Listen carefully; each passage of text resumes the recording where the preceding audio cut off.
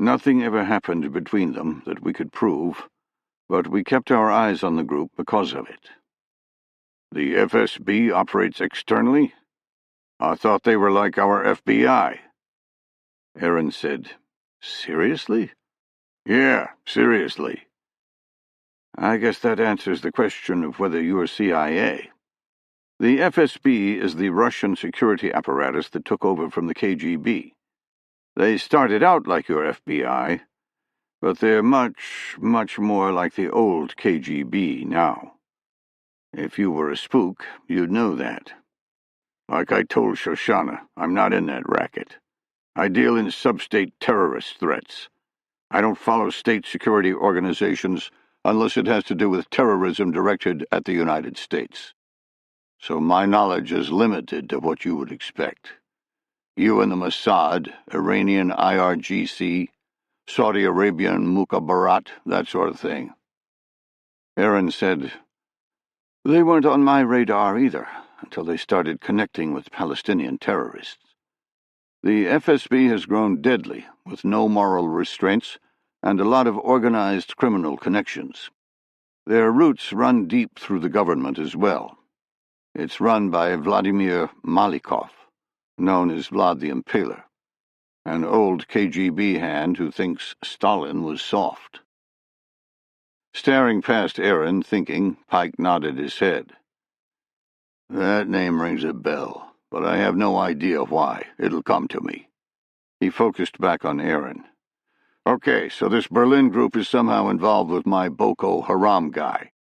They're protecting him, which means they've got a plan in motion, and it's not about selling counterfeit Amway products.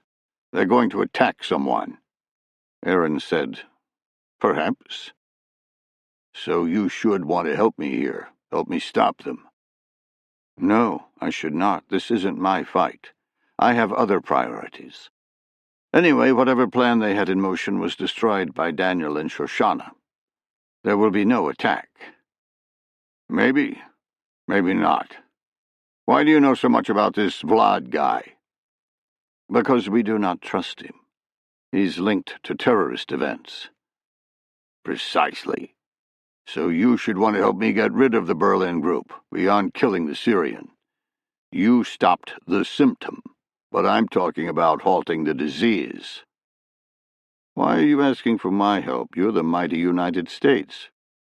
Yeah, well, even that's not enough sometimes. You've already done the work.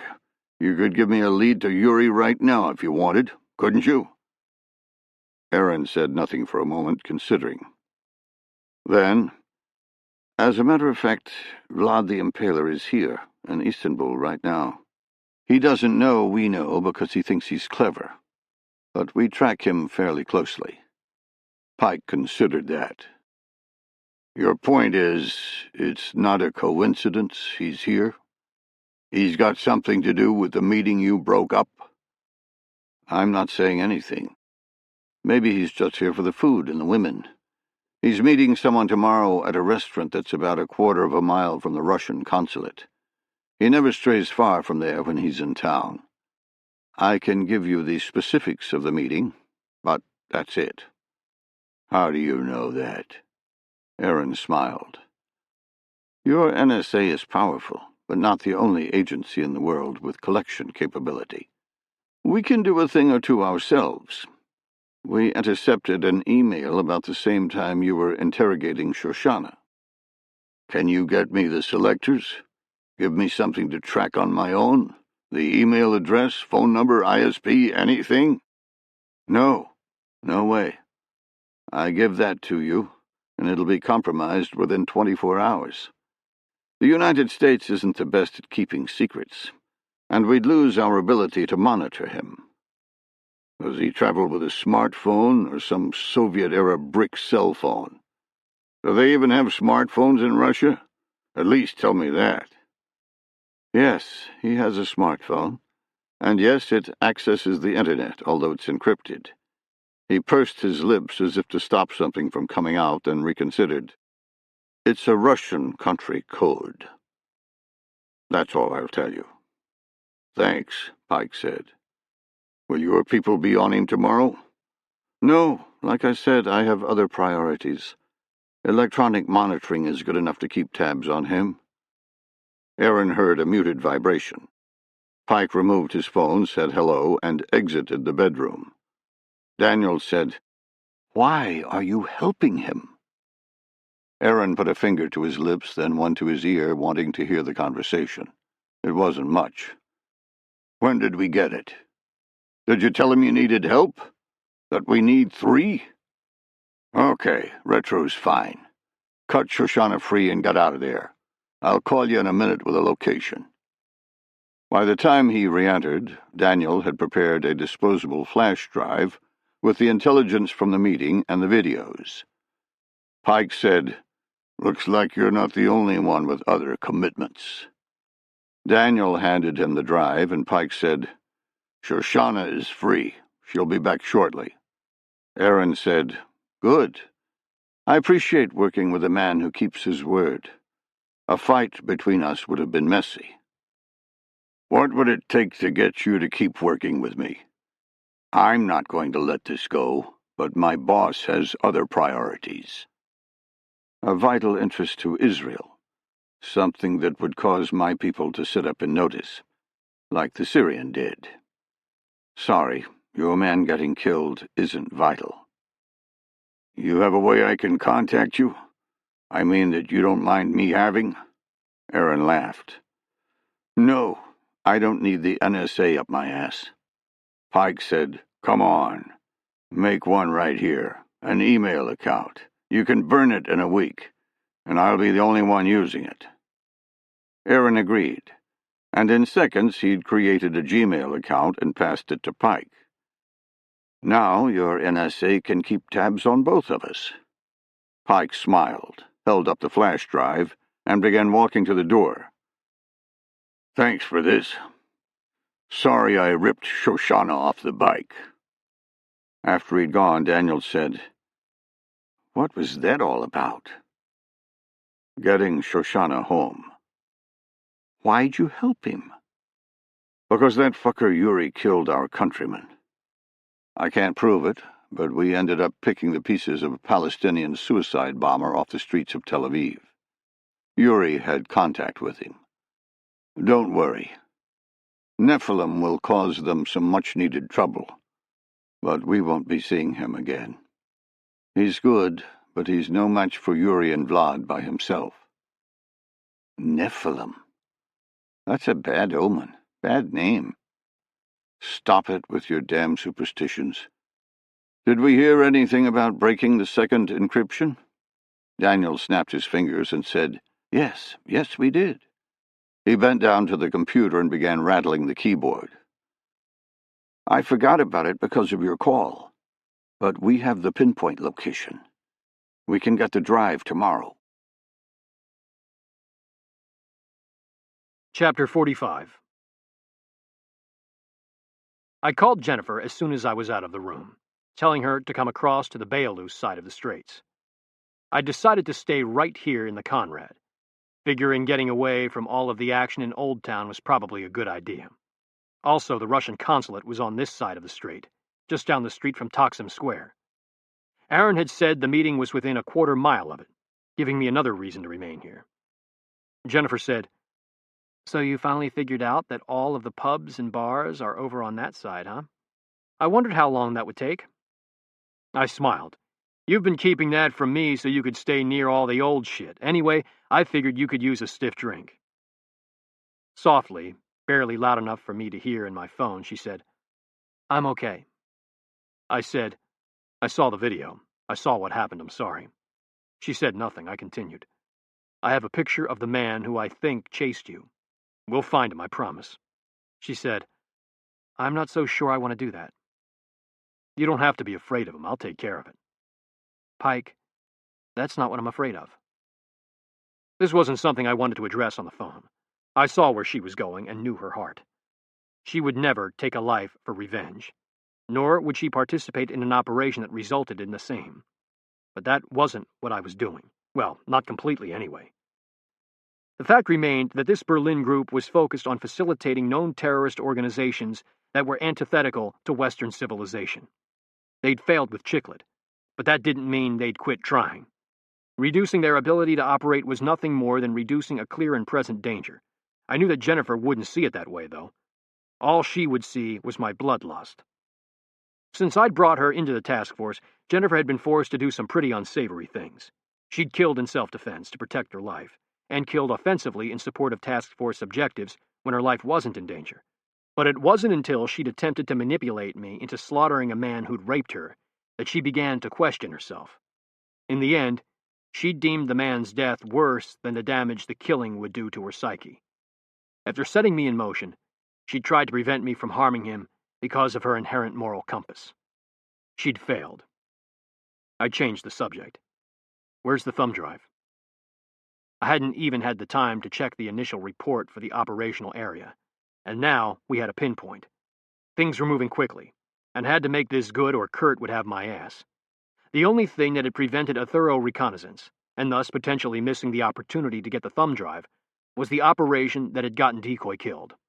The one I'd begged Kurt to let me execute against his better judgment.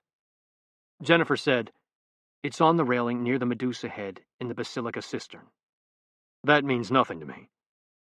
I'm sure it doesn't. Don't worry. I'll get the damn thing. The cistern opens at 9 in the morning. All we need to do is be the first in line. So we don't need to recce? You're confident? I've already been online. There are thousands of pictures of the cistern, and the pinpoint mechanics were done by a professional. We should probably get out by 8 just to scope it. But it shouldn't be an issue. Sounds fine by me. Knuckles was good with giving us retro? Yeah. He wants your call. There are some complications. I said, I'll bet. I'm wondering if I should call Kurt. Talk to Knuckles, he's on your side. Although I don't think that's smart. I said, I'll call him now, see you soon. I only got one room, since there's no task force bullshit. She said, Pike, I'm really tired. I laughed and said, wow, you must think I'm a robot.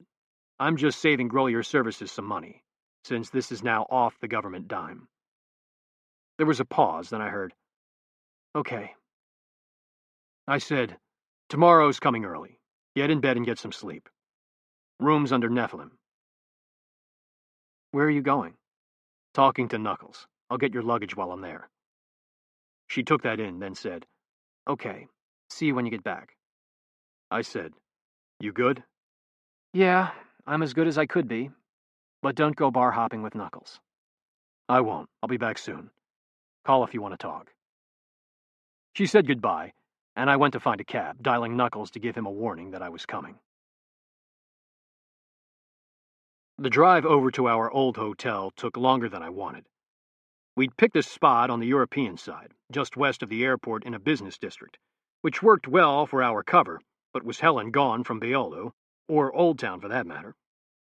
It was closing in on 3 in the morning, and 8 o'clock was going to come quickly. While Jennifer and Retro would be doing the work tomorrow, I still needed some sleep. The only good things about the trip were I'd finally found the cab driver who spoke English, and during the drive, I remembered where I'd heard the name Vlad the Impaler. Well, the cabbie pretended to speak English, and I wasn't sure I remembered, but I thought I did. I'd have to check it after I retrieved my computer, but if I was right, it might be the edge I needed to get Aaron into play.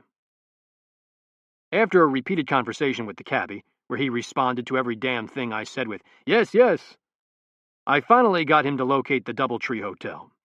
After driving in circles for an additional 20 minutes, we pulled to the front door. About to boil over, I tossed money into the front seat and left, not even waiting on him to count it. Knuckles was in the lobby drinking a styrofoam cup of hotel coffee. He looked sunken, like a man who just left the doctor with a catastrophic diagnosis. Something I expected. He'd recruited Decoy into the task force after I'd left. They had both served in the same SEAL team at one point or another, and had grown close.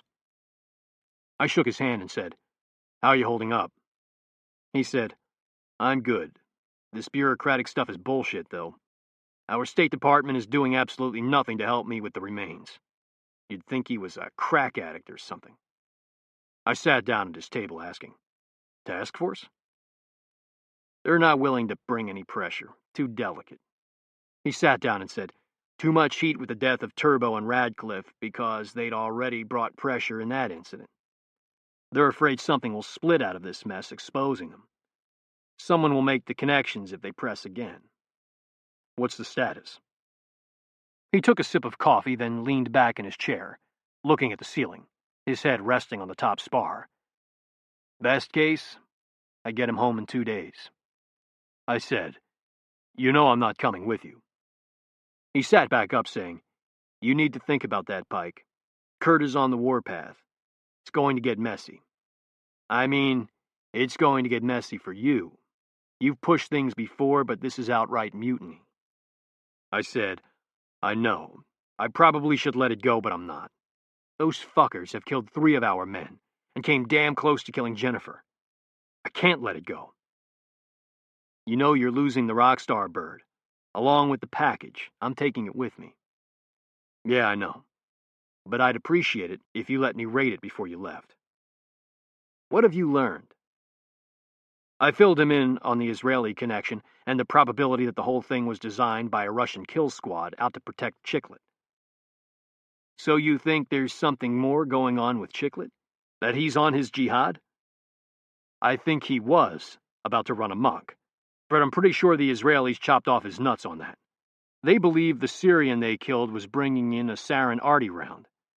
Now that he's gone, so is Chiclet's ability to harm anyone. He's dropped out of sight. The phone we were tracking is dead, and he could be on a ferry to Libya for all I know. Anyway, he's just a linkage at this point. I'm going after the Russians. I have a meeting location tomorrow night, and I could use a Pony Express box, along with the Goblin IMSI grabber. You got a target?" "No, but I will tomorrow." "You think you can exploit Bluetooth?" "Yeah, I'm pretty sure with the Pony I can get in." He put his cup down. "You can have anything you want, whatever you want. Just put Decoy's killer down. Will you do that? For me?" His eyes were vibrating in anger, and I saw a tick in his hand, a tremor that hadn't been there before. He said, "Maybe I should go with you." "No, you shouldn't. You've always been the calm one. Let me take this, I promise I'll put him down. Just have Retro at the Conrad in Beolu no later than 8 tomorrow morning with the kit. I'll keep him until the night, and you can tell Kurt it took longer than we thought for the thumb drive mission." "You want me to tell Kurt you're headed off the reservation and into the Badlands?" "No, I'll do that myself, after I've gotten this incredibly important thumb drive. Might give me a little cushion." Knuckles gave a brittle laugh and said, "Yeah, it'll be like throwing a Dixie cup of water onto an oil well fire." The attempt at humor was swallowed by the reality of the night. We sat in silence for a moment. Then Knuckles said, "You are going to get them, right? I've never asked anything of you before. I've taken the back seats, and I've taken the lumps because I trusted you, because I believed in you. Tell me you're going to burn them down. I want to hear it." I could feel the pain leaking out of his being, reminding me of a dog hit by a car lying on the pavement and keening, knowing it was hurt, but not understanding why. I knew at that point it was good he was going home. Good he was escorting Decoy. I said, "Yes, I'm going to find them, and when I do, Decoy will be the first to know, because he'll be counting the souls popping into the afterlife." Chapter 46. I got back to the Conrad just after 4 a.m. If I was lucky, I'd get 3 hours of sleep.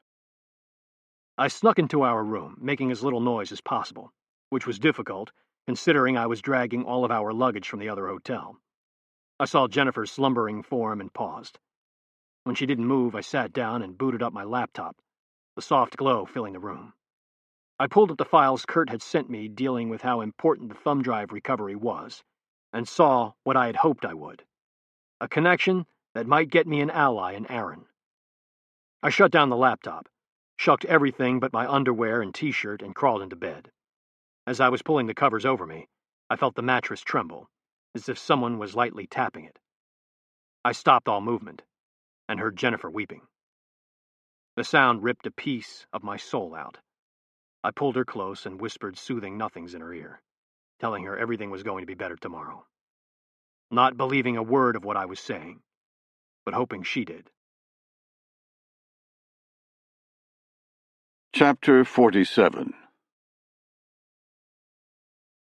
Usman Akimbo awoke 45 minutes before the Fajr, dawn prayer. For a moment he was disoriented, unsure of where he was. The small mosque inside the Grand Bazaar was still silent and cloaked in darkness, but the pungent smell of spice brought back his location. He sat up and looked at the time on his phone, the new operational phone, as it were. He'd almost tossed it away as swiftly as he had the other cell, the one he'd used to call his spiritual advisor and read the message he'd been given. If he had any doubts about the abilities of the great Satan's magical capacity to track him through technology, they were now banished forever. That one call had brought a world of hurt, and he was convinced that any electronic item in his possession was begging to become traitorous. After the shooting, he'd run in a blind panic, convinced the Americans were on his heels like a djinn from hell. He'd run to the first hiding spot he could think of, the small mosque at the corner of the Grand Bazaar. He'd begged the imam to let him stay, and the man had agreed, building a pallet on the floor out of prayer rugs and blankets. After the imam had left, Akimbo had smashed the first cell into bits, ensuring nothing was serviceable. He was about to do the same to the second when it had rung. He'd considered letting it ring out, then decided to connect. On the other end was the man he knew as Yarillo. Refusing to answer any questions about what had occurred or how they were going to proceed, Yarillo had simply asked if Akimbo had the money he'd been given on his person. When Akimbo had said yes, he'd told him to forget about his belongings in the hotel and to purchase a train ticket to Berlin, Germany, just like that, as if he were asking Akimbo to purchase a bottle of water in the bazaar. The truth was that Akimbo had no idea how to even begin researching how to purchase a train ticket to Berlin. Yes, he'd traveled quite a bit as a child, but he'd always been handed his means of transportation. It wasn't like he'd set up his own family vacations. On top of that, he was getting beyond annoyed at how the Russians treated him, like something subhuman. It was the very reason he despised the West to begin with, their obsession with material things and disregard for the purity of life. Because he came from a poor area full of poverty, they assumed he was less than them. The truth was he was much, much more. It wasn't like this mission, conceived and run by them, had so far been anywhere close to smooth. He was sure he could do better. Something he would show them. For now, he decided to continue on, to see what Berlin held. He sat in the dark and waited for the sunrise prayers, waiting for the imam so that he could ask for help getting a train ticket to Berlin. Yuri's head slipped off his hand and cracked into the side of the van, snapping him brutally awake. He rubbed his crown and cursed, aggravated at the lack of sleep. He put his eye to the scope, tracking the exit down the street. It was still too early for anyone to use it, but he had nothing else to do for the moment, unlike last night. Problems had piled on like a school of piranhas, feeding on the flesh of his mission, and he had done what he could to mitigate the damage. He'd passed Mishka's information to the Bulgarian embassy through Vlad, letting them deal with his death as an unfortunate terrorist act, and had finally located Akimbo in the Grand Bazaar Mosque, getting him moving to Berlin as Vlad had demanded. The one thing he regretted was not being able to do anything for Dmitri. The man had been with him for years, and now would be completely abandoned, as he had no diplomatic cover. He would end up in a pauper's grave somewhere on the Turkish peninsula. The thought incensed him, especially because the female who'd killed Dmitri had escaped, not once, but twice. He prayed he would get a chance to even the score. He would make the death personal and painful. After covering his team's tracks as best he could, he'd begun a cursory internet reconnaissance of the Basilica cistern, preparing for the Israeli mission. He'd been at it for all of 15 minutes when he decided to get some much-needed sleep.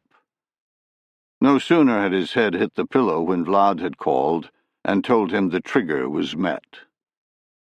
True to his word, Vlad had no pinpoint location. Whoever his source was had only managed to signal that the Israelis had triggered and would be attempting to retrieve the electronic archive on the thumb drive. Now forced to study for real, he'd spent the remainder of the night planning his attack. The Basilica cistern was, at the end of the day, nothing more than an underground aquatic tank. Used in the 6th century to provide water to the ruling elites, it was lost in time for 1,000 years. After it had been rediscovered, it had remained a source of Turkish pride, and now stood as an ancient wonder for tourists to see. Yuri didn't give a load of crap about any of that, and skipped through web page after web page on its history, looking for something specific he could use to accomplish his mission. He finally found it on a tour guide website. The Basilica had a separate entrance and exit. To tour it, or to retrieve the thumb drive, one would enter at one location, go underground, and exit at a separate location, which was all he would need to execute. He'd placed one of his men, Christoph, at the entrance, giving him a photograph of the Israeli agent he'd taken in Bulgaria. The man would wait until he spotted the target, then alert Yuri. He, in turn, would wait until the Israeli appeared at the exit, then kill him. That had been the hardest decision to make. Should he attack up close, or have Christoph interdict under the ground, in the cistern? Or should he attempt a follow once he exited, taking him at a place of his choosing? He decided to split the difference. Trying to take down a trained Israeli agent in close quarters would be hard, especially one who was on an active mission. Christoph would be lucky to simply remain undetected, much less able to close the distance for an interdiction inside the cistern. Compounded with that was the lack of precise location of the thumb drive, and thus a lack of precision on when to attack. But allowing the Israeli to leave and tracking him had its own risks. The man might never go to a good location for interdiction. They would be at his mercy. Worst case, he exited the cistern and was picked up on the street in a vehicle, lost for good. Yuri had decided to take him just as he exited. For one, they would know he had the drive. For another, with the weapon he had in mind, they could reach out and touch the Israeli without risk, dropping him to the ground. Christoph, instead of following behind the Israeli to the underground, would simply move around the block and lock down the exit after the Israeli went below. When the agent was hit, he would retrieve the thumb drive. Yuri had contacted Vlad at the crack of dawn, asking for two things. Within an hour, he had both. Now, at 8:30 in the morning, he was sitting in the back of a nondescript panel van, which was his first request. Dinged and dented, the paint scraped, it had one back window shattered. In its place was a section of tinted plastic sheeting, haphazardly taped around the gaping wound of missing glass. To anyone looking, it appeared to be a sad reminder of someone's bad luck. To Yuri, the van had become a mobile sniper's nest. From the outside, the opaque plastic blocked the view of the interior. From Yuri's perspective, he could see out just fine, and the sheet would allow a bullet to pass through it without altering its trajectory, something he would need to utilize for his second request. Sitting on a makeshift bench rest was a VSS Venturez suppressed sniper rifle. Based on the AS Val suppressed assault rifle, it fired a unique 9x39 subsonic round, basically a necked-up AK-47 cartridge. With an integral suppressor, The weapon was nearly silent, and very deadly. Its only drawback was its limited range, as the heavier bullet and subsonic characteristics gave it a ballistic arch of someone throwing a bowling ball. It shouldn't matter here, though. It was only 100 meters to the exit, a known range he had already dialed into his optics. He'd parked the van early, before the city began to move, getting a spot down the street from the cistern. From his scope, he could see the stairwell leading up, and there was nowhere for the people leaving to go but left or right. The street he was parked on, the same one running by the exit, had a railing preventing people from crossing at the cistern exit. Thus the target would either be moving toward him or directly away. Neither direction would hamper the shot like lateral movement would. He looked at his watch and saw it was just past 9 a.m. Any minute now, he thought. He was sure the Israeli would enter early, before the massive crowds of tourists began beating down the door to see the cistern. He put his eye to the scope again and watched as a man set up a small vending booth right outside the exit, laying out a display of what looked like bracelets. He fiddled with the rest, moving the natural point of aim a smidge until it was settled over the skull of the vendor. The man never felt the death tracking him, would never know how fragile his life was. The thought reminded Yuri of why he was the better hunter, the stronger predator. He leaned back, satisfied, when his earpiece chirped, "Yurilo, I'm in position, and I have no one resembling the target photo." Irritated, Yuri said, "Then why the fuck are you calling me?" "Because I have the girl, the one who killed Dmitri. She's in line with another man." Chapter 48. Jennifer let Retro buy the tickets and followed him down the steps into the cavern that was the Basilica cistern. They were supposed to be a couple, but she wondered if anyone took notice of the difference in dress. He was wearing jeans, running shoes, and a long-sleeved shirt with an oversized collar, looking like he had just stepped out of a disco. It didn't match her more contemporary style, and would have looked odd in America. Here, it probably didn't matter. Moving down the stairwell into the darkness, the air became noticeably cooler, smelling of damp stone. Reaching the bottom, Jennifer surveyed the area to determine her ability to operate.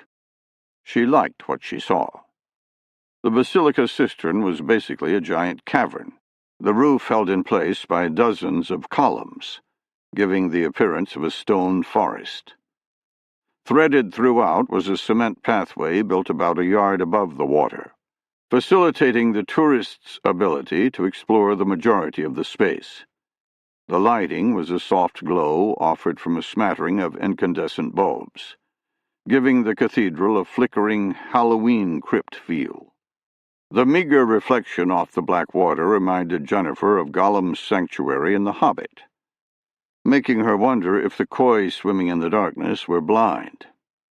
According to the instructions, in the northeast corner were 2 blocks of stone carved into a likeness of the head of Medusa, both used as a base for columns supporting the ceiling. One was lying on its side, the other upside down, the Turks who had co-opted them when building the cistern caring little for their Roman pedigree. The path wound around them, with a small alcove behind, to allow a larger group of tourists to view the heads. According to the pinpoint mechanic instructions, she was to find the head that was upside down, move around it to the alcove hidden in darkness, then run her hand along the lower railing. The thumb drive was supposedly there.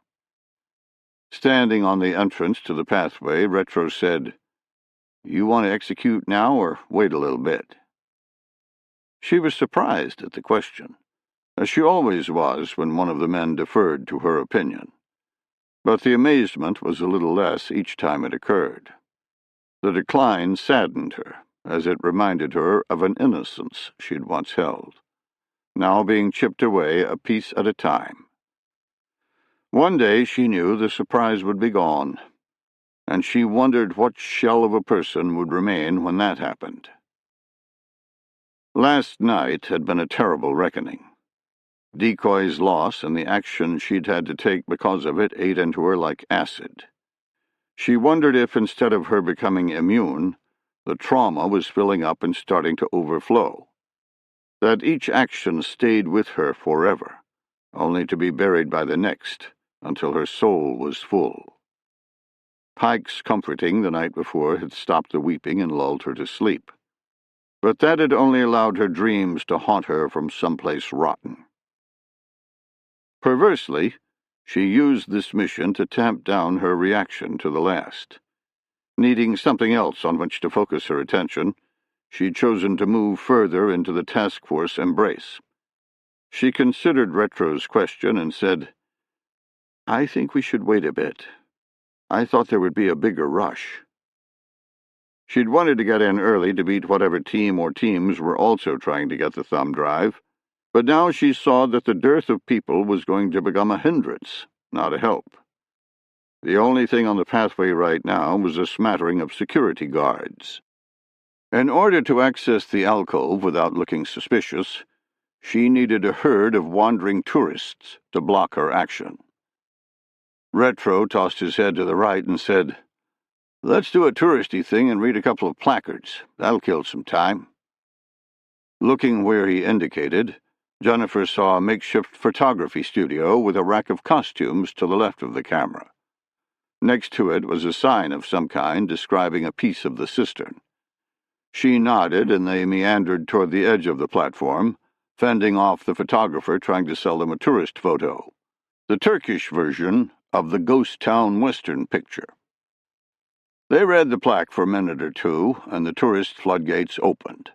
A steady stream of people started to filter down, and now Jennifer became antsy, worrying about losing the thumb drive to the Israeli agent. She told Retro she wanted to execute. He nodded without judgment, letting her run the ball. They went down the pathway at an easy pace, not rushing or drawing attention. They followed a sign for the Medusa heads and separated from the main track, going down a narrow walkway that eventually ended in a short staircase. Rounding a corner, they finally saw the two Medusa heads. Jennifer identified the one that was upside down, then glanced behind it, seeing a security guard leaning against the railing. "Damn it," she thought. Retro saw the problem and said, "We can't stand here forever. After a couple of photos, it's going to look weird." Before she could answer, her phone vibrated. She answered, looking at Retro, knowing if Pike was calling, it wasn't good. He said, "The Israeli team is in line. They'll be down in a matter of minutes." She said, "How do you know? Can you send me a picture for identification?" "You don't need one. It's Shoshana." Chapter 49. Sitting on a park bench down the street from the entrance to the basilica, I wanted to punch myself for being so damned myopically tunnel-focused on my vendetta against the Russians. How on earth I hadn't made the connection between Aaron's team and the thumb drive mission was beyond me. I mean, how many Israeli James Bonds could there be running around Turkey? Aaron hadn't shown up, giving the mission to Shoshana as a singleton. At least he wasn't with her. I watched her purchase a ticket and made the call to Jennifer. She said, "Shoshana, really? I just assumed you'd cleared them from this." Okay, rub it in, I thought. Well, I didn't, and this isn't a coincidence. She's going after the thumb drive. "Pike, there's a security guard leaning on the pinpoint location. A man leaning right on the thumb drive. I can't get it right now. I need a diversion." I watched Shoshana get swallowed in the darkness of the cistern. "She's coming down. She'll be at your location in seconds." "What do you want me to do? She's going to recognize me, but I can't abandon this position." "She'll get the drive." "Get out. Leave Retro. Let him execute. He's an unknown." She said, "He's supposed to be my security, my interference in case of trouble. Who'll back him up?" Nobody move. We're out of time. Okay, I'm off. Retro has the ball. Put your phone in radio mode. Break. Retro, this is Pike. Radio check. I got you. And I got the ball. I can't stand here forever, though. Understood. We'll take it one piece at a time if... Jennifer's coming back down. Huh? I thought. Pike, this is Coco. Shoshana must have sprinted. The path for the entire cistern is basically a U-shape, but there's a single ribbon off of it leading to the Medusa heads. I was going up the stairs and saw her. If I tried to reach the main path to leave the cistern, she'd have seen me for sure. I stood up and began walking to the entrance. So now, what are you going to do? She's coming right toward you. I'll try to hide between the columns. She'll fixate on the location of the drive, and I'll be 20 meters away, over by the head on its side. I said, stand by, and paid for a ticket. I started down, saying, I'm coming in. Pike, she's going to recognize you as well. I know. I'm thinking that's not such a bad idea. I reached the bottom of the stairs and took a moment to get my bearings in the gloom, wondering if a dragon was going to slide out from between the columns. I followed the crowd but moved slowly, letting them pass me while keeping inside their bubble. I scanned for Shoshana through the people flitting about and saw her leaning against the rail, peering intently at a narrow sidewalk shooting off of the primary concrete path. Must be the path Jennifer said goes to the Gorgon heads. I said, I got the target. She's looking hard. How's your heat state? Retro said, I'm okay. There are enough people around here that I'm not standing out yet. But I need this fucking rent-a-cop to move. Jennifer said, I'm good. I'm on the far side next to the sideways head. I can hang out here for a while. I saw Shoshana raise a phone and start to talk. From the expression, I knew she was talking to Aaron, knew she was aware of our presence, and was now coordinating how to skin the cat with us in play. I said, Jennifer, you're busted. She spotted you. I don't know how, but she has. The Israeli hung up and began to rapidly move down the path, keeping the crowd in between her and the offshoot that led to the stone heads and the thumb drive. I followed, uneasy about what she was going to do. We looped around, now headed on the final leg of the U toward the exit. I wondered what her plan was, running through my head what I would do in her shoes. I saw a cafe to the front and questioned if she was going to hide in there, although I had no idea what she could execute if she did. She held up about 50 meters from the cafe and the stairwell to the exit, next to a little concrete platform jutting out from the main path. It had a lower railing and a placard announcing something. I could see people leaning over the lower railing, staring into the water. I watched her closely, and she settled in with an eye to the path coming from the stone heads and my team. Luckily, I had already gone past her position, because I was forced to stay with the crowd to remain undetected. I was now between her and the exit, and she was focused on the path to the stone heads away from me. She pulled out her phone and began to talk. I saw her face harden at whatever was said. She hung up, and in that instant, I knew what Aaron had ordered. He was going all in, and was going to have her interdict Jennifer for the drive. Shoshana was preparing for an ambush. I considered my options, wondering if this damn thumb drive was worth the problem. I could call the team off and just go over to her, telling her the thumb drive was hers for the taking. I had half a mind to do that anyway. The whole scheme of stealing the drive from an ally didn't sit well to begin with. But I knew I couldn't do that. I keyed the radio. What's your status? Jennifer said, I'm still holding. Retro said, Barney Fife is still here. I took a deep breath and said, Okay, get ready. I'm going to give you your diversion. When the cop leaves, get the drive and haul ass out of here. I began moving toward Shoshana, making sure she was still focused on the path coming up. Her face was hard, thinking through the attack plan on Jennifer. Retro said, What's that mean, Pike? What about the Israeli? I whispered, Get ready, 10 seconds. Jennifer said, What are you going to do? Closing the distance to a meter, I slipped to the rear of a family, getting me directly behind Shoshana, not saying a word in response. I waited a beat for the family to clear, leaving myself exposed. She sensed my presence just as I struck, hooking an arm under her leg and flipping her over the rail to the water a meter below. She slapped her hands onto the rail, attempting to stop the rotation, but it did no good. She snarled, and I saw her eyes lock onto mine, the recognition flashing through her. She splashed into the black liquid, and people began to shout. I immediately leaned over the rail in a show of helping this poor tourist who'd fallen in, shouting into my earpiece, "Execute, execute, execute!" Retro said, "Security guard is headed your way, I'm in." Leaning over, my hand held out to the swimming tourist, I whispered, "You got about 20 seconds." Shoshana thrashed around in the water, then slapped an arm over the low railing. She looked up at me with pure hatred. I said, "Sorry, come on, I'll help you out." She grabbed my hand and I heard, "Jackpot, moving to Xville." I hoisted her up with other tourists now joining to help. We got her onto the deck, and she stared at me with smoldering anger, still not talking. I said, "It had to be done, you know it." I saw her eyes flash to the crowd, fixating on something behind me. I made a mistake of turning, fearing a threat from Aaron or another partner of hers. Instead, I saw Jennifer and Retro speed-walking away. Before I could turn back, she hooked my leg and flipped me to the ground, my back hammering the concrete. I rolled right and she straddled my waist, driving a spear hand straight into my throat, hitting it hard enough to bruise my larynx, but stopping short of killing me. She said, "Next time I won't hold back. Leave well enough alone." She sprang off of me and began to run, following Jennifer and Retro. I rolled onto my knees, hacking and holding my damaged esophagus. I coughed out, "She's coming! I say again, she's coming!" Chapter 50. Yuri began to grow anxious. He could see Christoph outside of the exit, just beyond the vendor selling bracelets, and he'd watched scores of people leave the cistern, but hadn't seen the woman. Considering she was one of the first ones in, and should have moved straight to retrieve the thumb drive, he didn't understand how she hadn't come out yet.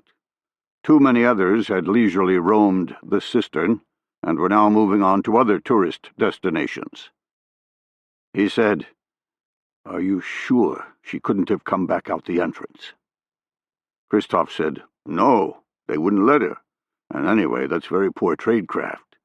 She would have had to make an excuse to do so. Why would she do that? Why raise a signature when she could just exit like a tourist? Maybe she made us. Maybe she knows I'm here." Christoph started to respond when Yuri saw her, the head bobbing in the reticle of his scope, ripe for the taking. He cut off the conversation, saying, "I have the target, preparing to engage." Christoph said, "You have the man? Caucasian with a mustache, dressed in old clothes?" He panned the scope and found the other American. "Yes, I have him as well." "Pick your target. One of them has it. I can't search both. You need to put the correct one down." Yuri cursed. The plan had been based on the single Israeli coming out. Now he had two targets. Which to shoot? He settled on the woman, his bloodlust rising to a fever pitch. He wanted to kill her, needed to kill her. "I'm taking the girl." Christoph said, Wait. They're moving to you, and the man is digging into his pocket. Give it a moment." Yuri watched the action from 100 meters away, his finger subconsciously taking up the slack in the trigger, wanting to see the plume of red over the bitch who had killed his men.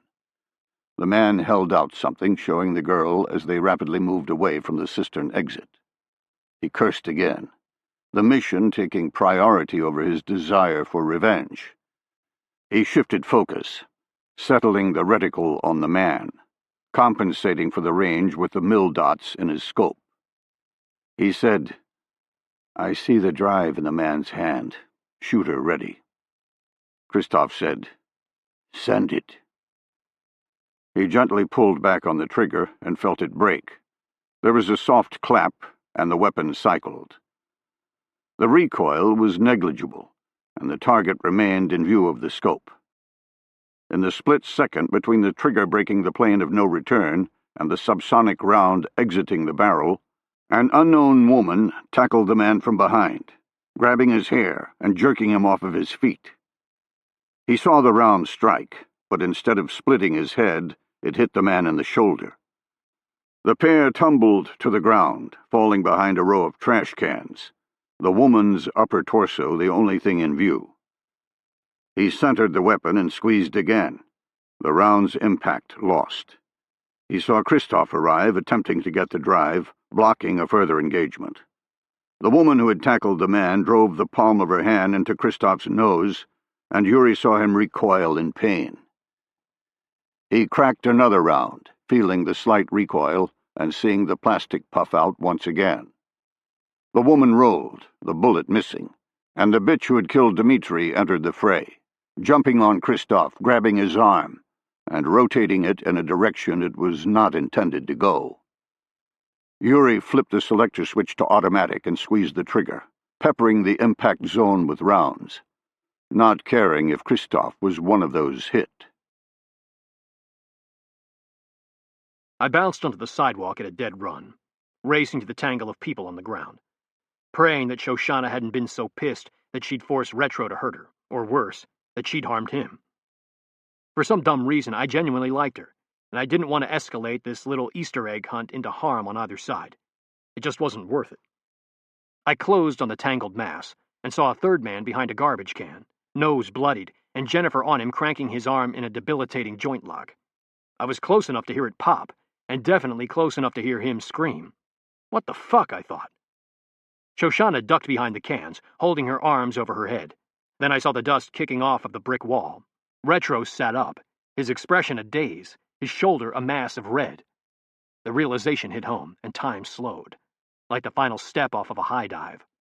Bullets. Someone's shooting. I heard nothing, no crack of rounds, no pop of gunfire, but it was real, and my mind began computing the means of escape at the speed of light. How to get into the kill zone and rescue all three without being hit. I knew it was impossible. I bore down on them, waiting on the slugs to tear into my flesh. The people around the scene gaping at the tussle, unaware of the death floating in the air. Absurdly, the movie Unforgiven flashed in my head, as it had numerous times in combat before.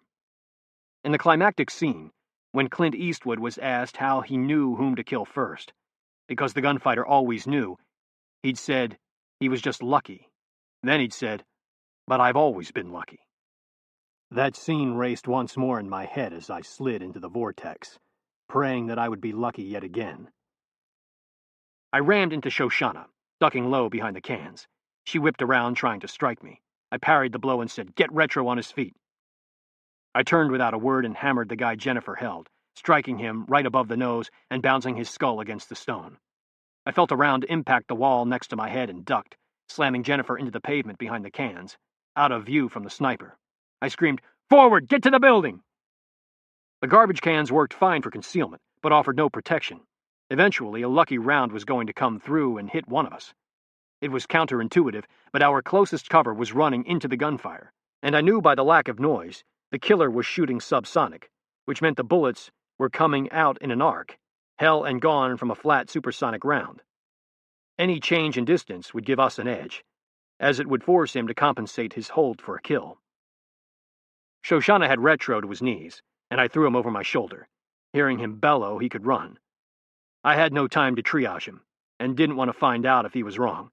I told him to shut up, and heaved to my feet in a fireman's carry. I nudged Jennifer in the ass and took off at a shambling trot, rounding the building with the brick chipping around me. We got to the backside, surrounded by stone cover, and I dropped Retro unceremoniously in the dirt. He groaned from the impact, and I began checking him out, relieved to see an in-and-out flesh wound to the shoulder, nothing else. He'd have some serious recovery time, but he wouldn't die within the next few minutes. I told Jennifer to put pressure on the wound and began running exfil through my mind. I turned to Shoshana, saying, "Where's your vehicle?" She said, "I'm out of here," and began to stand. I grabbed her wrist and twisted, bringing her to her knees. "You're going nowhere. You want to fight, and we'll spend our time wrestling until the cops show up. But I promise, when I go to jail, you'll go to the hospital or the morgue. We'll leave together. I can't get my man out without your help, understand?" She saw the truth in my eyes. She said, "Let go of my arm." I did so, and she got on her phone. She spoke in Hebrew for a moment, then hung up. She said, "Follow me."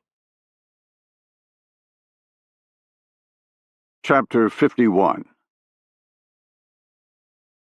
Bruce Tupper lay on his back, replaying the conversation with Kurt Hale in his mind. He watched the ceiling fan above him spin lazily, the reflections of his bathroom nightlight dancing on the blades in the darkness. He rolled his head on the pillow, seeing his wife of 20 years slumbering, a soft snore escaping with each breath. He wondered if they would finally split, if the firestorm coming from the latest revelation, and he was now sure there would be a firestorm, would cause the end of their marriage.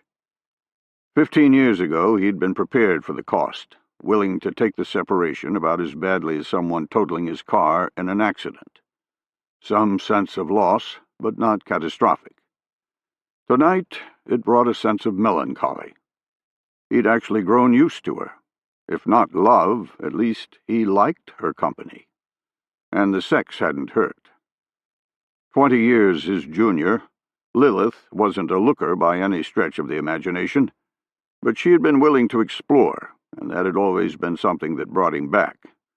She was a little frumpy and plump, but the extra size extended to her breasts, something he had learned to enjoy, especially when she let him tie her up. Fond memories. He gave up on sleep and threw off the silk duvet.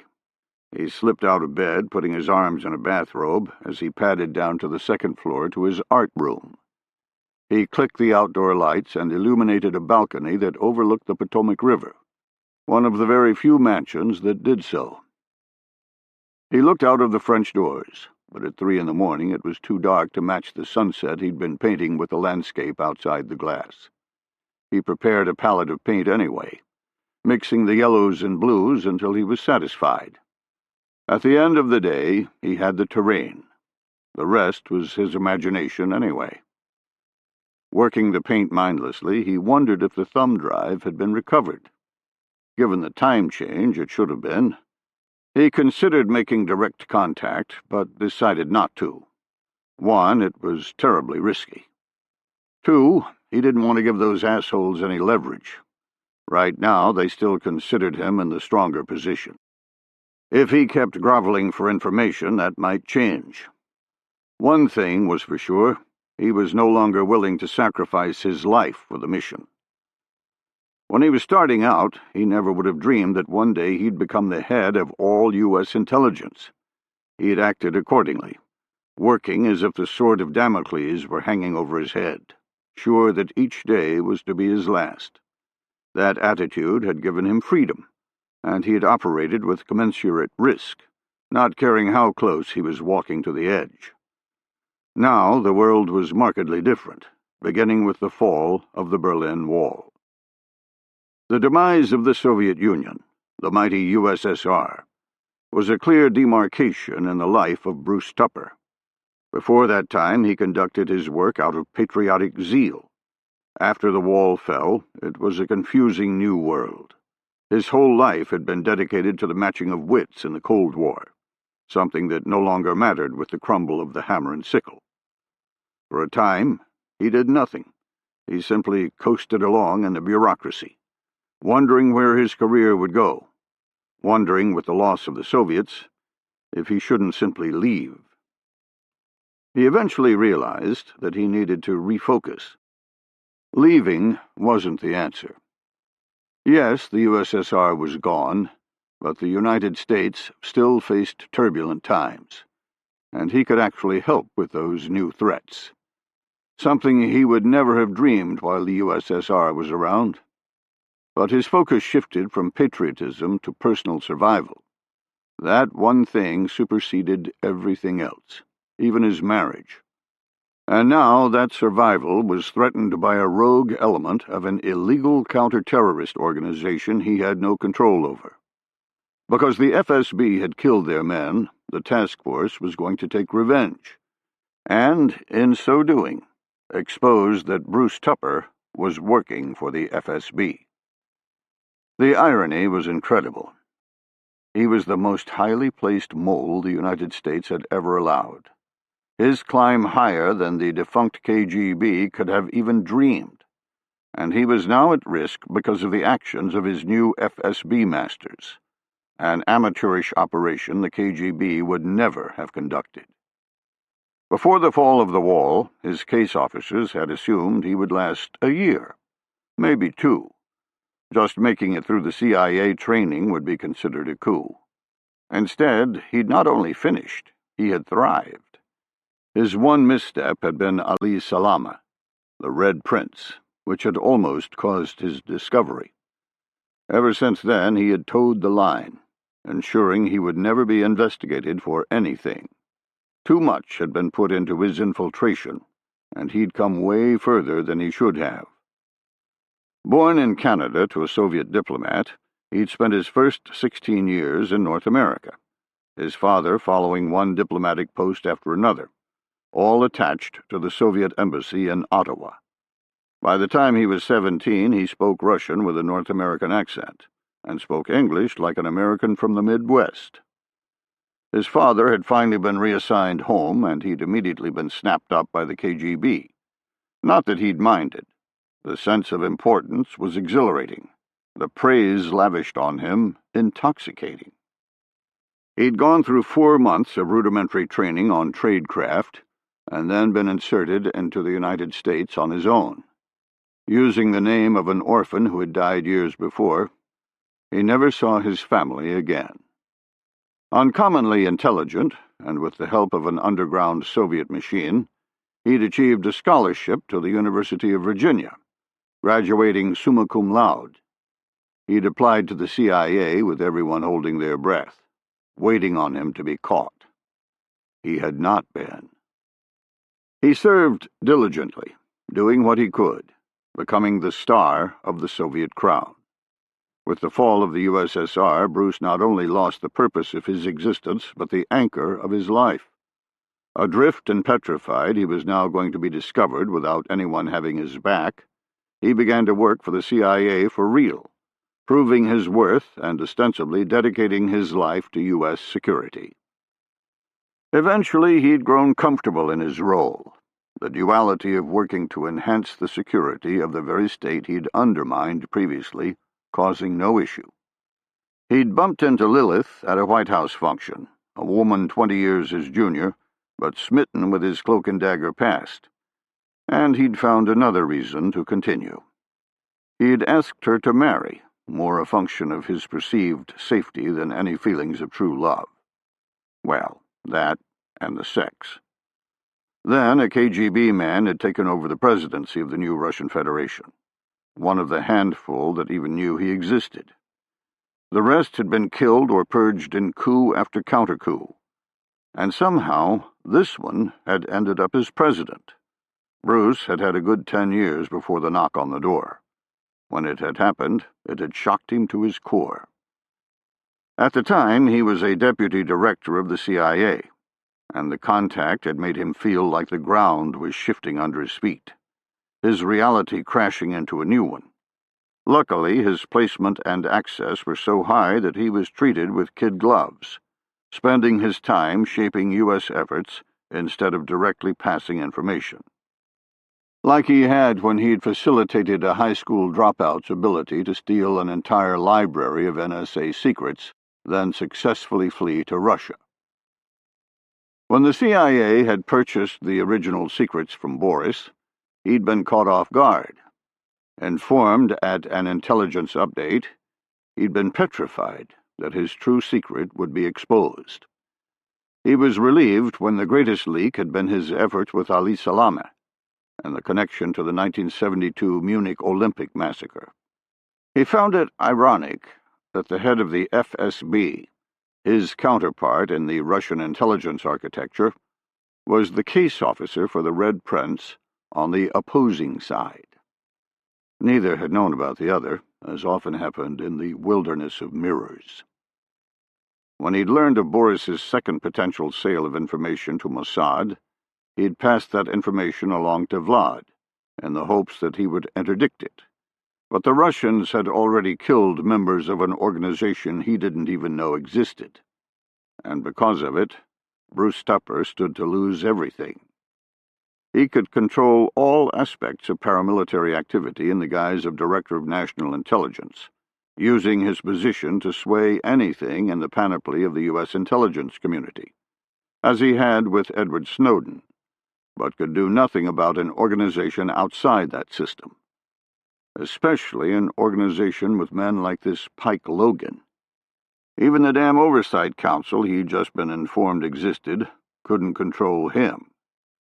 Pike was on his own agenda, and his actions against Vladimir's men would burn them both to the ground.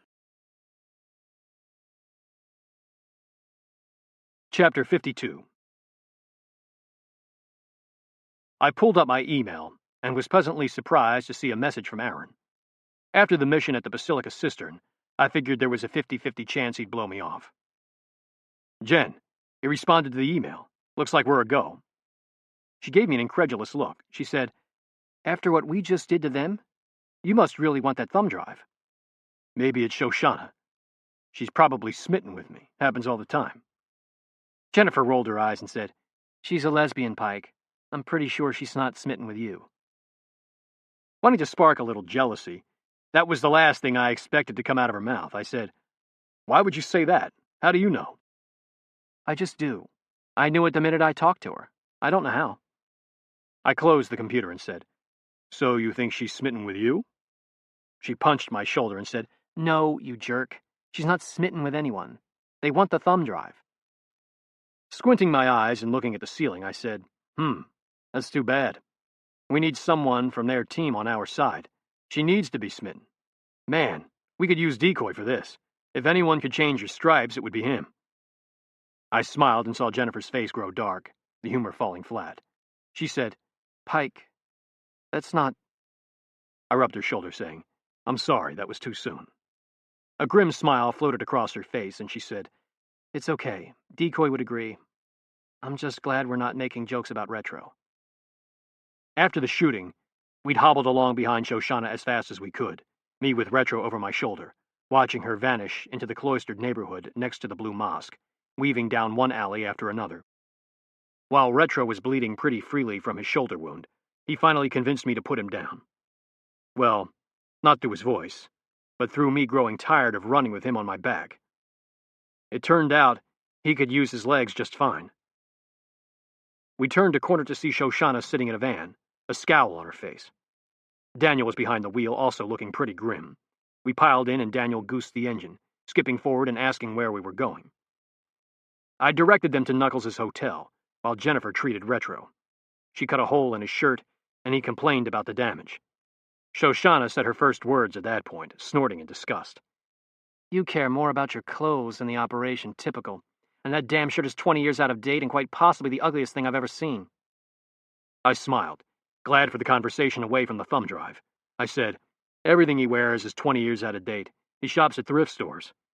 She looked at me for a moment, then said, "What about the drive?" "Shit." I said, "I know nothing about that. I appreciate you helping us, though." She pursed her lips and nodded. She said nothing for the rest of the trip. Pulling into the hotel, Knuckles met us in the roundabout with a towel. He threw it over Retro's shoulder, hiding most of the blood, and escorted him past the front desk. Jennifer trailed behind. I thanked Shoshana and Daniel one more time and told them to tell Aaron to check the Gmail account he'd given me. She'd nodded and slammed the sliding door in my face. Daniel hadn't said a word. Inside Knuckles' room, I found out that exfil plans were in full swing.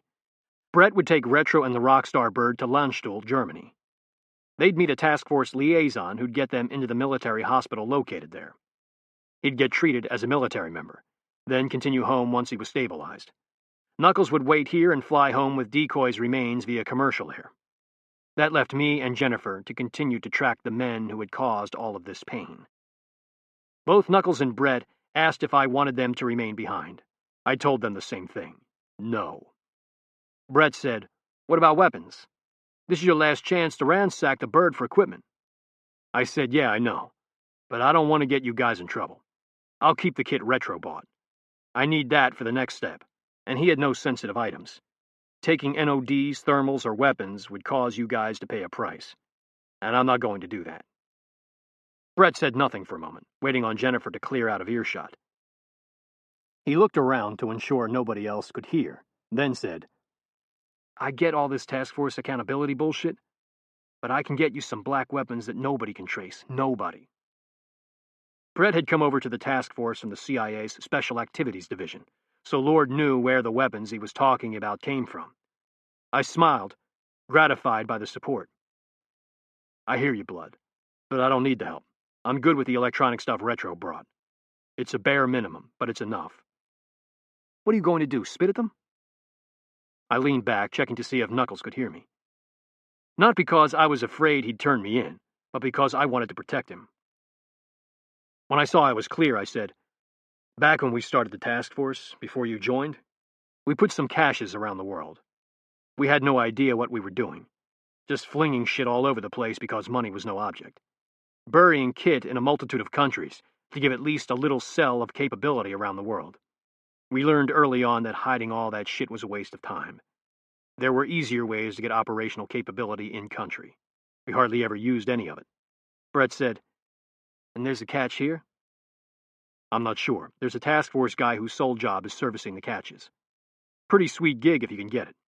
I'll have to figure out how to contact him, but I'll have no trouble getting bullet launchers. If I need them." Knuckles approached, and I said, "You good to go with everything?" He said, "Yeah, I'm good to go. The question is whether you are. Did you talk to Kurt?" "Not yet. You need to think hard about what you're going to say." "I know, but you've got the thumb drive. We accomplished the mission." He shook his head. "Yeah, I'm not sure how much that'll matter. The last time you pulled something like this, you were able to camouflage the op inside another one. This time, it's all up front, especially now that the thumb drive mission is complete." A couple of years ago, while in the middle of an operation, I'd found the man who'd murdered my family. Knuckles was talking about my efforts against him while simultaneously conducting another kill-capture mission.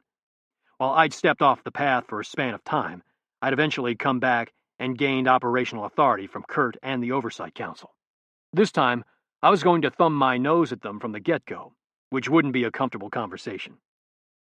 We left it at that, and Jennifer and I returned to the hotel to wait on the Israeli response. 3 hours later, looking at my email, I knew that dreaded phone call had just come one step closer. I hadn't wanted to tell Knuckles about me trying to get help from the Israelis, because if I did, he'd be insulted and demand to stay, and so would the rest of the team. I wasn't going to put them in the crosshairs of the U.S. government. What he'd said before still held true. Unlike me, they were subject to official government sanction. I was a civilian. I would leverage that as best I could. I hadn't called Kurt yet, precisely because I didn't know if the Israelis would help, and if they wouldn't, I was more than likely just catching a later flight home. I couldn't affect any good outcome with only Jennifer and me, but the email told me that Aaron was at least willing to talk. Now it just remained to be seen whether the little ace up my sleeve would rise to the threshold of affecting Israeli interests. Chapter 53. Aaron said, "Shoshana, I want you to come with me. Daniel, stay here. If I need something, I'll call." Meaning, keep your guns handy. The meeting was set for 1 p.m. in the business center at the top of the Conrad Hotel.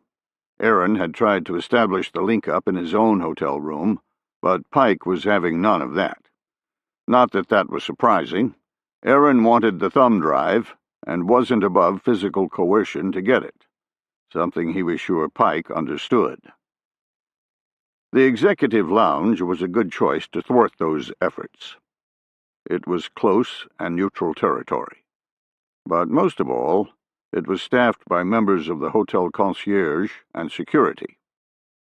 There was no way Aaron would be whipping out a weapon and demanding the drive. Not that he thought Pike would be stupid enough to bring it to the meeting in the first place. Shoshana said, "I'm not sure you want me in the room. I think I'm angrier now than I was this morning." Aaron gave a little grin. "Come on, it can't be that bad. All you did was fail your mission by being tossed in the water by a man you should have seen coming."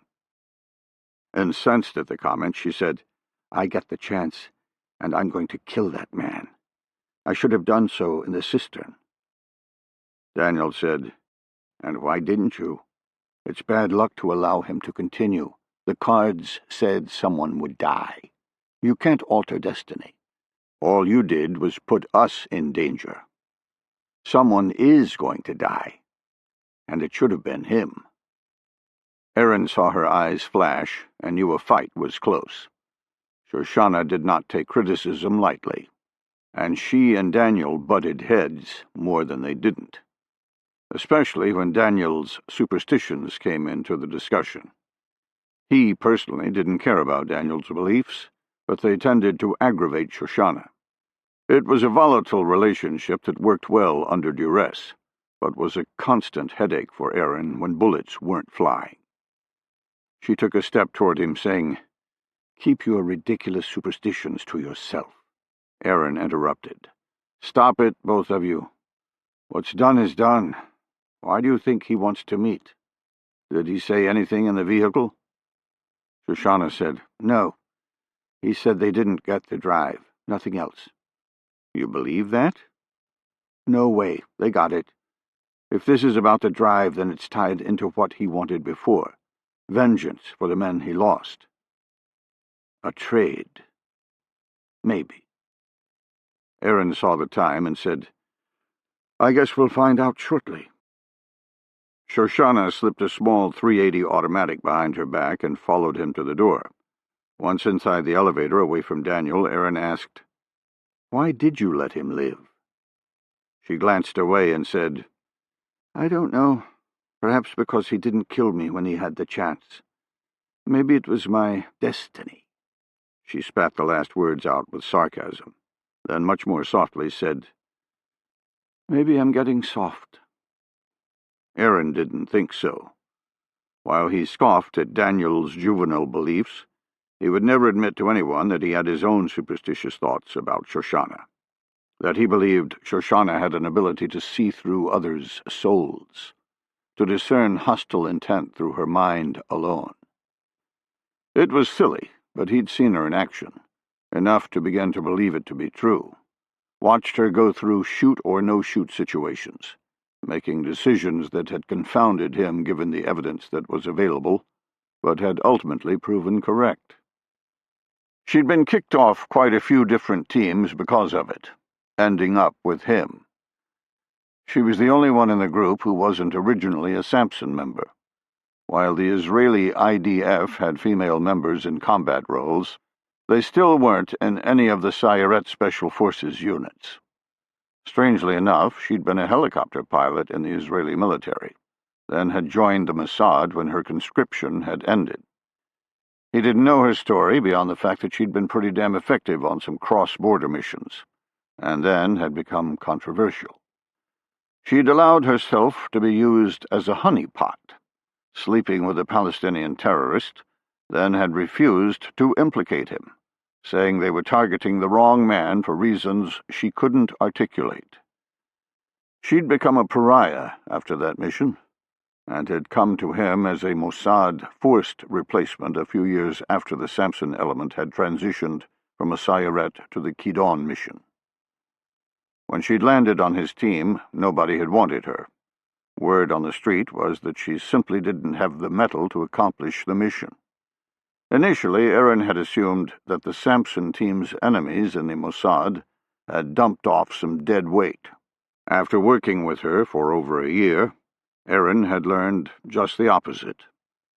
She was a stone-cold killer, but only when it suited her internal code. Figuring that out was the issue. He said, "What do you think I should do if he asks for help in exchange for the drive?" "I don't think it's our call. Headquarters will tell us what to do. Someone did try to kill me today, but they were after the Americans, not us.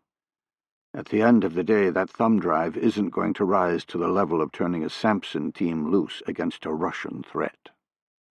But we might be able to leverage his desire for vengeance."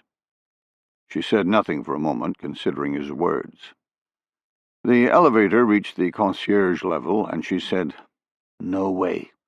You won't be able to trick him into giving you the drive. You want it, and it's going to be paid in blood." The elevator doors opened, and they entered the Conrad Executive Lounge. A quick sweep of the area turned up nothing. Shoshana flicked her head to the outside deck, and Aaron saw the brunette named Jennifer, sitting at a table by herself. She didn't indicate she knew him, but her eyes tracked his movement to the door. He went through the open glass to the deck and around the corner. At a table adjacent to Jennifer, he saw the man called Pike, along with 2 empty chairs. He sat in one, and Shoshana sat at Jennifer's table, close enough to interdict her if anything happened. He saw a tiny smile flit across Jennifer's face, an effort at peacemaking. Shoshana glared at her, smoldering anger seeping out. Jennifer broke from Shoshana's gaze and scooted her chair to the left, ignoring her and watching Pike. Aaron said, "So here I am, against my better judgment."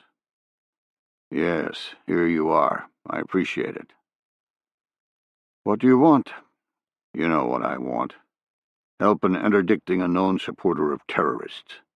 Aaron said, "That isn't going to happen."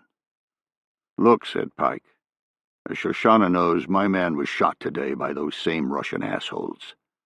I can't prove it, but that's who it was." "So, like we talked about earlier, I can't help you with that." "Bullshit. After watching Shoshana in action, I'm pretty sure you could if you wanted. And I think I have something your boss might like."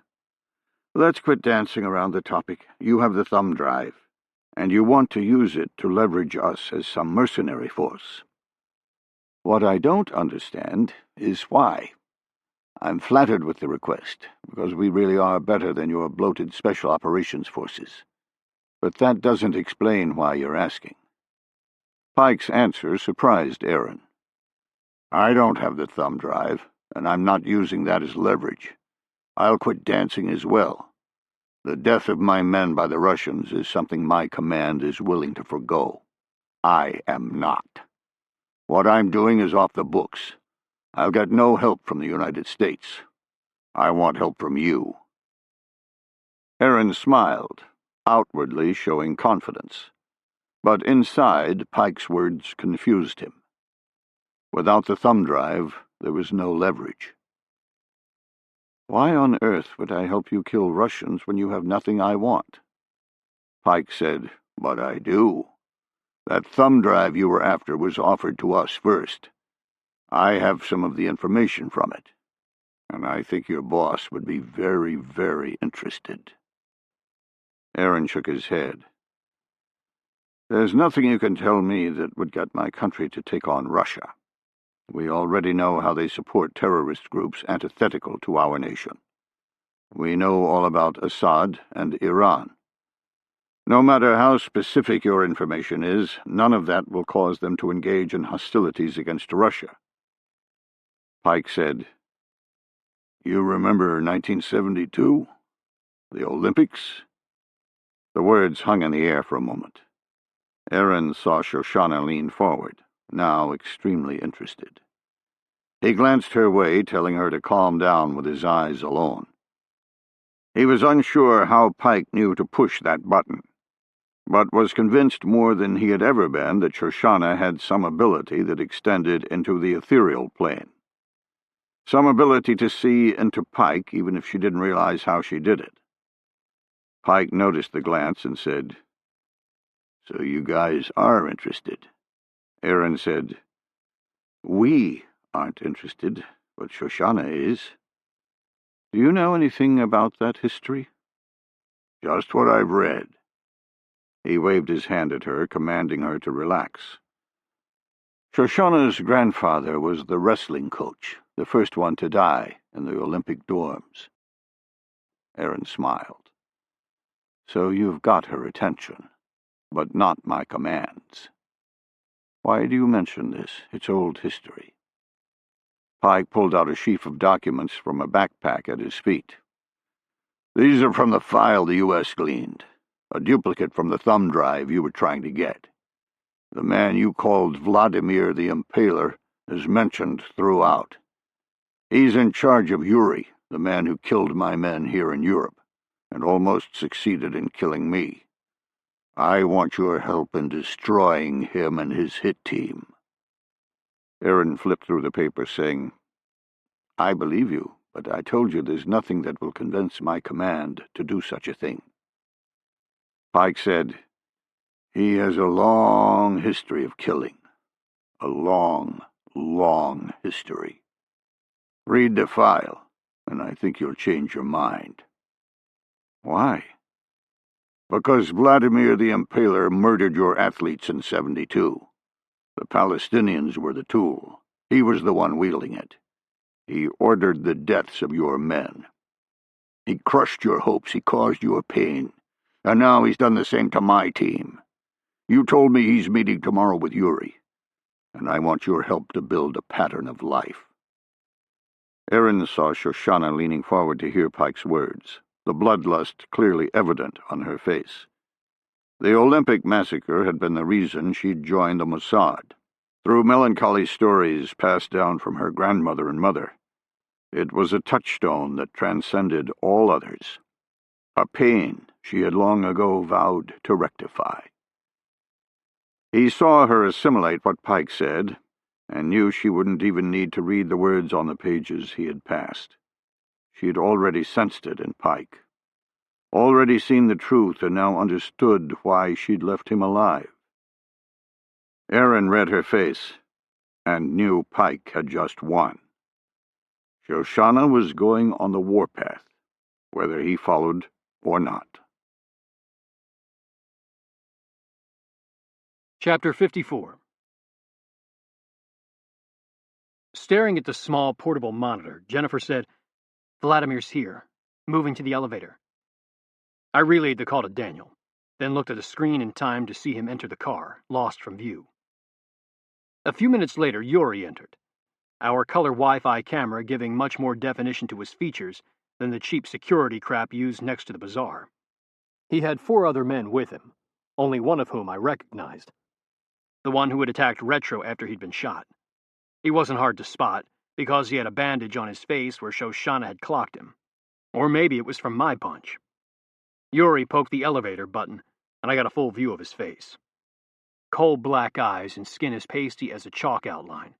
He looked like a damn vampire. The sight brought enough adrenaline to make my hands tremble. I couldn't wait to get them around his neck.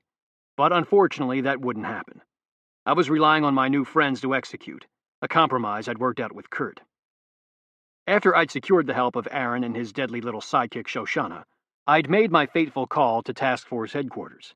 Naturally, it hadn't gone over too well. Kurt had tried simply ordering me home, then had threatened me, then had finally gotten around to asking just what the hell I was doing. I'd told him the truth. I was going to hang around for a few more days and see if I could help some other players take action. The same players who had killed the Syrians. I didn't tell him who they were, but it wouldn't be too hard to figure out. He'd said, "So let me get this straight.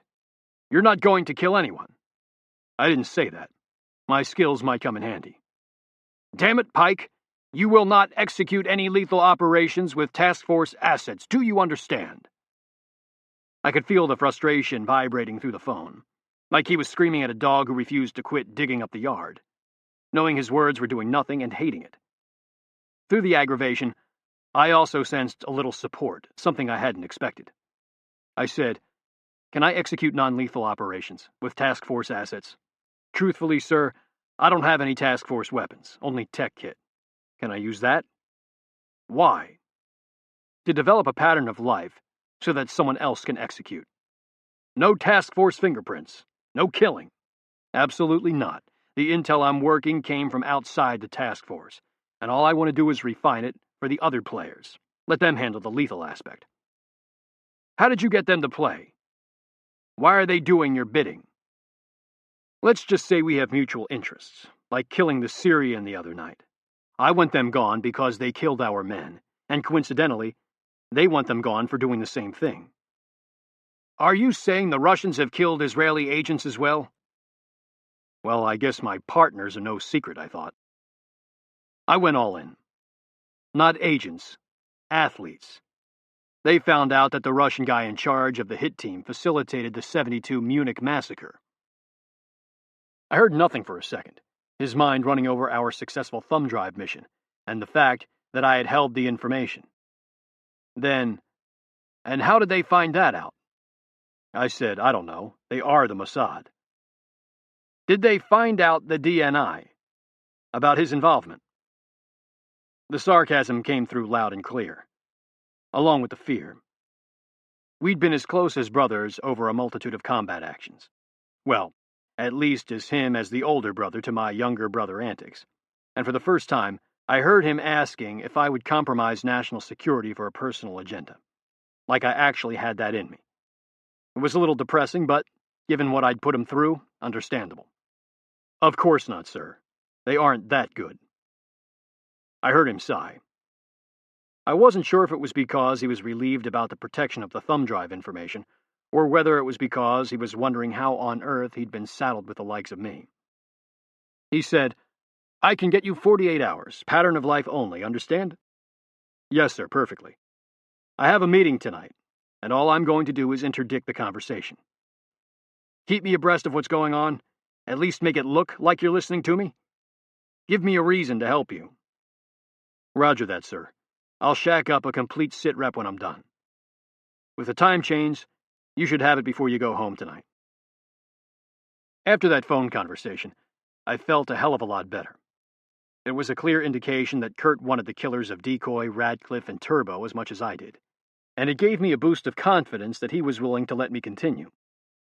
All I had to do at that point was coordinate with the Israelis. The meeting was taking place at a restaurant called 360 Istanbul.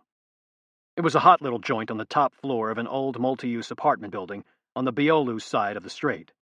Located on East Istiklal Street, just a few blocks away from the Russian consulate, the entire area was a walking promenade that had a host of bars and restaurants running down from Taksim Square, the famous chunk of terrain that had seen all of the major protests against the Islamic influence of the government in the recent past. While I didn't really care about the politics, the bottom line was East Istiklal Street was the center of the universe for Occupy-type young people, and thus a location where we could get some work done fairly easily. It was counterintuitive, but any focus would be directed against the Turkish population. Being a white guy would cause immediate dismissal from the local security forces, as they only had so many assets to leverage against their perceived internal threat, something I'm sure Vladimir appreciated. Jennifer and I had run a recce and, apart from learning I'd be coming back for a beer as soon as I could, I found the two things I needed, a Wi-Fi hotspot and a European wall outlet next to a table. We decided that Daniel would be the man who'd penetrate the restaurant, mainly because he was the only one left who hadn't had a close encounter with one or more of the Russians. Shoshana and Aaron would remain on the street as backup, and Jennifer and I had found a little hiding place off of the kitchen one floor below. Daniel would take a laptop with an American electrical plug and would use a modified Pony Express hacking device that looked like a European converter. Pronounced Pony, the company was a play on words from pwned in the gaming world, whereby someone cleans your clock and owns you, and Pony from the old Pony Express. Its entire catalog of products was hardware and software exploits for pen testing, or penetration testing of various networks. Basically, they sold hack-in-a-box devices for security professionals to test their system against a multitude of different hacking capabilities. Or, instead of testing, you could just go ahead and hack, which is what I was going to do. The original Pony plug looked a lot like a DC power supply. We'd altered the form factor, so now it looked like a US to European electrical plug converter. And Daniel was going to slap it into the wall, then plug in his computer, ostensibly to draw power. But the computer wouldn't be getting a charge. Instead, it was going to exploit the Bluetooth of Vlad's cell phone, turning it into a digital microphone. Once we had the phone, the conversation stream would be directed over Wi-Fi to my location, where I would record it for future use. Before any of that could occur, I had to lock his cell phone from the cell system, which is where my last piece of kit, the Goblin IMSI grabber, came into play. Just like we'd executed with Chiclet in Bulgaria, it would act like a mini cell tower, attracting all phones to it and rejecting every number but Vlad's. When that one triggered, it would hold it in place until we were done. Over my earpiece, I heard Daniel say, "Vlad's seated." I said, "Roger, locking the phone now." Aaron hadn't wanted to give me Vlad's number, but since we were now partners, he'd eventually relented. I punched the number into the keypad, said executing, and powered up the Goblin. I saw hundreds of phones sucked in and rejected, but none were Vlad's. 30 seconds into the cycle, I shut the Goblin down, We either had a wrong number, Vlad's phone was turned off, or he was using a different handset. If the cell given to me by Aaron was active in the restaurant, I would have owned it. Damn it, I thought. I started working through the ramifications, trying to decide what I could do next, when Daniel said, "Yuri's just exited the elevator. He took a seat opposite of Vlad. 2 men are checking the restaurant, and 2 are going down the stairs. Security sweep." I said, "They're coming down the stairs to the kitchen?" "Roger that." Chapter 55. Seeing Vlad at a corner table, Yuri ignored the hostess and moved straight to him, whispering to his men as he did so. Although the restaurant was filling up, it wasn't nearly as crowded as it would be in a few more hours, when this place became a hotspot for young, upwardly mobile Turks hell-bent on partying through the night. The security broke off, 2 moving to check the outside deck, and 2 back toward the stairs. Before he even reached the table, Vlad stood. Yuri said, "Did you have time to read my report?" "Yes, I did, and I'm not very impressed." "You failed again. It's becoming somewhat of a tradition." Yuri glared at him in silence, then sat, not waiting on Vlad to give him permission. He was growing a little impatient about Vlad's superiority, and nettled by his barbs. After all, he was the one in the line of fire. His men were getting killed. He said, "You never said anything about the Americans. I was supposed to interdict a single Israeli agent, not a platoon of commandos." "So the Wimpel no longer plan for contingencies?" Yuri held back but wanted to come out, saying, "We are only as good as the intelligence we operate with. How did you know where the thumb drive was located, but not who was going after it?" "That is none of your concern." Yuri studied him for a moment, then said, "You have someone on the inside of the American intelligence architecture. That's how you knew about Boris in the first place. But you didn't know about the surveillance against Akimbo. We had to confirm the action for ourselves. So your source has some access, but isn't very powerful." Vlad leaned back and smiled. "Very good. Mistaken, but good. Maybe you aren't as prone to mishaps as I thought. He, or she, is very well placed. But whatever forces are interdicted, the meeting with the Syrian is not part of the normal U.S. intelligence architecture." "You mean the team that killed my men?" Not a question, a statement. "Yes, it's something new. A group like the Wimpel. My source just learned about them." "So he can track them now, and they have the drive.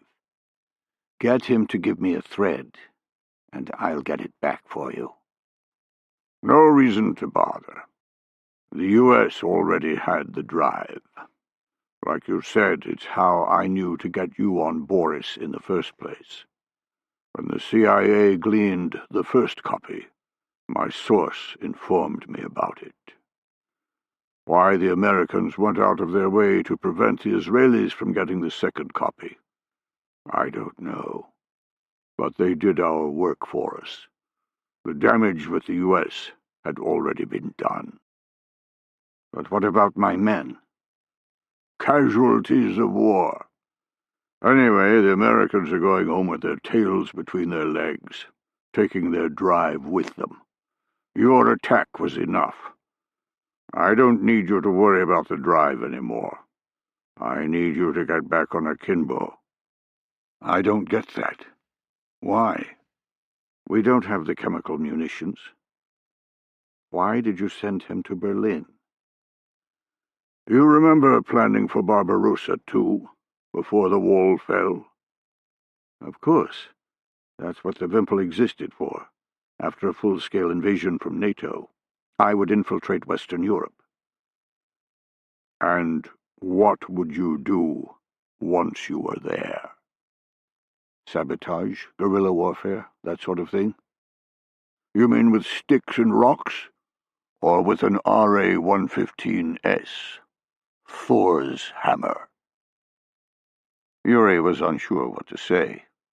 Vlad was the head of all of the FSB, but the program he mentioned was classified at the highest order, and he'd never breathed a word of it since the USSR had disintegrated.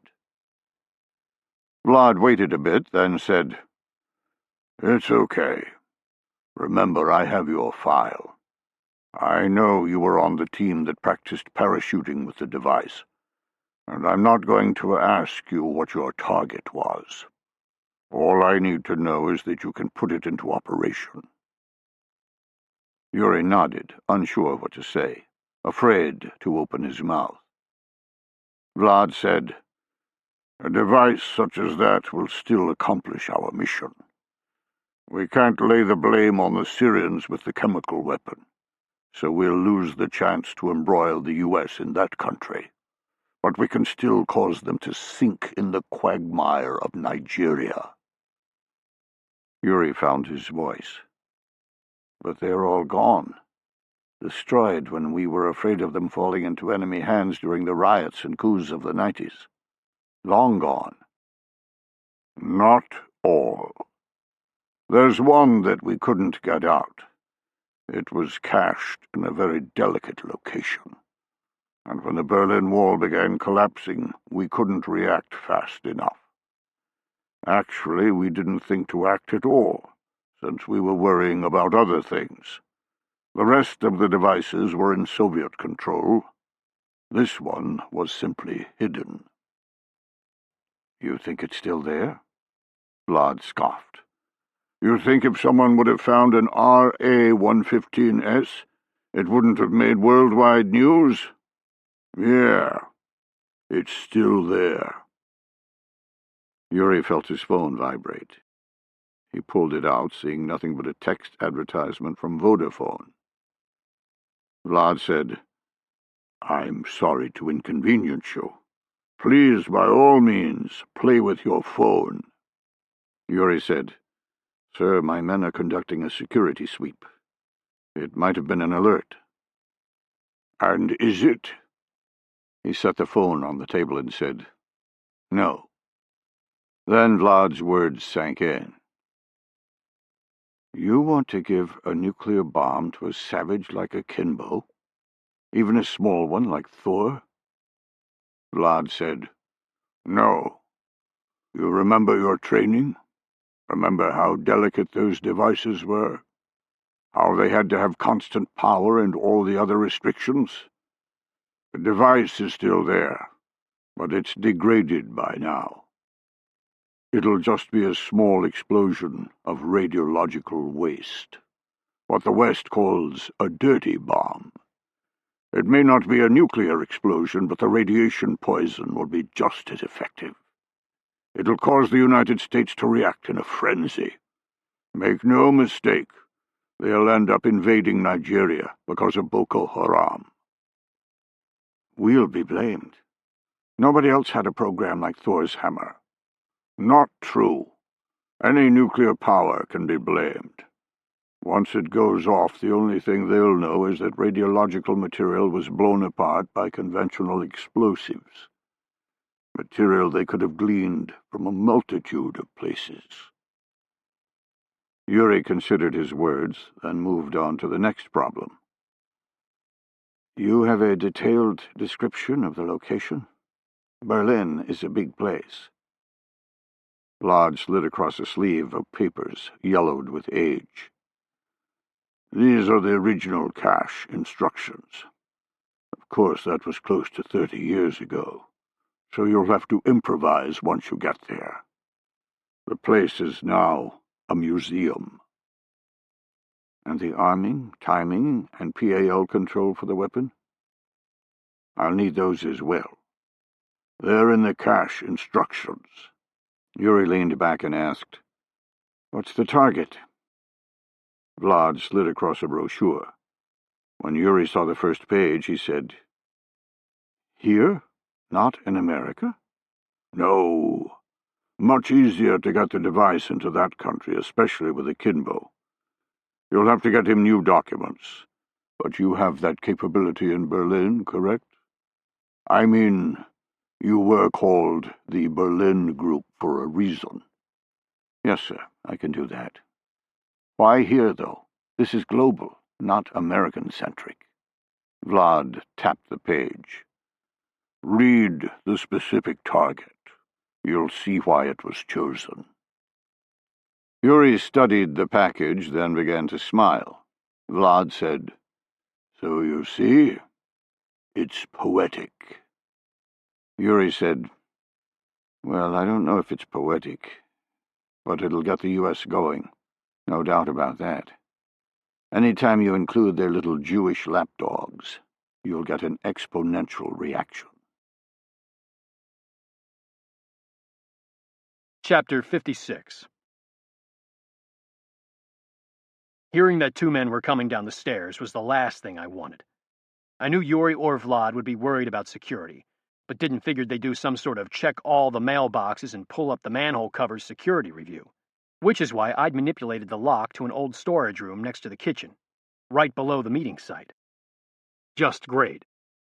Every second I wasted hiding was a second I wouldn't have of the conversation. Jennifer was already breaking out a cattail, a pencil-thin flexible cable with a camera on the end. It was no more high-speed than a multitude of cable cameras on the market, with the exception that it mated to our smartphones via Bluetooth, giving us a built-in monitor without having to plug a USB cable into a computer. She slid it under the door, rotating the lens to get the view right side up while I killed the small lamp we'd found. In the glow of her phone, I saw the pair turn the corner from the stairwell and hold up, staring down the darkened hallway at the row of doors presented. This would be the key, no pun intended. If they tried the lock of the first door they found and kept moving, we'd be good. If they attempted to disable the lock and enter the room, we were in for a world of hurt. I said, "Keep watching them," and went to explore the back of the storage room. I'd cleared it earlier, but that had been just to make sure we weren't interrupting some waiters stealing a nap. Now I needed to find an alternate exit. At the right corner was a collection of tables, one overturned on top of another. Above the stack, the ceiling tiles had been moved, showing an iron rib holding up the roof. I climbed up and flashed my penlight inside, seeing we could plug ourselves there. But we'd definitely be cornered. I heard Jennifer hiss. I went back out front and said, "We can get into the ceiling. If they check further than that, we're screwed." She said, "Don't worry about it. All they did was rattle that door and kept moving. We're good. They're 2 doors down and still coming." Woo. I called Daniel. "I have an idea. I'm going to suck in everyone's phone, then isolate all with a Russian country code. I'll send a text to those phones, one at a time, basically duplicating an ad for the local cell service here. You see who looks at their phone. If it's Vlad or Yuri, we're good. If it's someone else, we keep going. You copy?" Jennifer withdrew the cattail and held a finger to her lips. I watched the doorknob go left and right, an irrational fear spiking that the lock would fail and they'd fling it open. They did not.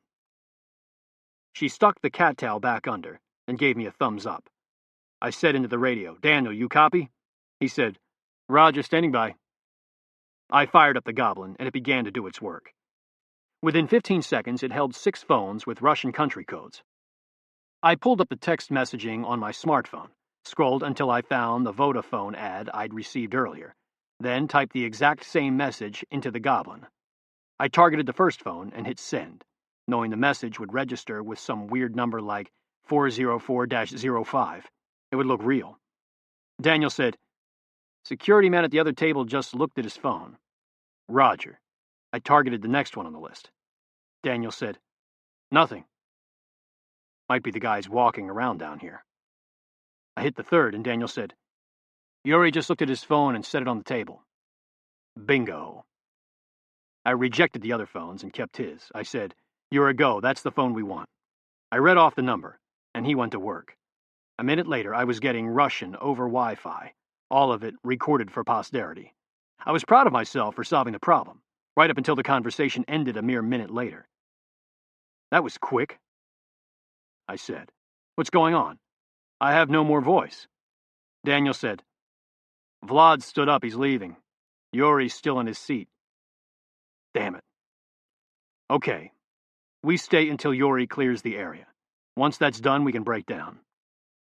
I wanted some ability to target Yuri, some clue in their conversation, but the meeting hadn't gone on very long. I wondered if I'd recorded enough information to facilitate future operations. Chapter 57. Vladimir Malikov exited the elevator, nodded at the lone security guard, and entered the mass of people on Istiklal Caddesi. The crowd split around him as they fought to reach a tram running down the middle of the street, people hopping on and off as it rolled along. He pulled a felt hat down on his head and began weaving through the throng, walking back to the Russian consulate. He passed the Church of St. Anthony of Padua, now locked up to prevent the revelers from invading and defacing the stone with graffiti. He paused to listen to a man and woman sing a cappella in the foyer of the front gate, a mass of people listening. He joined them, blending into the throng.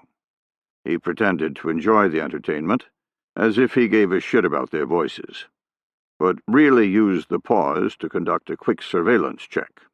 He saw nothing. He began walking again, reflecting on his conversation with Yuri. Before, the man had been obsequious to the point of embarrassment, but tonight he had been more forceful, more prepared to rebut what Vlad had said. On the one hand, it was to be expected. Vlad's reputation had always preceded him, and it was larger than life, to the point that people who had not met him compared him to some boogeyman from a nightmare. When the men saw that he really was a human, they tended to lose their abject fear. But allowing even a hint of insubordination was unacceptable. When this mission was done, he might have to make an example of Yuri, rekindle the impaler reputation, as it were. What most concerned him now was Yuri's quest to leverage Vlad's source in the United States, the asset known as Angus.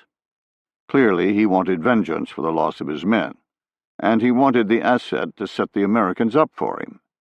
He would push for access again, Vlad was sure, and such prodding might cause issues if it piqued the interest of the wrong men. Such knowledge was a valuable commodity, and not something to be shared. Vlad had been coy when discussing Angus, as if he was in complete control as the primary case officer. But in truth, he knew little about the man. Vlad hadn't even known he existed until 2 years ago, when he'd been directly handed the communication methods by the President of Russia. At that time, he'd been given strict orders not to initiate any contact whatsoever.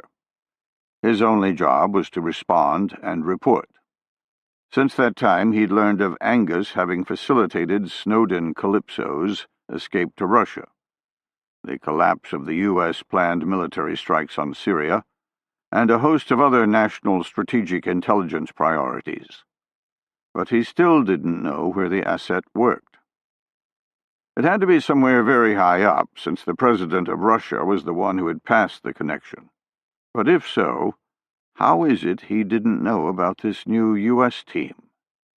Yuri's question had been spot on. How could Angus know the location of the thumb drive, meaning he had direct access to a Mossad leak, which would be very, very sensitive, and yet not know an American team was on the hunt for it? It either meant the team was something above Angus's clearance, which, given what he'd already accomplished, just didn't seem possible, or someone suspected him and had cut him out deliberately. The thought hit Vlad hard. Had someone kept Angus out in the cold on purpose, he thought. It was something to explore, but he'd have to get permission to initiate contact. The last thing they needed was Angus getting turned and facilitating their own security disasters. He passed by the Swedish consulate and approached a crowd, all listening to a man playing a guitar. He threw some money into a pot and circled around behind him, not wanting to walk into the street with the mob of half-drunks. He skirted along the building's wall until it disappeared, an alley snaking off in the gloom, no more than 4 feet across. A woman with a small cart appeared, selling handmade goods. Before Vlad could protest, she draped what looked like a flower on a ribbon around his neck. Aggravated at the sales tactic, he started to pull it off, and saw it wasn't a flower. It was a plastic medal that looked like Olympic gold. He heard a minibike coming down the alley, and his fate crystallized. The hunters had found his secret. Holding the toy medal in one hand, eyes wide, he turned to the woman and saw the black tunnel of a barrel capped by a large suppressor aimed at his chest. The assassin bared her teeth. He said, "Wait, wait," and she pulled the trigger. 2 short coughs drowned out by the guitar player and the clapping crowd. He hit the ground backward, the blood from his destroyed heart leaking into the cobblestones. He screamed as loud as he could, hearing a whimper escape like air from a hole in a balloon. The woman yanked the toy medal from his neck and stuck something in his shirt, wiping his blood with it. She got on the back of the motorcycle and turned, looking back at him. As the life drained out of his body, he thought he saw compassion. He held his hand out to her. It hung in the air for 1 second, then fell to the ground. She tapped the driver of the minibike, and in the waning glow of his brain, he understood it wasn't compassion. It was the opposite. She wanted to ensure he would die. With her eyes still on him, she placed a helmet on her head and snapped down the visor. He saw his body in the reflection, a twisted, cracked thing. It reminded him of something, but he couldn't remember what. The motorbike left, and he couldn't remember anything at all. Chapter 58. I woke up the next morning itching to get my translation of Vlad's meeting from the Taskforce, barely able to contain my anticipation. I went into the anteroom of the suite and saw my phone blinking. Kurt had called. What's up with that? I thought. It was 7 a.m., which meant it was midnight in the States. I dialed him back, hearing the crypto software program going through its handshake. I heard a noise that sounded like Charlie Brown's teacher. It grew stronger, and I realized it was Kurt, yelling before the encryption took hold. When it cleared, his voice came in loud and clear, and I got an immediate earful. Hello, can you fucking hear me now? Yes, sir, I got you. What the fuck are you doing over there? You killed the head of the Russian Secret Service? What? Whoa. Wait, sir, I don't know what you're talking about. Jennifer came out in her robe, the front open and a little smile on her face from something that had happened before I'd seen the phone. She saw my expression, and I waved her to the door, where our newspaper would be hanging on the other side. Kurt said, "We just got word that the head of the FSB, Vladimir Malakov, was assassinated in Istanbul. Tell me that wasn't you." What the hell, I thought. That wasn't me, I swear. This is the first I'm hearing about it. We did the collection mission just like I told you, and I sent the MP3 back for translation. Nothing else, no drama. Jennifer had her robe closed and the Turkish newspaper opened, and sure enough, on the front page was a picture of Vlad the Impaler, although I'd seen him looking a hell of a lot better just hours earlier. The story said they'd found him clutching a blood-stained computer printout of a Chechen named Musa Atiev, apparently some type of spokesman for the Chechen insurgency. He'd been murdered in Istanbul in 2011, with almost everyone pointing the finger at the Russians. The paper's conclusion reported that Vlad's death was a revenge killing. I didn't believe that for a damn minute, although I hedged my bets on the phone. The news here says he was found with a picture of a Chechen murdered in Istanbul in 2011, and the Israelis told me that Yuri, the guy who killed our men, was a member of some team called the Berlin Group that ran all over the world killing Chechen insurgent leadership. He's done 3 in Istanbul alone. Kurt came back, still with unbridled fury.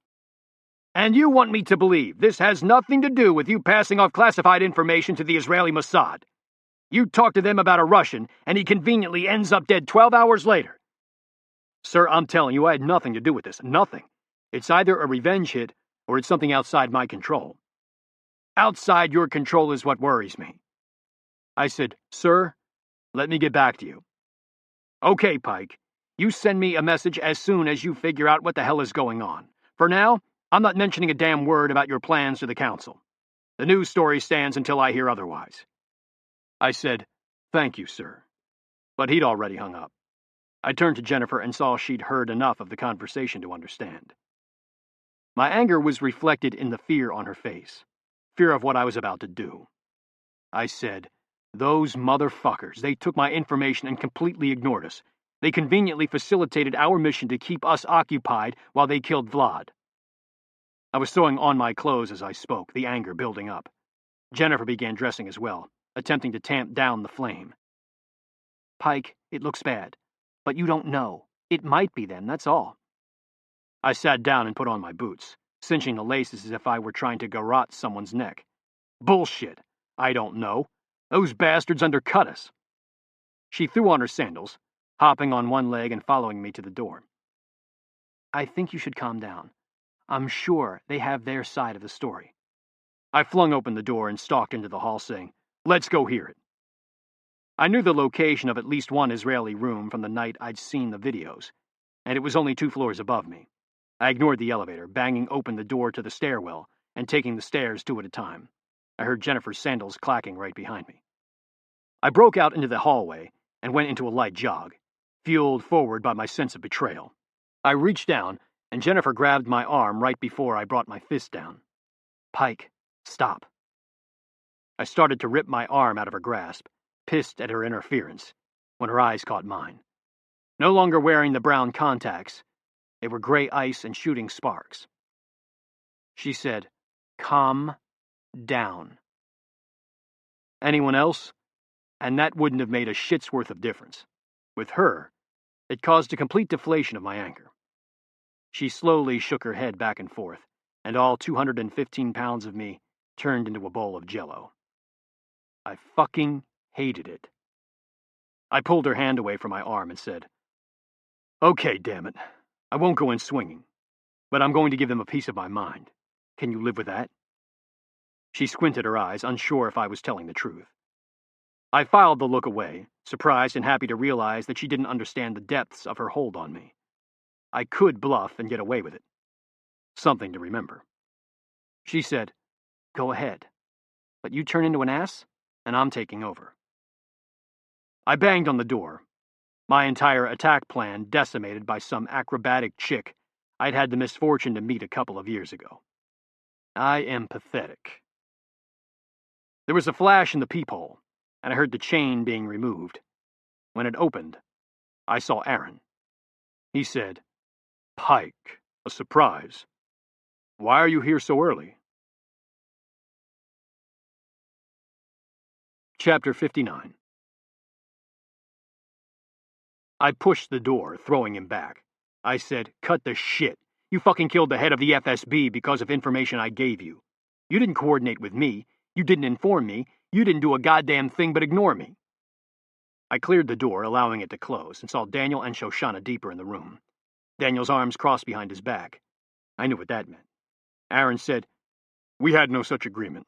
I facilitated your operation against Yuri, and took appropriate action against a target of the State of Israel. You fucking liar, you used me, letting me think the operation I conducted was to facilitate a follow-on mission against Yuri. All you wanted was to get me out of the way. You had no intention of a follow-on. I advanced into the room, and Daniel brought his arms forward, showing a Glock just like last time. Truthfully, because of Jennifer, my anger had been a little forced up until that point, a little make-believe. When I saw the weapon, it spiked again for real. I said, You think that thing is going to protect you? I looked at Aaron. Remember what I told you about trying to harm anyone on my team? Shoshana seemed to realize the elevation of my anger from fake to real, understood the terrain I was now on. She put her hand on Aaron's arm and said something into his ear. He said, Pike, calm down. We did what you wanted. I clenched my fists and said, Bullshit, man. You did what you wanted. Yuri's going to flee now. No matter what I found out from that meeting, it's irrelevant. Best case, he would have given the details for a follow-on meeting we could interdict. That'll never happen now. Never. And my damn command thinks I tricked them into letting me assassinate Vlad. He said, Yuri was never my target. After your information, all my command wanted was Vlad. Sorry, but as you Americans say, they don't call it show friends. It's show business. His admitting to purposefully using me sparked my anger like a match touched to gasoline. I snapped toward him, drawing my arm back. I saw Daniel raising the Glock and I shifted mid-stride, ducking low. I wrapped my left arm over his wrist, wrapping his gun hand, and swept his legs out from under him. He slammed backward into the ground, and I jerked the Glock from his hand, flinging it toward the front door, my subconscious understanding that the last thing I needed was a gun in my hand. I said, I fucking told you who the weapon was, asshole, and punched him square in the face, once, twice, 3 times. His head slammed the hardwood floor, and I heard someone shout. I whirled and saw Shoshana aiming her weapon at my head, a foot away. Her expression was stone, showing me she intended to use it. I growled, and she locked eyes with me, shaking her head slowly from side to side. We both heard a slide rack, and Aaron was forced into view. Jennifer holding Daniel's weapon to his skull, her other hand in his hair. Hands in the air, he said, In all fairness, you never told Daniel you were the weapon. You told me. It's probably my fault for not relaying. Shoshana looked at Jennifer and said, Put that down. You know you won't use it. I said, You put your weapon down, or I'm going to shove it up your ass. Jennifer said, Jesus, Pike, stop it. To Shoshana she said, I'm dropping my weapon. You do what you will, but we mean no harm. Daniel was slowly rising from the floor, rubbing his face. Before I could stop it, she released the magazine, racked the slide, and handed the weapon to him. He took it with a look of shock. Shoshana nodded, then dropped her weapon to her side, but didn't clear it. I glared at Jennifer and said, You know, I could have taken her. Shoshana said, Wouldn't help. I don't swing that way. I turned and saw her smirk, proud of her ability to yank my chain, not unlike Jennifer herself. But I also saw respect. She was at least halfway on my side. I said, So I understand from Jennifer. Apparently females can sort that out through telepathy. Shoshana gave Jennifer a sidelong glance, and the gaze aggravated the shit out of me, as she probably wanted. Jennifer saw my expression and rolled her eyes. Aaron said, Actually, Shoshana is good at that sort of thing. I don't know how, but she found you. Huh, so me ripping her off the back of a motorcycle is her finding me? I guess that's right in line with you not fucking me over. Do me a favor and shut the hell up. Aaron held his hands up again and said, As you wish. Jennifer heard the words and flashed her eyes from me to him. He saw the look and said, What? I said, Nothing, damn it. To Jennifer I said, Stop that, it's a coincidence. The words, as you wish, held a special meaning for Jennifer and me. But I'd be damned if she was going to take the fluke and turn this into some psychic connection. I'd had enough of that with Shoshana. The whole conversation was turning into a comedy of who's on first, and it was getting me nowhere. I said, Look, I ought to beat you within an inch of your life, but I'm done. You screwed me over and you win. I got played, and you got what you wanted. We're out of here. I started walking toward the door, and Shoshana said, Sort of like you tossing me into the filthy cistern water, huh? Hand on the doorknob, I said, That was just business. Yuri is personal. She said, So was Vlad. Don't stomp out of here like you lost. You screwed us over first. I read her eyes and saw the truth of what had happened last night. I said, You pulled the trigger, didn't you?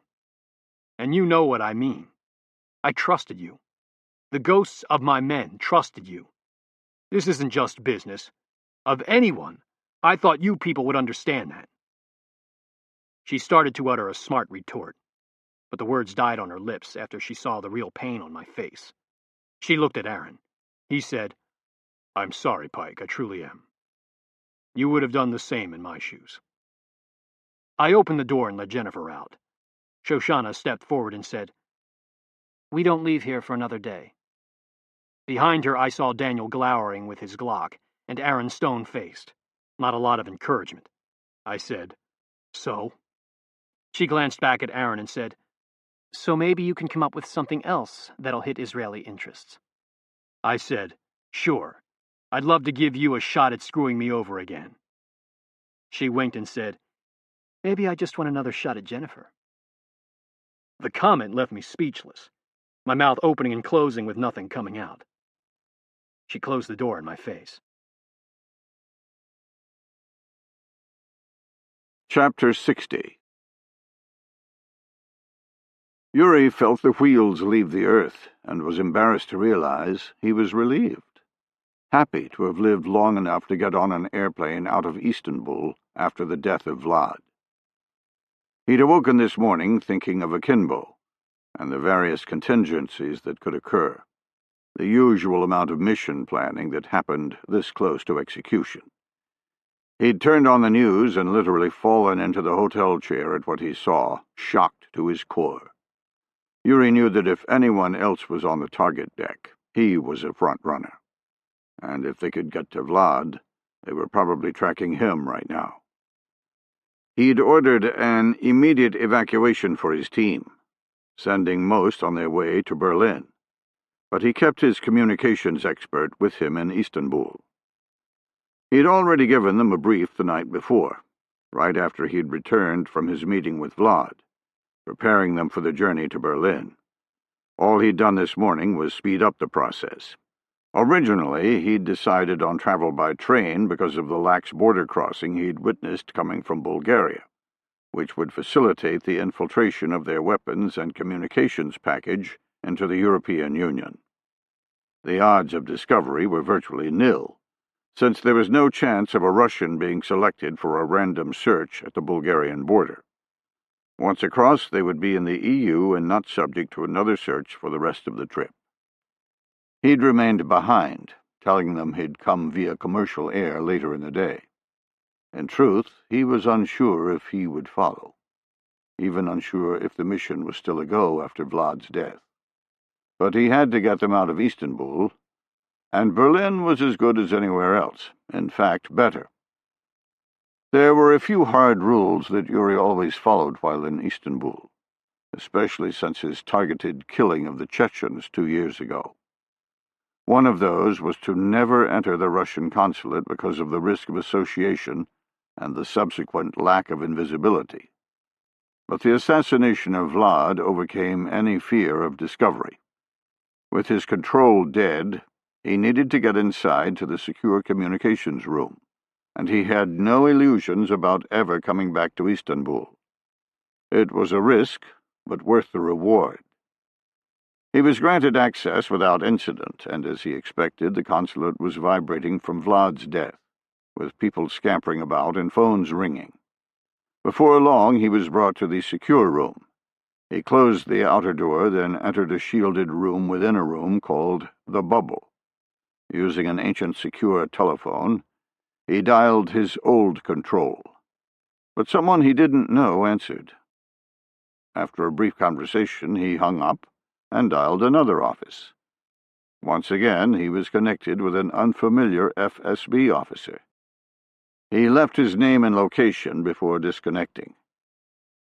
He exited the Bubble and asked the secretary for the office Vlad was using. She directed him down the hall. He found it with little effort due to the noise coming out. He entered and saw 4 men digging out files and folders, stuffing them into a satchel. One turned and said, "Who are you?" "I'm Yarilo. Vlad was my control." The man stared at him for a second, then said, "And what do you want here?" "I'm in the middle of a mission. I gave him my laptop last night. I need to get it back."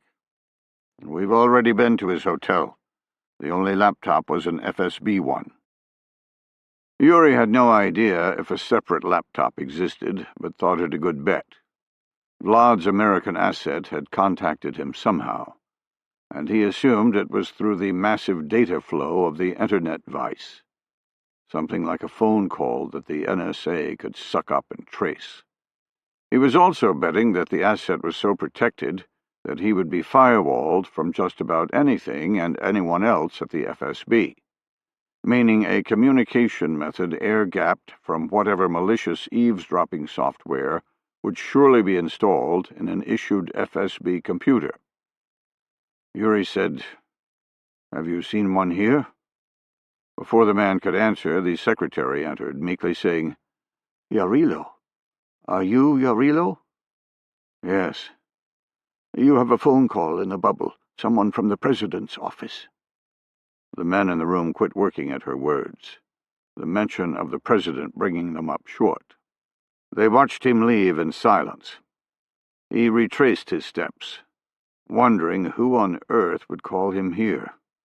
Hoping it was his old control, he re-entered the bubble, closed the door, and said, "Yes? Yarilo?" "Yes. I understand you have lost your control, but we want to make sure you're still working your mission. You have your orders, correct?" "May I ask who this is?" "No, but I speak for the president. You will continue with your mission." "Understood?" Yuri stared at the wall, unsure what to say, unsure that the man on the other end wasn't trying to trick him. Finally he said, "How do I know you speak for the president? How do I know you're even privy to the mission my last control gave me?" "I know all about the mission. I know your file for Barbarossa 2. I know your asset is in Berlin, and I know what he's there to collect. Don't force me to prove it. That would be unwise." Yuri swallowed and said, "Yes, sir. Understood." "You still have your contact method with Vlad? The email address?" "Yes." "That is how we will communicate. Send a report every day. If I require further information or I have a change, I will respond. Otherwise, just assume we are listening." "Yes, sir." "Any other questions?" "No." "Good luck." And Yuri heard the phone disconnect. He held the old handset for a moment, staring at it as if he would glean some further information. A relic from the Cold War, it reminded him of how his life was still buried in the past, how his country was still buried in the past, and how he now had the means to bring it forward. Vlad's death should have left him adrift. Instead, it made him feel whole. The future of the motherland was now his responsibility. Before, he was but a tool, one of many working for the Russian Federation. Now, he was the master, the one man remaining who could revive Russian greatness. With the death of Vlad, it rested on his shoulders alone. Chapter 61. Yuri left the bubble, walked down the hall, and re-entered the office Vlad had been using. The four men were wrapping up their work, the room looking more like a display in a furniture store now, with all evidence of Vlad's presence gone. Yuri said, "Did you find a laptop?" "Not a laptop per se, but a cheap netbook." "Is that what you were looking for?" "Yes, where is it?" "In the inventory satchel. We have our orders. You want it, you'll have to go through headquarters." Feeling the power of his phone call, Yuri said, "I just did. Give it to me." The men looked at each other, unsure what to do. Yuri played on the fear he had just experienced, played on the paranoia that permeated his service, understanding how Vlad operated for the first time. He said, "Give me the fucking netbook. My crypt is Yarilo. Put that on a receipt and turn it in. You will get no pushback. On the other hand, if I put that name in a situation report and tell them how you obstructed my mission, you will regret ever having come to Istanbul." With no further argument, they'd given him the netbook. He'd taken it back to his hotel room and passed it to his communications man, telling him to clone the drive and bypass any security. While the team member worked on hacking the hard drive, he'd purchased plane tickets for both of them to Berlin. By the time he checked out of the hotel, the clone was done, transferred to another cheap netbook. He hadn't had a chance to explore the new computer, and patiently waited for the seatbelt light in his aircraft to go dark. Finally, it did. He retrieved the netbook from the overhead bin and booted it up. In addition to bypassing the security of the original netbook, his communications operator had collated all potentially interesting files on the desktop. Dismayed, Yuri saw more than 200. He spent close to an hour wading through irrelevant documents that would do him no good. Finally, he found something interesting: protocols for covert communication using the deep web and Tor.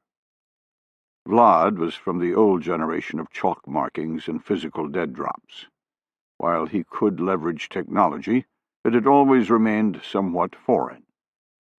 Clearly, someone had provided Vlad the cheat sheet as a reference for the application. Yuri realized that he was looking at the communication for the American asset. He put all of the instructions together and saw how serious the asset treated his own safety. Not content to use anything provided by the FSB, the man clearly understood how corrupted the Russian systems had been by the American NSA, before Snowden's arrival. Yuri considered his next steps. According to the instructions he'd found, even Vlad was restricted from initiating contact with the asset.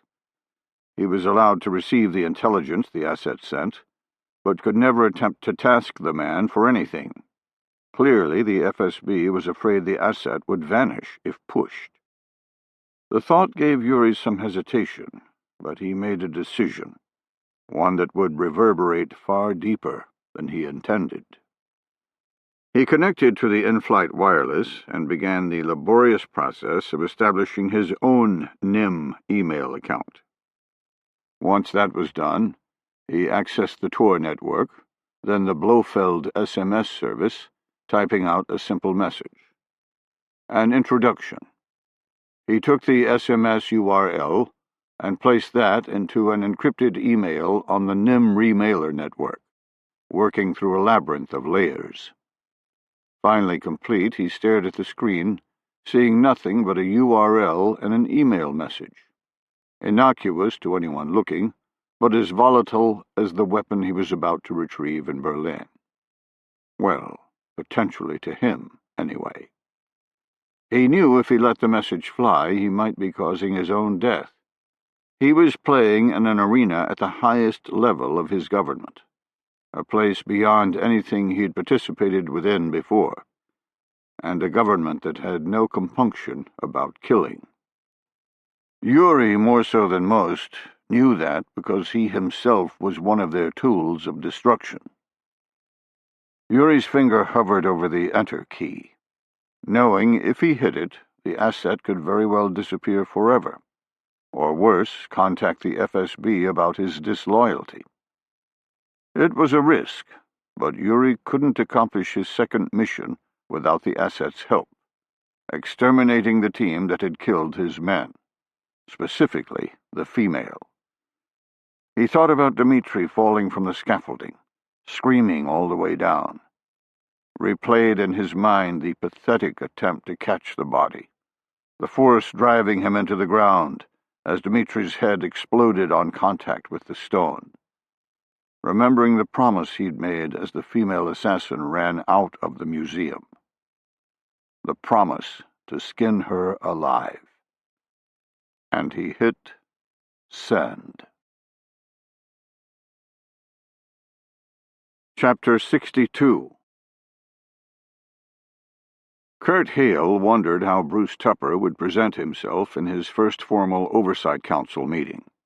He was one of the first to arrive and had sat silently, not even acknowledging the other men who entered, acting like he was still a little steamed about having been kept in the dark. In truth, when Kurt had told them that Pike was attempting to track the team who'd killed his men, even after he'd been ordered to stand down, Everyone in the Oval Office had become a little steamed, to put it mildly. He'd cushioned the report, stating that Pike was still working the Chiclet thread, trying to decipher a terrorist threat, and that the men who'd killed Decoy were a part of that. On the surface, the report was true, but Kurt knew that Chiclet had taken a back seat, and Pike was hunting the killers on his own. Now, with the head of the FSB dead a mere 12 hours after Pike had accused the Russians of the murders, Kurt knew it looked like Pike was running his own assassination ring. He'd been more than a little relieved at the digital recording of Vlad's meeting, as it showed a distinct threat, something that would help with the Oversight Council. President Warren was the last to arrive, and as usual he wasted little time on pleasantries. Every Oversight Council meeting he attended had to be explained. Someone had to account for the time interval in official journals, making it appear as if he were somewhere else. As the President of the United States, his attendance alone was asking for compromise. All it would take was a single question of where he was at X time, and the crack might turn into a flood. Because of that, he tended to keep the meeting short. Kurt got out a single, "Sir," and President Warren rolled his hand, telling him to get on with it. Kurt nodded and brought up his first slide, a summary of where they stood with Decoy and an assessment of the status of the Taskforce cover. He said, "Knuckles has control of the remains now, and a reservation on a flight tomorrow, Istanbul time, to bring him home. Brett took Retro in the Gulf Stream to Ramstein, and he's been successfully entered into Landstuhl Hospital as a member of the 5th Special Forces Group from Afghanistan. Brett's got a few issues with tail numbers on the bird, but we don't see—" Secretary of State Billings said, Whoa. Am I the only one who watched the news this morning? Your top story isn't the death of Vladimir Malikov, the head of the Russian state security apparatus?" "Here we go," thought Kurt. Kurt's face remained neutral. He said, "Sir, I'm aware of the killing, but it has nothing to do with the current problem set. It isn't a task force issue." Billings gave a theatrical look of incredulity, making Kurt want to punch him. He said, "You told us yesterday that Pike believed the Russian government was protecting Akimbo, and in so doing they had killed task force members. You went so far as to say you thought Pike was attempting to track them. Now, a day later, the head of the Russian intelligence agency is dead. You're saying that's just a coincidence?" Kurt said, "Secretary Billings, I've spoken to Pike, and I can assure you that the task force had nothing to do with the killing of Vladimir. Pike was working the Akimbo connection, period. He—" Billings scoffed and said, "Convenient, don't you think?" Kurt let out a breath and said, "Sir, I'm not the person to ask about the assassination of the FSB chief. From what I've seen, it was a retaliation hit by Chechens. But you'd have to ask Mr. Bostwick or Mr. Tupper. This is their field." Kerry Bostwick, the director of the CIA, said, "John, that's what it's looking like. The FSB has a history of killing Chechens. This is nothing more than a retaliatory hit." Billings said, "Bruce, what's your take?"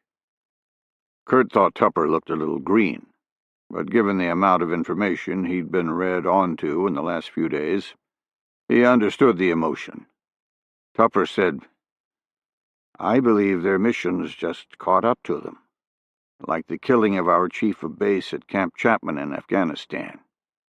Sooner or later, the hunter becomes the hunted." His words hung in the air, the slow wisp of the overhead air conditioning vent, the only noise. Kurt watched Billings, waited on his response. He said, "So Pike Logan gets a pass yet again."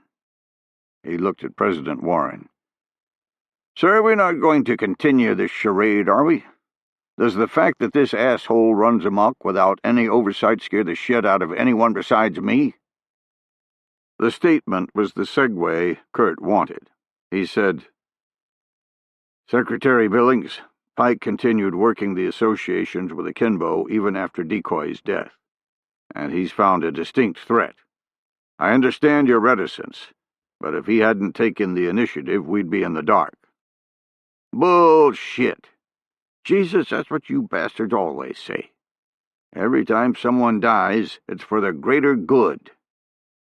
He was working himself into a full-on spastic frenzy when President Warren raised a hand, shutting him down. Warren asked, "What do you mean? What threat?" Kurt said, "Sir, Pike penetrated a meeting with Vladimir Malikov hours before he was assassinated. He recorded the conversation, and it's worth following up." He clicked to the next slide and said, "Vladimir Malikov and Yuri Gorshenko met last night at a restaurant in Istanbul. Pike managed to clone one of their cell phones and turn it into a remote microphone. According to what we could ascertain, they're planning an attack against American or Israeli interests." Carey, the CIA director, read the summary and said, "This transcript is the best you could do?" Kurt maintained his stone face and said, "The phone was on the table in a crowded restaurant. For context, imagine if you called someone on your cell phone in a venue full of people. Instead of talking with the phone to your ear, you set the cell phone on the table, then continued the conversation. That's what we were dealing with." The Secretary of Defense read the summary slide and said, "So you think this Thor's hammer is an RDD? We've talked about that before, but it's never panned out." RDD stood for Radiological Dispersion Device, an acronym Kurt hated. In his opinion, it was putting lipstick on a pig, like calling a common streetwalker a sex care provider. Kurt said, "Yes, sir, we do. While a lot of the recording is unintelligible, we can clearly hear Vladimir say, 'dirty bomb.' And Yuri states he fears that Russia will be blamed, presumably because of how hard it is to get radiological material, which is why this scenario has never panned out before. It takes a state system to cooperate. In this case, Russia." President Warren said, "And you feel this is tied into Akimbo? He's the one that will release it." "Yes, sir.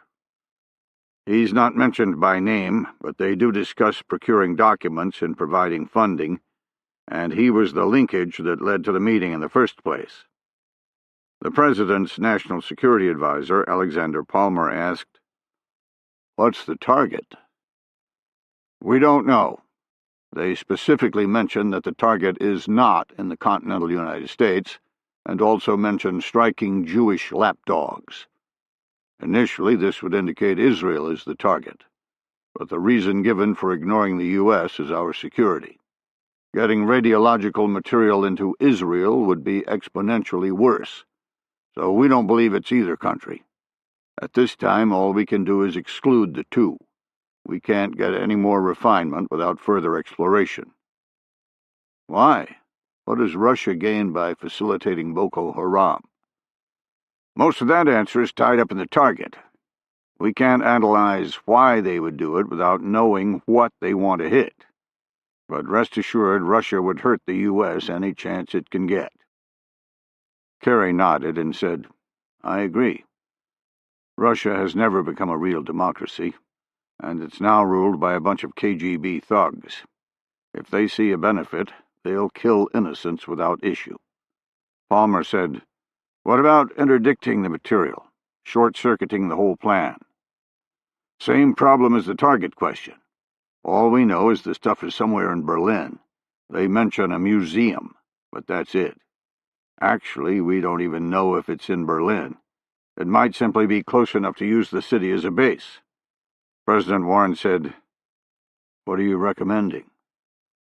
"Well, I would say give me Omega for an operation in Berlin, but there are significant elements to consider. One, the only thread we have is the leader of the so-called Berlin group. We have Yuri Gorshenko's cell number and can track it, but he's a member of the Russian FSB, a state entity and thus outside the charter of the Taskforce. Kurt saw Bruce Tupper shaking his head, but he continued. 2. The only team that can react in time is Pike's, and that means it's going to be just him and Jennifer. I can't pull Knuckles from the recovery mission without causing significant risk to the Taskforce cover. And Brett's tied up with Retro in the hospital. President Warren said, It seems Issue 2 makes Issue 1 a moot point. You don't have enough men to execute, even if it were a sanctioned Taskforce target. Are you saying you want to wait until Brett and Knuckles are free? No, sir. I can get Brett in motion in another day, 2 at the most, and he's already in Germany. But that's still not enough manpower. Knuckles can be free in maybe 3 days, but the problem won't wait that long. We need to start moving immediately. Pike thinks he could do the mission as a joint operation, using the men who helped him with the eavesdropping mission, which means working the target with the Mossad. Billings said, Absolutely not. I can't believe we're even considering this. 2 days ago, Pike Logan flouted every bit of authority we had. I wouldn't let him be in charge of the janitorial pool at this point, much less let him freelance with another intelligence agency. This is crazy. The Secretary of Defense rolled his eyes and said, It wasn't that big of a deal. If he hadn't, we wouldn't even know about the threat. Which, by the way, is a radiological dispersion device, a fucking dirty bomb. I'd be willing to work with the devil to prevent that thing from being released. Billings said, You do this, and you'll get your wish. Pike is the devil. President Warren raised his hand and said, Enough. Put it to a vote. As the Chief of Staff for the Oversight Council, Alexander Palmer nodded and said, All in favor of authorizing Pike to work with the Israelis? Say so now. Kurt saw everyone's hand except 2. Palmer said, Those opposed. Secretary of State Jonathan Billings and Director of National Intelligence Bruce Tupper raised their hands. Billings said, This is a mistake. President Warren said, So noted. Bruce, what's your concern? You're doing exactly what I said you'd do. Exactly what happens to every secret organization, no matter how well-intentioned. You're breaking your own rules. Palmer said, There's no rule about working with other intelligence agencies, but you're about to authorize the Taskforce to go after a state target. Aren't you? Otherwise, why vote? Palmer said nothing. President Warren said, I understand your concern, but in this case the threat is worth the expansion of the Charter. The only reason that rule was made was to prevent a duplication of effort with the established intelligence architecture. It wasn't for some prevention of nefarious action. Tupper turned to Kurt and said, What about equipment? Are we expecting the Israelis to provide that as well? No. When we started the task force, we placed equipment caches in just about every major European city. Berlin is one of them. Tupper said, How will he service it? What happens if he's found trying to recover the cache? There's more to this mission than simply waltzing in and interdicting the Russians. It's not like it's buried or built into the wall of a building. We didn't go all Cold War like you guys did. He'll be able to access it fairly easily. So he already knows where it is? Wondering why the DNI was beating through the weeds, Kurt said, No. He knows the cities, but he'll have to link up with an in-country asset. How will he do that? Palmer said, Christ, Bruce, who gives a shit? He answered the question. Tupper said, Sorry, but it's the mundane things that get your cover blown. Just my old case officer coming out. Kurt said, Sir, he'll get an email on his Grow Your Recovery Services VPN. It'll come from the Taskforce headquarters, but look like it's coming from his server. It'll give him the bona fides and the location for the link-up. Trust me, we put some thought into this. Tupper nodded, saying nothing more. President Warren went from face to face, then said, "Okay, are we granting Omega to Pike?" Chapter 63. I disconnected the VPN, staring out the window at the Istanbul skyline. I heard Jennifer say something, but the words didn't penetrate. Again, she said, "Did Kurt just say what I thought he said? Are we cleared hot to engage the Israelis?" I closed the laptop lid. Yes, we are. But it's chicklet only. No freelancing. Apparently those Russian assholes who almost killed us are actively trying to kill a hell of a lot more people using him. What's that mean? It means Shoshana gets a chance to hit on you again. I felt Shoshana's eyes on me through the door peephole. She cracked it and looked left and right down the hallway, presumably for a pack of American ninjas preparing to attack. She saw it was just Jennifer and me, then opened it wider, saying, My, you two just can't stay away." I pushed through the door, saying, "I couldn't stop thinking about you." Shoshana's face shone in a genuine smile. "That must be torture. Like a Bedouin craving ice cream. A mythical thing that'll never happen." I said, "A man can dream." "He's in the back room. Go give it your best shot. Jennifer can stay out here with me." She would be honored, but fair warning. She already has her mythical wish. Shoshana said, "That being you, I suppose?" "Yup." I winked at Jennifer and she rolled her eyes up to the ceiling, clearly not amused at our witty repartee. Daniel exited the bath just as I entered the bedroom, one eye black and the left side of his face swollen. Aaron was packing a bag on the bed. I said, "How come every time I visit the entire team is here? Do all of you sleep together? In America, we get a per diem for each person. The Mossad doesn't pay for separate rooms? Man, I thought you folks being cheap was just a stereotype." Daniel tossed aside the hand towel he was using and advanced on me, his jaw quivering. Aaron said, "Stop." He did so, but he wasn't happy about it. Aaron said, "To what do we owe the pleasure?" I said, "I need your help. I got the translation from the meeting, and it's pretty bad." He carried the suitcase into the other room, saying, "I've told you this before. I can't do anything because they killed your men. I'm sorry." I followed, Daniel right behind me, rubbing his hands together like he was itching to get them around my neck. I said, Yeah, I heard you.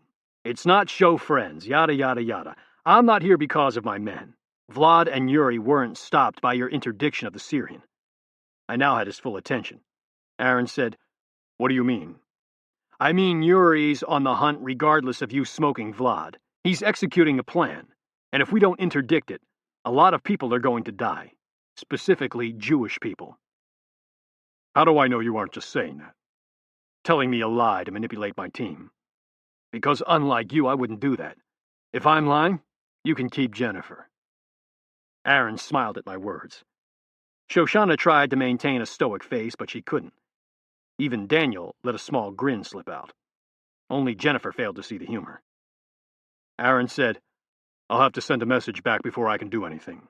I'll need some proof." I said, "I'll show you what I learned from the meeting. But it's still just my word that it's the actual translation. Do what you must, but make it quick. Yuri's not going to wait on us to catch up." Chapter 64. Yuri left 2 men at the entrance to the warehouse and carried the case inside. The cool fog of dawn exchanged for the pungent smell of bat guano and stale oil. At 25 kilograms, the case was awkward but not impossible for one man to manage. Yuri had always scoffed at the hysterical Western news reports of suitcase nukes, with pictures of something the size of a briefcase. Yes, Thor's hammer was man-portable, but the container was more like a footlocker than a briefcase. He swept his feet along the ground, kicking aside years of accumulated trash, and gently set the case down. He unlocked the 4 twist fasteners, hearing a slight hiss of air. He raised the lid and was surprised at the pristine nature of the device. having expected it to show some signs of decay. Instead, he saw a gentle pulsing light, indicating a sufficient charge remained for initiation. The actual explosive device looked like a cartoonish bomb without the fins. A bulbous head 30 inches long seated into a custom styrofoam bed. An egg of plutonium surrounded by a shell of explosives, it was utilitarian and ugly. In the front of the case was the permissive action link, or PAL, that allowed the timing and arming of the device. An ancient red LED screen, it was about 3 inches by 1 inch, and reminded Yuri of one of the first digital watches, something that was ultra-modern in 1978, but now looked dated. Beneath the PAL screen were 2 sets of numeric keypads, requiring the input of 2 different sequential codes at the same time. In effect, requiring 2 people to arm the device. Remembering his training, he initiated a self-test sequence, and 42 seconds later the system told him that it was green, capable of detonation. The hammer was alive. He'd fully expected a fault. The RA-115S was a very delicate piece of equipment that had required constant attention in order to be capable of successful employment. There were literally 100 things that should have gone wrong over the ensuing 25 years it had been stored. Something in the numerous chains of fail-safes, in the PAL, the triggering mechanism, or simply the decay of the plutonium itself should have registered as a fault, telling him he held nothing more than a very, very expensive conventional bomb. An IED with a unique twist in the form of the radiological waste it would throw out. Instead, it was telling him the hammer was capable of critical mass. He was unsure of what to do now. He'd already made contact with the Kinbo, preparing him for a link-up with the device. But that was when he thought the damn thing was just an improvised radiological explosive device, not a nuclear bomb. Should have known when I saw the power cable, he thought. 4 hours earlier, he and 2 men on his team had penetrated the location where the hammer had been hidden, the defunct headquarters for the East German Ministry of State Security, otherwise known as the Stasi. Located in the old East Berlin section of the city, on a campus between Ruckstrasse and Magdalenenstrasse, the Stasi had the unenviable reputation of being the most efficient and ruthless mechanism of state control ever created, and that was including the KGB and the Gestapo.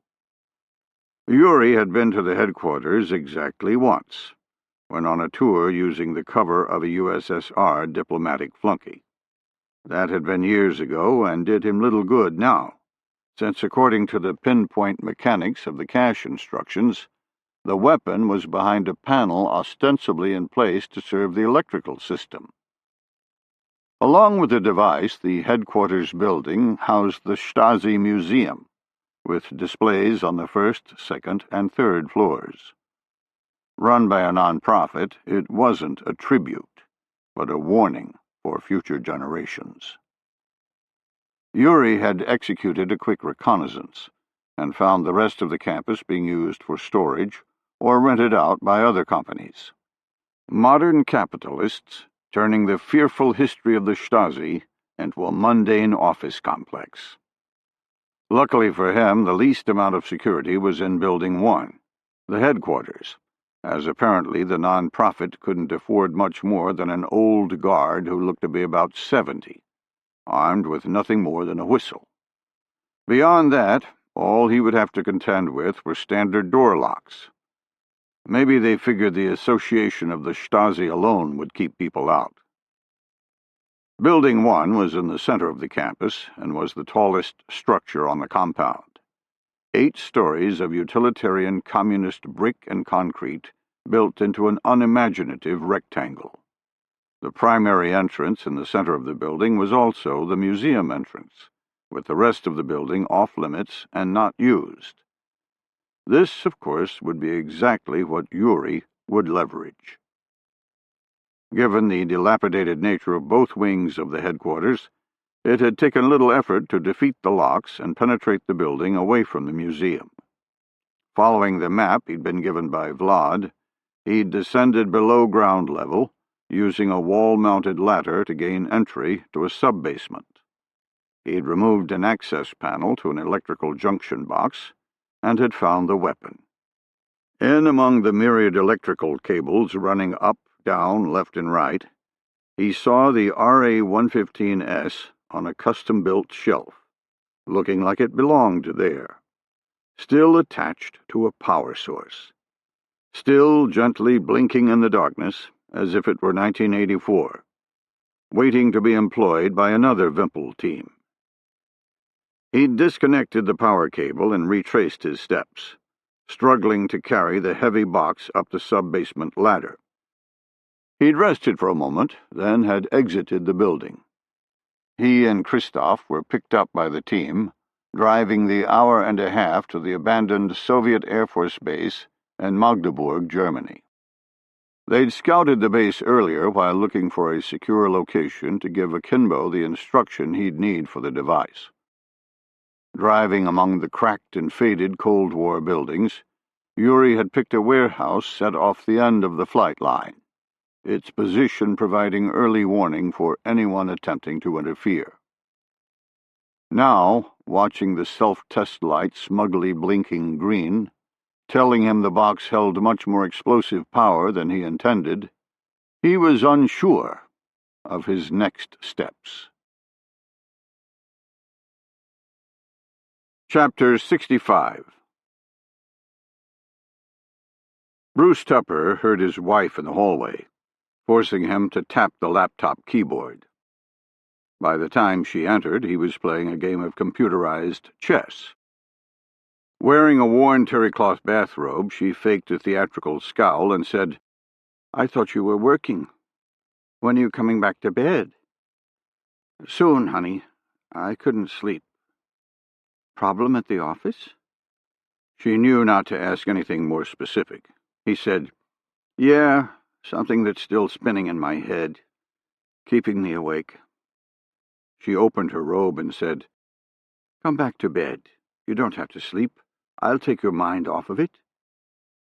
Surprisingly, given what was hidden behind the chess game, he felt a warmth flow into his groin. "Soon, honey. I promise." He heard her pad back up the stairs, waiting an additional 3 minutes before minimizing the chess game.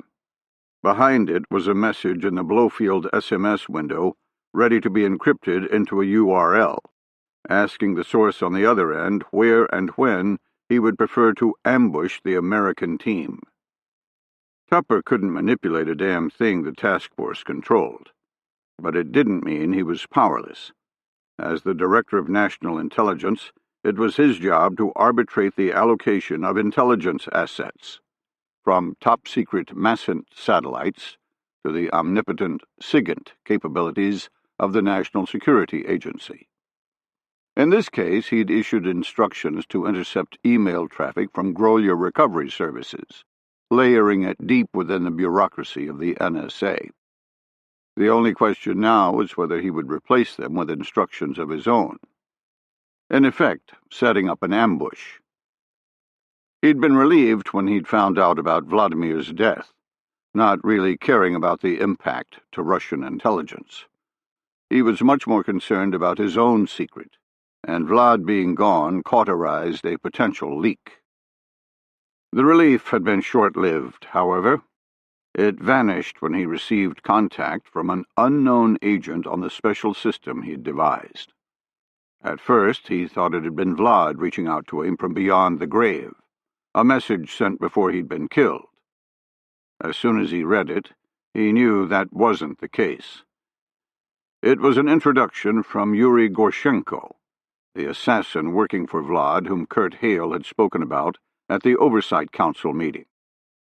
After providing his bona fides, Yuri gave, of all things, a tasking for intelligence on the new Taskforce team. Tupper had never been tasked before, and the precedence was unsettling, especially when given in the same email providing an introduction. He had no idea if it truly was Gorshenko, but he was inclined to believe it. Clearly the agent had talked to Vlad, as the procedures for contact were very complex. It wasn't like Yuri had just stumbled onto an email address and fired off a message. All of the proscribed methods had been used, including the NEM mailer and Blofeld, which made Tupper wonder how many other people Vlad had confided in. A long-term problem, he thought.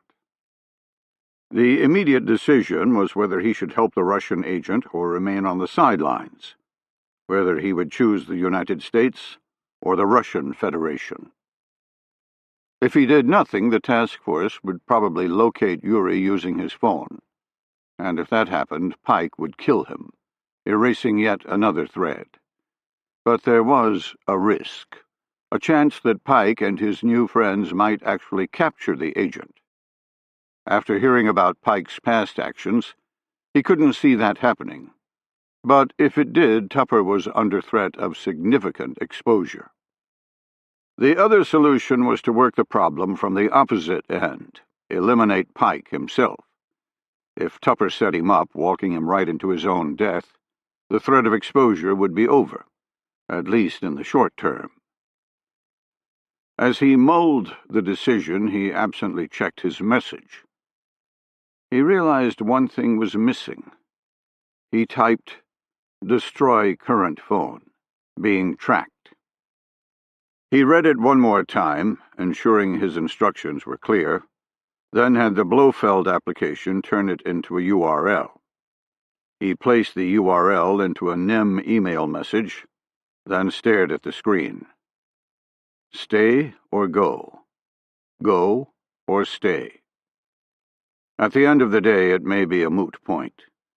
If Kurt sent the link-up instructions before Yuri replied with his own, he wouldn't be able to switch the messages. And did he really wish to start the precedent of being tasked by Yuri? Is that what he wanted? But he was an agent of the USSR, the highest mole they had ever produced. He still had some patriotism buried in his heart. Patriotism for a government and country that no longer exists, he thought. He grew tired of the back and forth. This was only a first step. If he changed his mind, he could always just ignore what came back. He hit send and opened a drawer of the credenza, pulling out a set of handcuffs. He had more pressing matters to attend to, like his wife's breasts. Chapter 66. The sun crested the horizon and began to burn off the early morning mist, exposing the cracked cinder blocks and broken windows in the old communist warehouse, the building a metaphor for what Russia had become. Yuri's cell chirped with a text that Akimbo was 10 minutes out. 10 minutes to decide what he was going to do. He'd expected to find a fault in the system, the device unable to reach critical mass, leaving the explosive charge to simply spread the plutonium into a giant, deadly radiation cloud. But now he had a real nuclear weapon, something he couldn't give to Akimbo as it would point the finger back at Russia. Velcroed to the top of the hood was a sleeve. He peeled it off and opened it. Inside were 2 keys and a slip of paper with Cyrillic writing, both bringing back memories of his training on the device and a potential solution. How could I forget the fail-safe, he thought. Each key was 2 inches long with a square end a half-inch wide, looking like a miniature paddle. At the start of the neck, the key grew very thin, with notches on both sides. Farther down, it expanded into a complex laser cut. The keys were designed to be inserted and broken off at the notches, preventing anyone from reversing the procedure. There were 2, not because the designers intended for 2 people to utilize them in order to arm the device. That was already taken care of by the PAL. The key slots were right next to each other and could be worked out of sequence. No, the number was to determine how the device would react once armed. 2 was for nuclear detonation. 1 was for self-destruction. The Wimple had trained for the deep penetration of Western Europe, with each team having a selection of targets in various cities. He had no idea where this hammer was destined to go, but it was probably the German Chancellery in Bonn. Given the distances that had to be infiltrated, there was a great chance for discovery of a Wimple team, a chance for the RA-115S to fall into enemy hands. Because of this, there was a built-in method for destroying the device. Do everything as required, but only use 1 key. An implosion bomb, like the hammer, was created by surrounding the plutonium pit with high explosives, which, when detonated, compress the pit, causing a chain reaction. Simple in theory, but very, very technical in execution, because the compression had to happen with mathematical precision. If any of the explosive failed to fire, or fired out of sequence, it would not produce critical mass. It would simply explode with the force of the conventional munitions. The use of 1 key did the latter. It caused the explosives to fire out of sequence, which destroyed the device, preventing it from falling into enemy hands. At least, that was the intended use. In this case, it also created a dirty bomb, flinging out a large cloud of poisonous radiation that contaminated everything it touched. He bounced the keys in his hand, considering. With 1 key inserted, once the PAL was initiated, there was nothing anyone could do to alter the device's destiny. It would be on the path to self-destruction. On the other hand, he would be giving a live nuclear weapon to Akimbo. A weapon that would be out of Russian control. But the African knows none of this, he thought.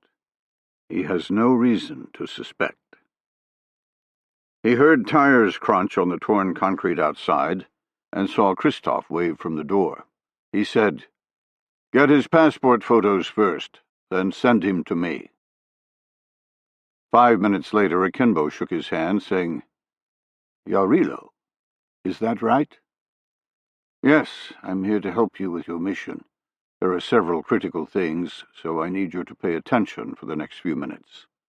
Akimbo nodded and pointed at the box. "What's this?" "It will replace the chemical weapon the Syrian was bringing. It's a radiological dispersion device. Basically, a hunk of plutonium material surrounded by explosives. You understand what that means?" "Yes, I have read about it. The radiation is poisonous. They call it a dirty bomb." Yuri smiled, thinking that maybe the savage would work out after all. He said, "Yes, exactly." He knelt down and opened the box, showing Akimbo the PAL and the key slots.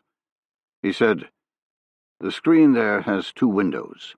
The bomb was designed to be initiated by 2 people as a safeguard.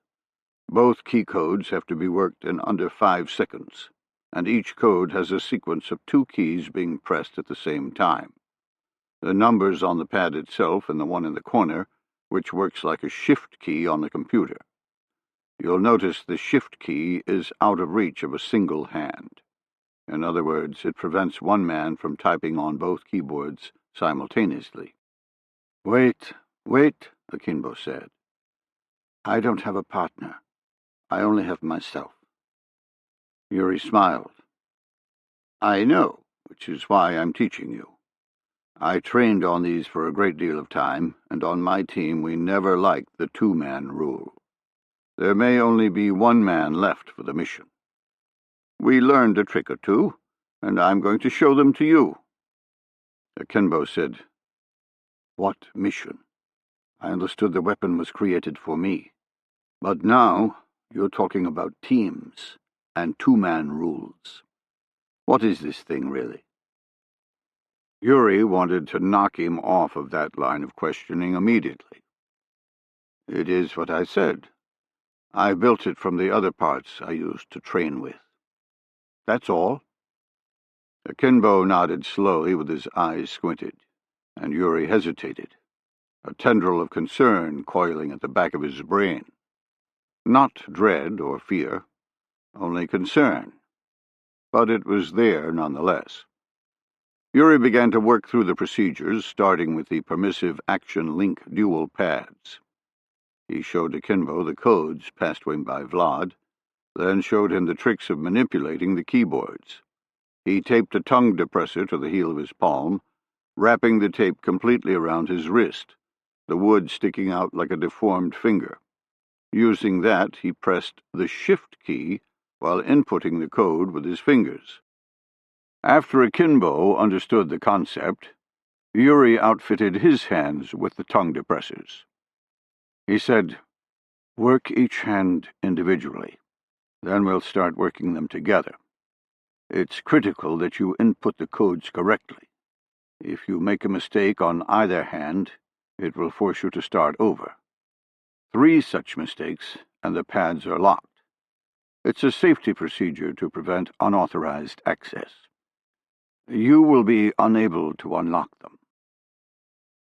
They continued for 45 minutes, until Yuri was confident Akimbo could manipulate the keypads under pressure. He said, "Okay, you know the codes for each pad, but that's not the entire sequence. Getting the weapon to detonate is a 3-step process." He pulled a key from the vinyl sleeve in his pocket and said, "First, you input the PAL code. Once that's done correctly, you'll get 3 flashes on the screen. When you see the flashes, insert this key." He pushed and twisted. "Once it's rotated, you'll see this light. After that is complete, the screen will show zeros across both displays. When you see the zeros, you know you're set." He pointed at a small cover with a single tab projecting out. "That is the detonation button." He flipped up the cover, exposing a red button. "You get the zeros indicating successful arming, and you press this button." Akimbo nodded, telling him he understood. Yuri inwardly smiled at the deception. He wanted Akimbo obliterated, along with any evidence of Russian involvement. So he'd made a little omission about the arming sequence during the weapon deployment. The zeros weren't there to indicate successful arming. They were there as a timing capability. With the timer set to 0, the weapon was set for instant detonation. But there was no reason for Akimbo to know that. Yuri said, "You see how the key is shaped?" Another nod. "It's designed to be reusable if the operator wants it to be, like we're doing now, but also designed to be permanent. If you rotate the key to the on position, then give the paddle a sharp blow, it will break off, leaving the key embedded. From there, nothing will stop detonation." "What is the other key for?" "What other key?" "There are 2 keyholes." "What is the second hole?" Yuri fumbled his words, then managed to get out, "Nothing. It's a backup." Akimbo said not a word, but his expression told Yuri he didn't believe him. Yuri said, "Walk me through the sequence in real time, but do not turn the key." Akimbo did as he asked, using the tongue depressors, placing in the key, then flipped open the cover for the detonation button. Yuri was satisfied. "The same man who brought you here will take you home. Tomorrow we will take you to the Overseas Freight Company, DHL. Using the passport we will provide, you will ship the weapon to this address." He passed a slip of paper.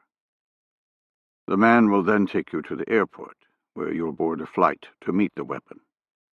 From there, it will be up to you." What is the target? You'll find out tomorrow. Have you made a martyr tape? Akimbo said, I have no target. How can I proclaim the target was struck in the name of the Prophet when I don't know what it is? Yuri pulled the key and placed it back in the sleeve. He said, You'll get the target tomorrow, and you will mail the box to the address. I will want to see a receipt before I pass you the key. Akimbo said, What's the other key for? I already answered that. He pointed at the sleeve Yuri was putting in his pocket. You said the second key slot was just a backup, but there are 2 keys in that case. It's a backup as well. That makes no sense. Yuri slammed the lid of the hammer closed and said, We're done. Get the fuck out of here. We'll pick you up tomorrow. Be prepared to fly. He watched Akimbo leave and felt the little sniggle of warning raise its head like a foul odor seeping from under the floor. Once again, nothing concrete, nothing specific, just a faint wisp of something decayed that was gone before he latched onto it. He got back to the hotel and accessed his computer, checking his NEM account on Tor. He rubbed his eyes as the Tor network went through its handshake, shifting his ISP to 100 different computers in an endless stream, protecting his anonymity. He leaned back into the cheap hotel office chair, the weight of sleep pressing down on him. He'd been awake for close to 24 hours and felt every minute of it. A small jolt went through him when he saw he had a message, and the urge for sleep melted away when he read it. It was from the sleeper agent in the United States, handing him the American team on a platter. Chapter 67. Lamar Radinsky stepped out of his hotel in Berlin, barely able to contain his excitement. Finally, after years of mundane work, he was going to execute a mission. Well, not execute per se, but at least facilitate the mission. At least brush up against the tip of the spear. The thought alone put a spring in his step. 15 years ago, he'd started out as a logistician in the CIA. A number cruncher. A guy that kept track of where the weapons were dropped.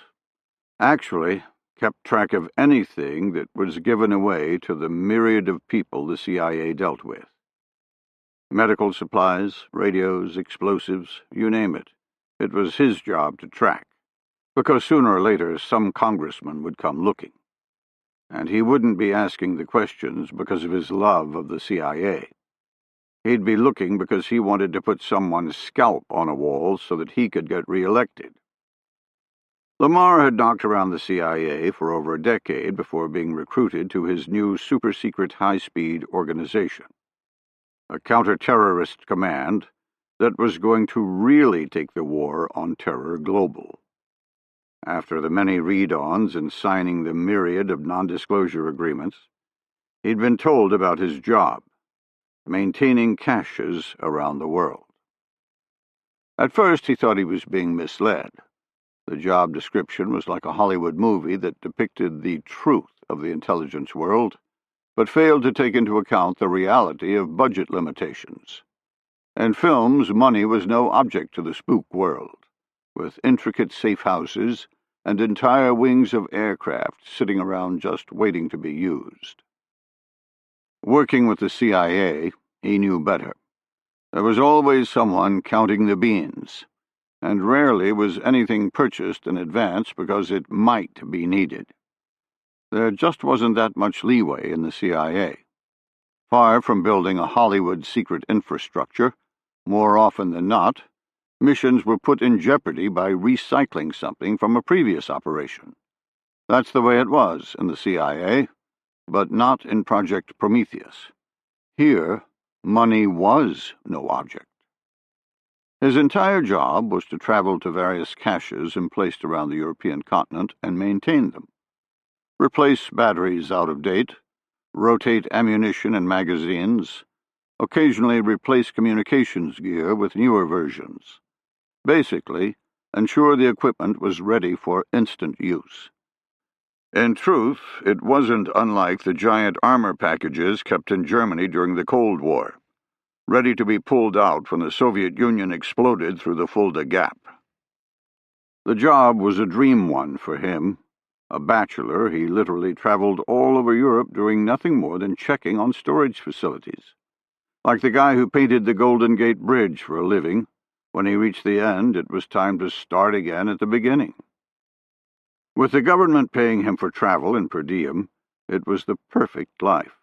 No stress and no danger. But it had ultimately grown old. He'd maintained the caches and felt a sense of self-worth because he knew they'd eventually be used to protect America. But they never were. Ever. He'd become a little jaded about the job, growing bored, and beginning to think the entire effort was just a waste of government money. Maybe the CIA had a point about fiscal restraint.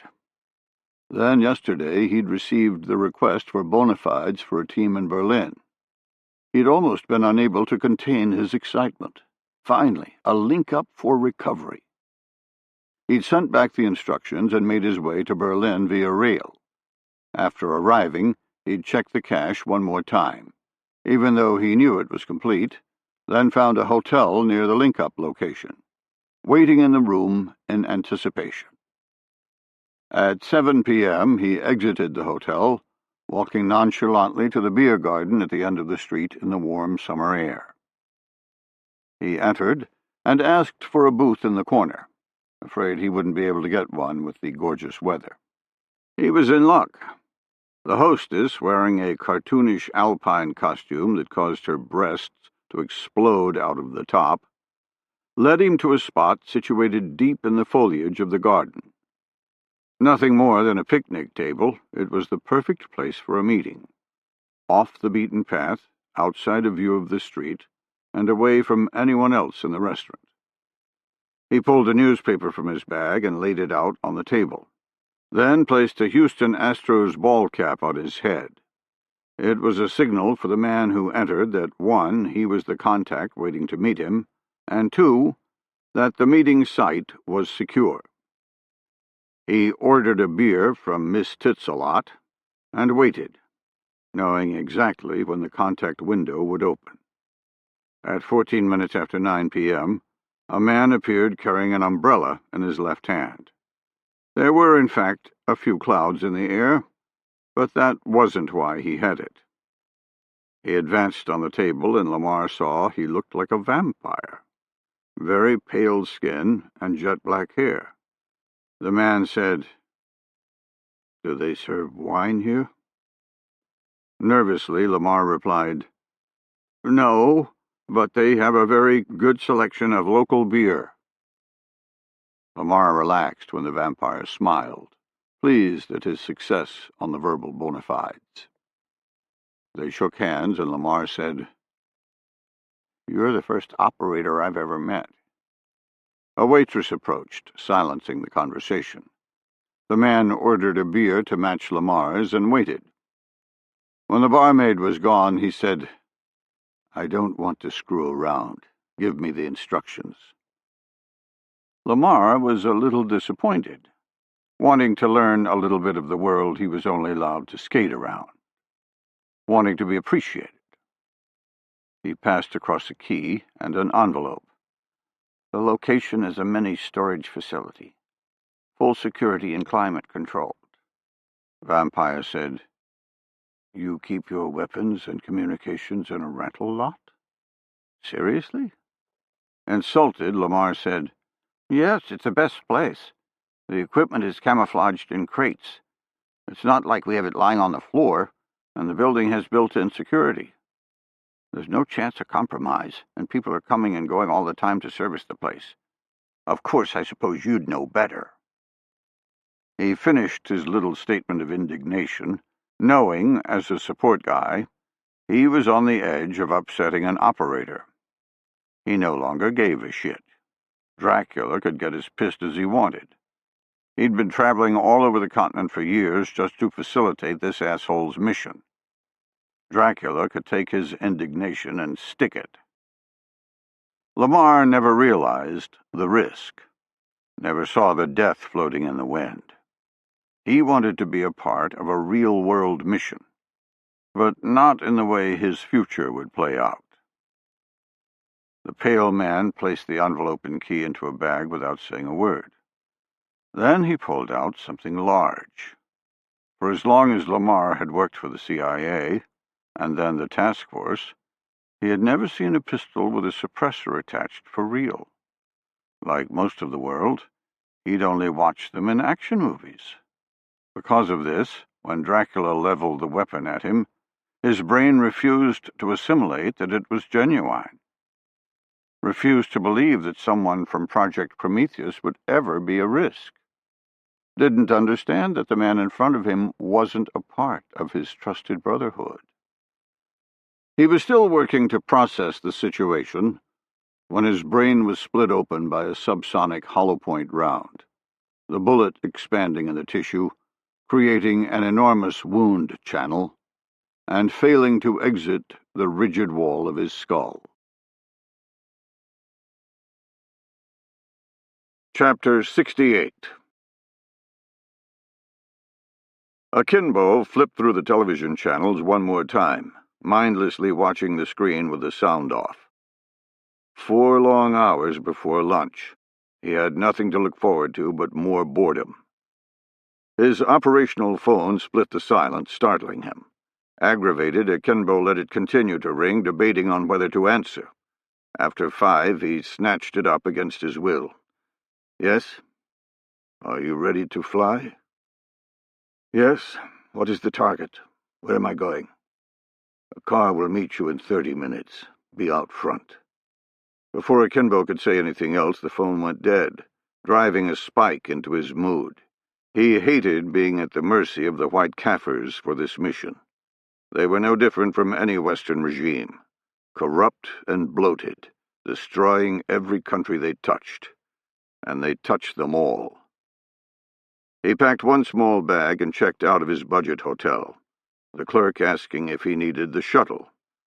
Just outside Tegel International Airport in the northwest of the Berlin metro area, the establishment catered to the cheaper business traveler, with most customers reliant on the hotel transportation.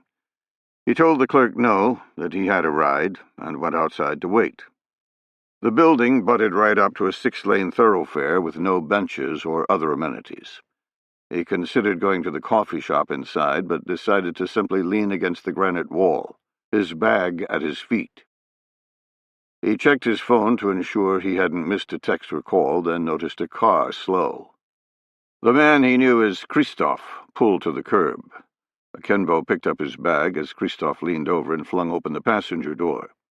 Christoph pulled away before Akimbo even had the door closed, not saying a word.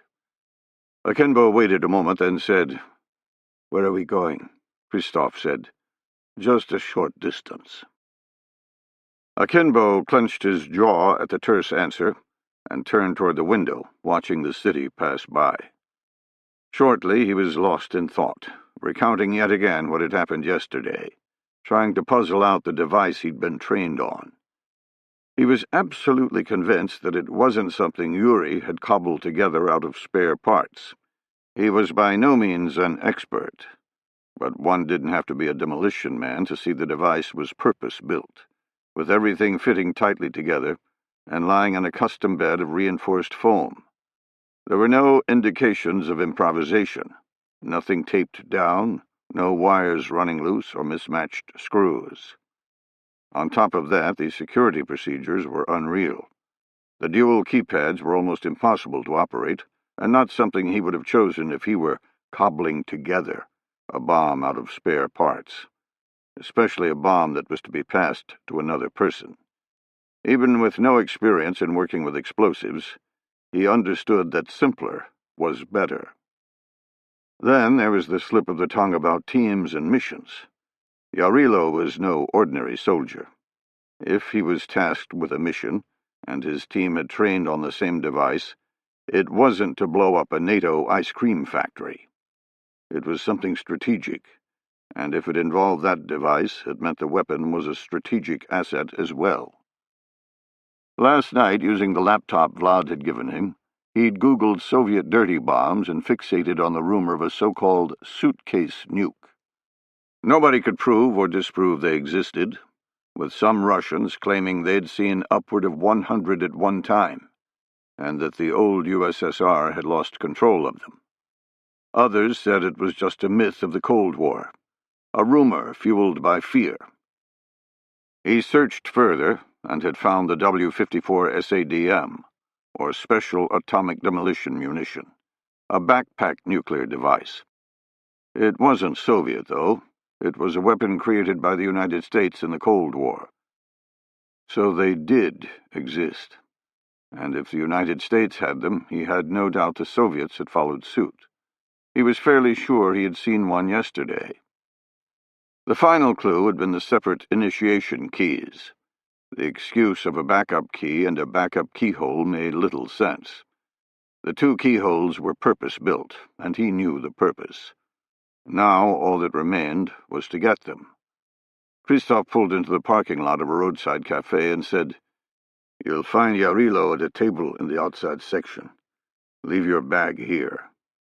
Akinvo exited, went through the interior of the cafe, the heavy aroma of baked goods and coffee reminding him he hadn't eaten breakfast.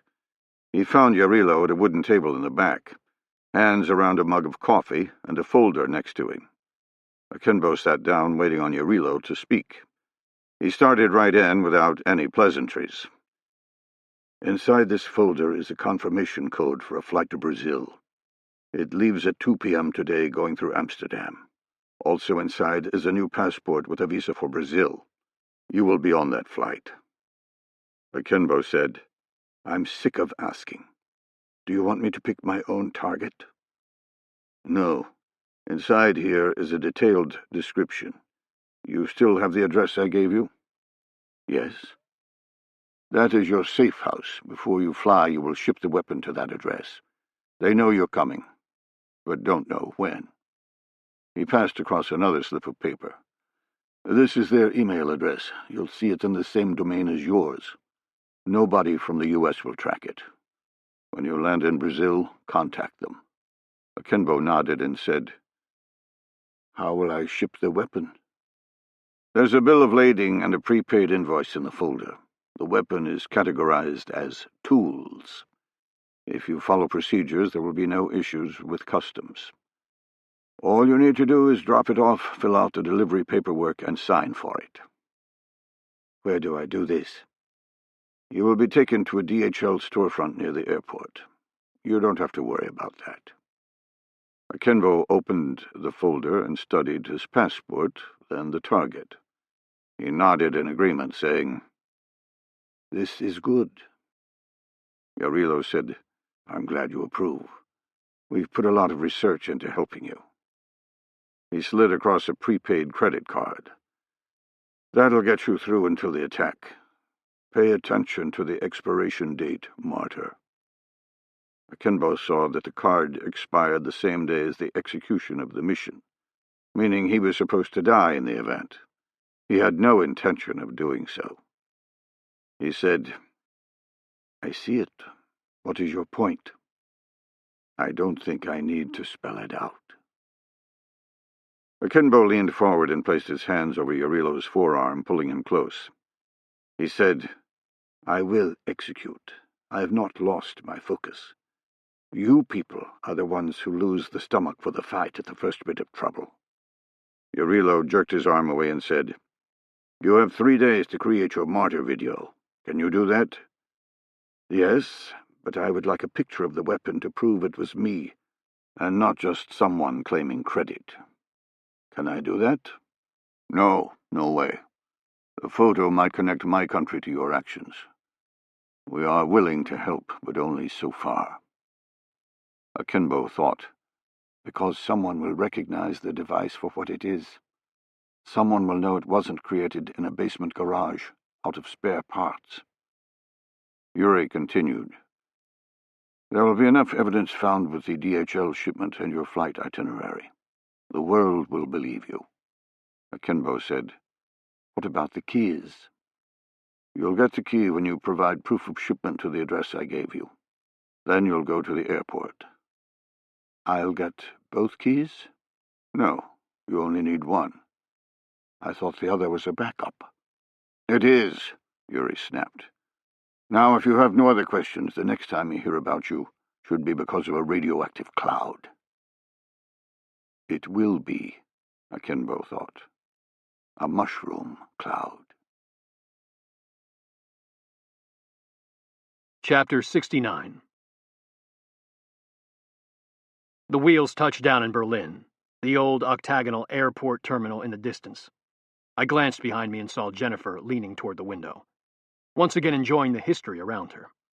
Before we'd taken off, she'd explained to me that Tegel International Airport was the famed landing spot for the Berlin airlift when the commies tried to strangle West Berlin during the Cold War.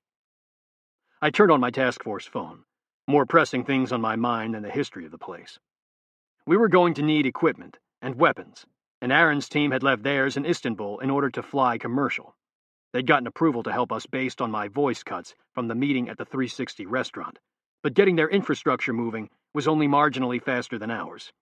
When I heard it would be 2 days before they could set up a pipeline to get their weapons and equipment out of Istanbul and into Berlin, I'd told them to forget it, and that I'd provide the equipment. We'd pretty much given up pretending with each other about our occupations. Well, at least pretending that Grolier Recovery Services was just a business for exploring old shit. They didn't know who I worked for, but understood it was some sort of U.S. government organization. They couldn't figure out if it was military or intelligence, which was fine by me, and they were really perplexed about Jennifer. Aaron and the Mossad had a pretty deep understanding of the United States secret squirrel organizations, and they knew that the CIA had no femme fatales like Jennifer, no killers like the Mossad had in Shoshana. Case officers and analysts, yes, but nobody who could have survived the ambush Jennifer had in Istanbul. It really made them curious, especially Shoshana. As much as we were allies, Israel was distinctly different from the United States for a multitude of reasons, not the least of which was the fact that they lived on the edge of annihilation. People in the United States had long forgotten what it was like to live in fear of losing their way of life, but Israel endured with that specter every day. It was like comparing a 21st century soccer mom to a woman fighting wolves on the prairie in the 1800s. Shoshana lived in a world that may not exist tomorrow, much like the citizens of West Berlin in the Cold War. She was a lethal killer who, while not immoral, was definitely amoral. There were plenty of people in the task force who leaned toward her worldview, including me, but every single one had a Y chromosome. We'd never had a female on the killing end of the spear, and because of it, Shoshana was curious. She saw a skill in Jennifer that might even exceed her own, but also a lack of will to use it. In Shoshana's mind, the mission came first, followed by her life. Without question, both were worthy of killing to protect, the ends completely justifying whatever means was used. In Jennifer's mind, everything was up for question. The mission came first, but only if it was worthy, and, unlike Shoshana, she would sacrifice her life if so doing would ensure the greater good. She hadn't grown up with the wolf, and because of it her worldview was different. Shoshana saw this qualification as weak, but I knew better. Jennifer was stronger than the both of us. I'd ended up next to Shoshana for the flight out, with her in the middle and Daniel in the aisle. Jennifer and Aaron were in the row behind us. I'd offered to switch, but Aaron had said he was fine. He didn't fool me one bit. He wanted the opportunity to explore what was next to him, which gave me a little concern. Jennifer had been trained and knew better than to give anything away, but I still didn't like her in the crosshairs. It didn't take long for me to understand we were both in the crosshairs. Like every Israeli government individual I'd ever known, Shoshana began to interrogate me as soon as our wheels left the ground. Unlike the others, where flattery usually hid a quest for information, she started off by poking me in the eye. "I'm surprised you convinced Aaron to come along. We don't usually follow someone with such a poor record of success." I said, "What the hell would you know about success? You're the one who slipped in a patch of soap. I'm the one who ripped you off your bike." I saw a small grin leak out. She was clearly not upset. In fact, it was almost like she was hitting on me. She said, "You aren't like her. Why is she with you?" The change of subject threw me off. I decided for sarcasm. "I didn't think you cared. I didn't think I had a chance with you." "You don't." I leaned in close, brushing her thigh as I did so. Really? You sure about that? You seem to be pretty interested for someone who doesn't swing my way. The invasion of her personal space didn't affect her at all. With my face inches away from hers, she frowned and said, I guess I was wrong about you. And so was Jennifer. I pulled back and said, What's that supposed to mean? You don't even know me, or Jennifer. I know you. You're right, though. I don't know Jennifer. She's strange. I'm talking to a female Spock, I thought. I said, You don't know me at all, damn it. She said, You just rubbed my thigh in an attempt to get me to back down. You use your sex as a weapon, and it's very clumsy. You are no different from every man I've ever met. I do know you. What I can't figure out is why Jennifer is with you. She seems to see something everyone else on the planet misses. I felt anger, then embarrassment. Who the hell was she to diagnose my psyche based on a single conversation? She had no idea what had happened between Jennifer and me. I gave up on the tricks and looked her in the eye. Jennifer saved my life, and I don't mean in a physical way. When we met, I was in bad shape. I was within a couple months of killing myself. Maybe not by my hand, but it would have been suicide all the same. She pulled me out of the pit. You asked why she's with me, but you don't understand the relationship. I'm with her. She studied me for a moment, searching behind my eyes for the lie that didn't exist. It felt like she was reading my soul, and maybe she was. She slowly nodded and said, Perhaps Jennifer was right to do so. I broke the gaze and said, I'll never know why she did it. I don't know what drives her. She has her own moral code, and it's pretty set in stone. And you think it's better than your own? It is better than my own. Better than yours, too, I'm sure. Can she kill on command? Will she do what's necessary? She'll kill, but she's not like a robot. She has to know why she's doing it. You Americans always want to know why. It's a weakness we cannot afford. I looked between the seats and saw Jennifer talking to Aaron, a smile on her face. I said, It's not a weakness, it's a strength, and it serves us well. She said nothing, reading my glance at Jennifer. I got a little sick of the Vulcan mind meld and said, You don't mind. I'm going to get a little shut-eye. She put her hand on my arm, stopping me from closing my eyes. She said, Your recording said they were targeting Israelis, and that's good enough for me. You think any of these other Russians had anything to do with Munich? You really got a hard-on about that, huh? I saw the feral glint return to her eyes, the same one she'd shown when she'd found out about Vlad. She said, More than you know. The world needs to understand how far our reach is and how long our memory runs. It is the only way to prevent future attacks. You don't think it just starts a cycle? Your grandfather was killed in Munich, and now you take the lives of the killers? You know Ali Salama had a baby before he was targeted, a son? You ever wonder if the daughter of that son is now hunting you? She snorted. So what you do is better? Because you kill them from the air with a predator strike?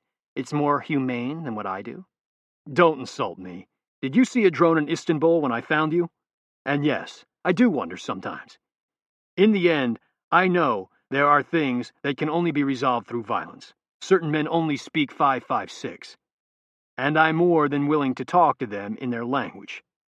There are plenty in America who don't understand this, but I do. I also understand that violence alone isn't the solution. All it does is keep the bad man away for a little bit. It creates some distance. She said, You don't need to worry about any of that with the Russians. They're as bad as they come. You need to know that going in. We tangled with them once before, and I learned early to shoot first, period. You don't, and you'll be dead. I said, I get that, trust me. I don't give a shit about any second and third order effects with them. They picked the wrong team to hit, and now they're going to pay. The little devil grin flitted across her face, and she said, Sort of like Munich. I scowled at the comment. Her ability to twist my words and back me into a corner grated on my limited good nature. Before I could respond, she said, You better get Jennifer in the same mindset. She starts questioning why she's doing something with these guys, and she'll be dead before the thought settles. I said, Don't worry about her. When her back's to the wall, she finds a way to win. She always has. She traced her finger across my thigh very close to my groin. causing me to stiffen, then slap her hand away. She smiled at my reaction, completely opposite of her own response to the same approach just minutes ago. She won that round, and she knew it. She said, "I'm glad. I'd hate to lose my chance at showing her the light." I gritted my teeth, furious at her getting the better of me. Daniel tapped her on the shoulder from the aisle seat. She pulled back, maintaining eye contact. He whispered in her ear, and our conversation ended, the two now debating something I wasn't privy to. I leaned against the window, spending the rest of the plane ride pretending to sleep, the discussion playing in an endless loop. Once on the ground, I focused on the mission and ignored her ability to mess with my mind. Just as our plane arrived at the gate, my phone locked onto a cell signal and began a data transfer. I had an email from my company and was relieved to see it was a link-up plan with the asset. The good news was the person who maintained the cache was available to meet tonight. The bad news was he wanted to execute the link-up in Magdeburg, Germany, 2 hours away.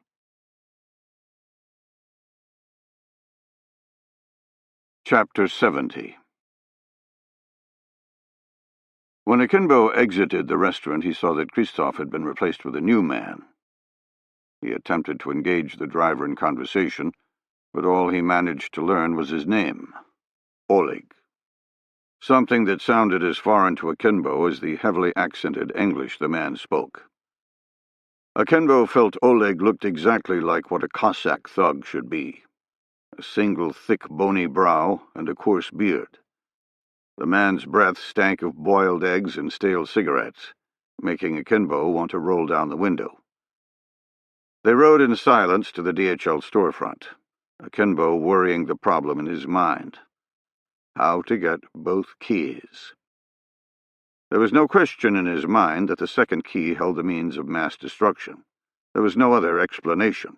What he questioned was why the Russians were willing to use him to set off a dirty bomb, but not a real nuclear explosion.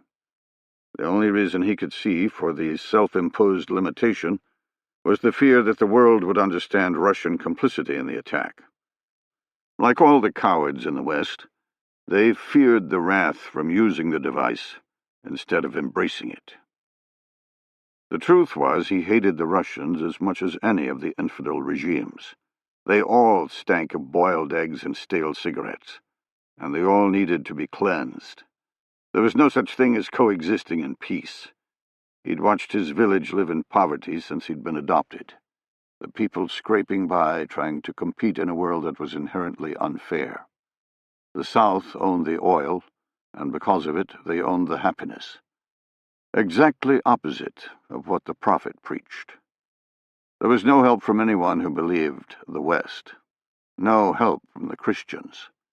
The only help was through their own exertions, and the only path was through Allah. The dim memory of his father shamed him, as he was once one of the oppressors. It made Akimbo quiver in quiet rage, praying harder and harder for forgiveness, praying that he would get the chance to strike back at the inequality. And now he could. He said, "Oleg, I was told I would get the key for the weapon. Do you have it?" "I do, but you won't get it until you mail the package. That's your ticket." "Where is the package?" "In the trunk." "And the key?" Oleg looked at him with snake eyes, drawing on a cigarette. He said, "What fucking difference does it make?" "The difference is I'm about to risk my life on a bill of lading you created, taking a bomb into DHL. I'd like to know I'm not being used." Oleg stopped at a red light. He glanced at Akimbo, then reached behind the seat, pulling up a small black corduroy nylon bag. Military-looking, with loops and Velcro all over. Oleg unzipped a top pouch, showing the vinyl sleeve with the 2 keys. Deeper in, Akimbo saw a pistol and what looked like brass knuckles. Oleg said, "There it is. Now shut the fuck up." They drove in silence for another 10 minutes, then Oleg pulled into a parking lot. He said, "The DHL store is around this corner. The device is in the trunk." I'm sure they have cameras, and I don't want to be seen driving in. When your attack is done, everything will be analyzed. You will drive from here." Akimbo nodded slightly, then said, "You'll wait here? You won't leave me?" Oleg laughed and said, "No, I'll be here. Don't wreck the damn car." Akimbo said nothing. Oleg reached behind him, pulled out his go bag, and exited the vehicle. He said, "You're gone more than 20 minutes, and I'll hunt your ass down. You won't like the results, I promise."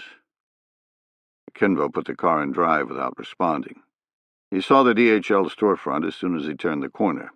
He pulled in, parked, and opened the trunk, seeing the weapon inside. A square piece of plastic luggage that looked like a modern pelican case, complete with butterfly closures.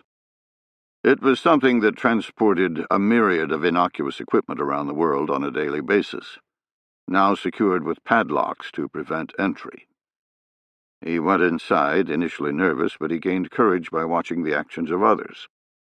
He presented his bill of lading, filled out the paperwork presented, then signed. The machine spit out a complex receipt, and he took it. He went to the car, hoisted the box out, and placed it on a dolly, wheeling the weapon inside. When the man behind the counter placed his hand on the dolly, Akimbo said, "Does this have to go to an address, or can I pick it up?" The man said, "Yeah, you can pick it up. Save you some money, actually."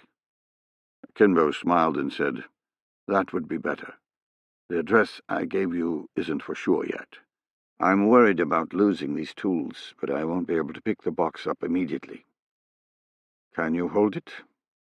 "Yes, but not forever. And it'll have to be at a distribution facility." "I understand." Akimbo pulled out his wallet, saying, "I'd like one in Sao Paulo." "Can you do that?" The agent squinted and said, "That's nowhere near this address." "I know, but my company is located in Sao Paulo."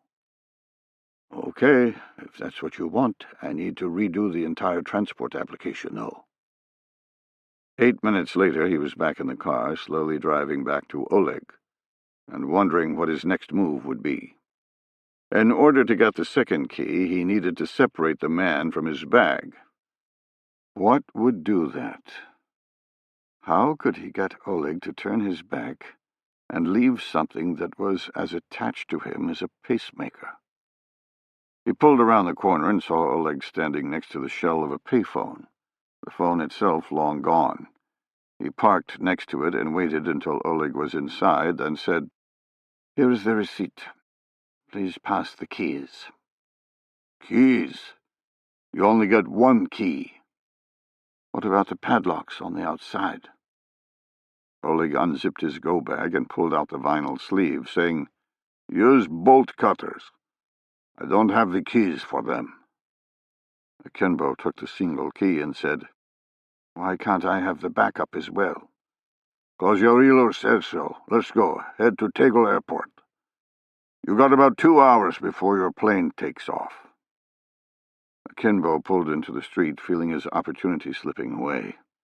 He drove south, weaving through the congestion toward the airport. He glanced out of the corner of his eye and saw the bag sitting in Oleg's lap. No way to get to it. 10 minutes of fruitless thinking later, and he reached an intersection with a sign proclaiming Tunnel Flughafen Tegel, the Tegel Airport Tunnel. Once he entered that, there would be no further chances. The next stop would be the terminal building.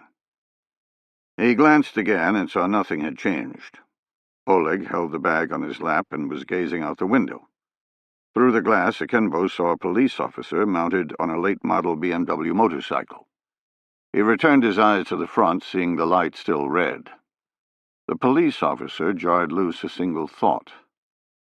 Oleg will hide the bag from him. He made his choice, goosing the gas pedal. Oleg shouted, "Whoa!" Akimbo slammed on the brakes just as they skidded into the car in front of them, an old Peugeot sedan, crumpling the bumper. They had traveled no more than 5 feet. Oleg leaned forward, surveying the damage to the car in front.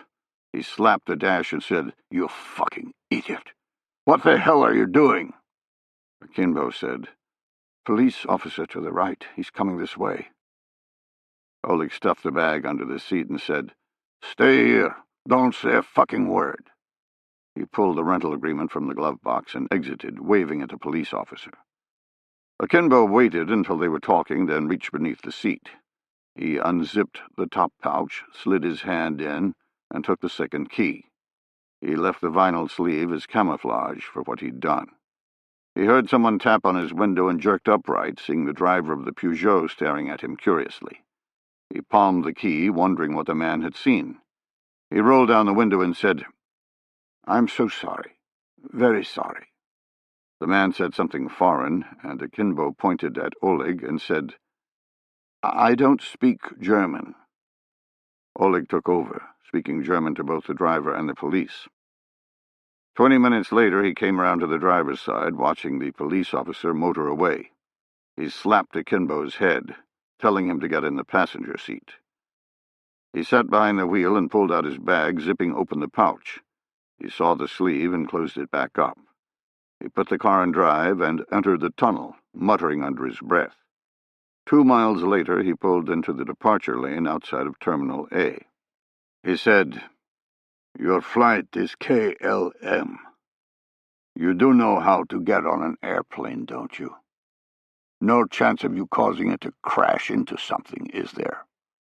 Akimbo gritted his teeth and said, "No, I can get on an airplane." Oleg said, "Then get the fuck out." Akimbo did, barely having enough time to grab his small carry-on before Oleg sped away, leaving him standing on the curb by himself, clutching 2 keys in his palm.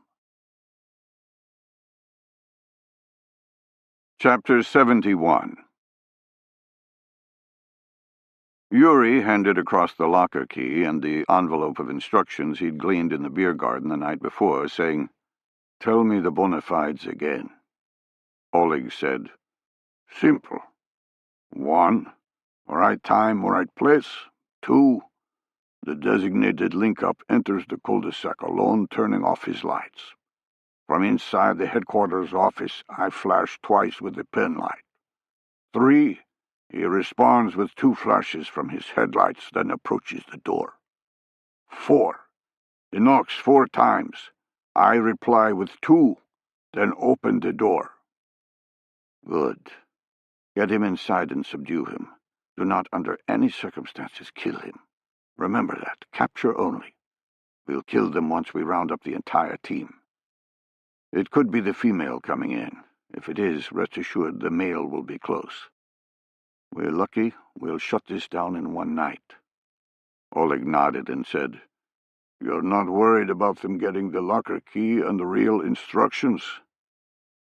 Yuri racked around into his PP-19, aiming through the holo sight at an imaginary target. "No, I'm more worried they'll smell a trap. I don't know if those things are a one-off or another safety signal. They can hold them for the 40 seconds it'll take before I collapse their world." Oleg said, "Good enough for me." After Oleg left, Christoph said, "You want me here or on the airfield inside?" "Airfield side. I want to block all exits. Peter stays in the vehicle in case we need a chase team, but you and I will choke off the entrance to the cul-de-sac." Christoph nodded and said, "I'm headed out. I want to use the light while I got it." As he left, Yuri said, "Check for bums.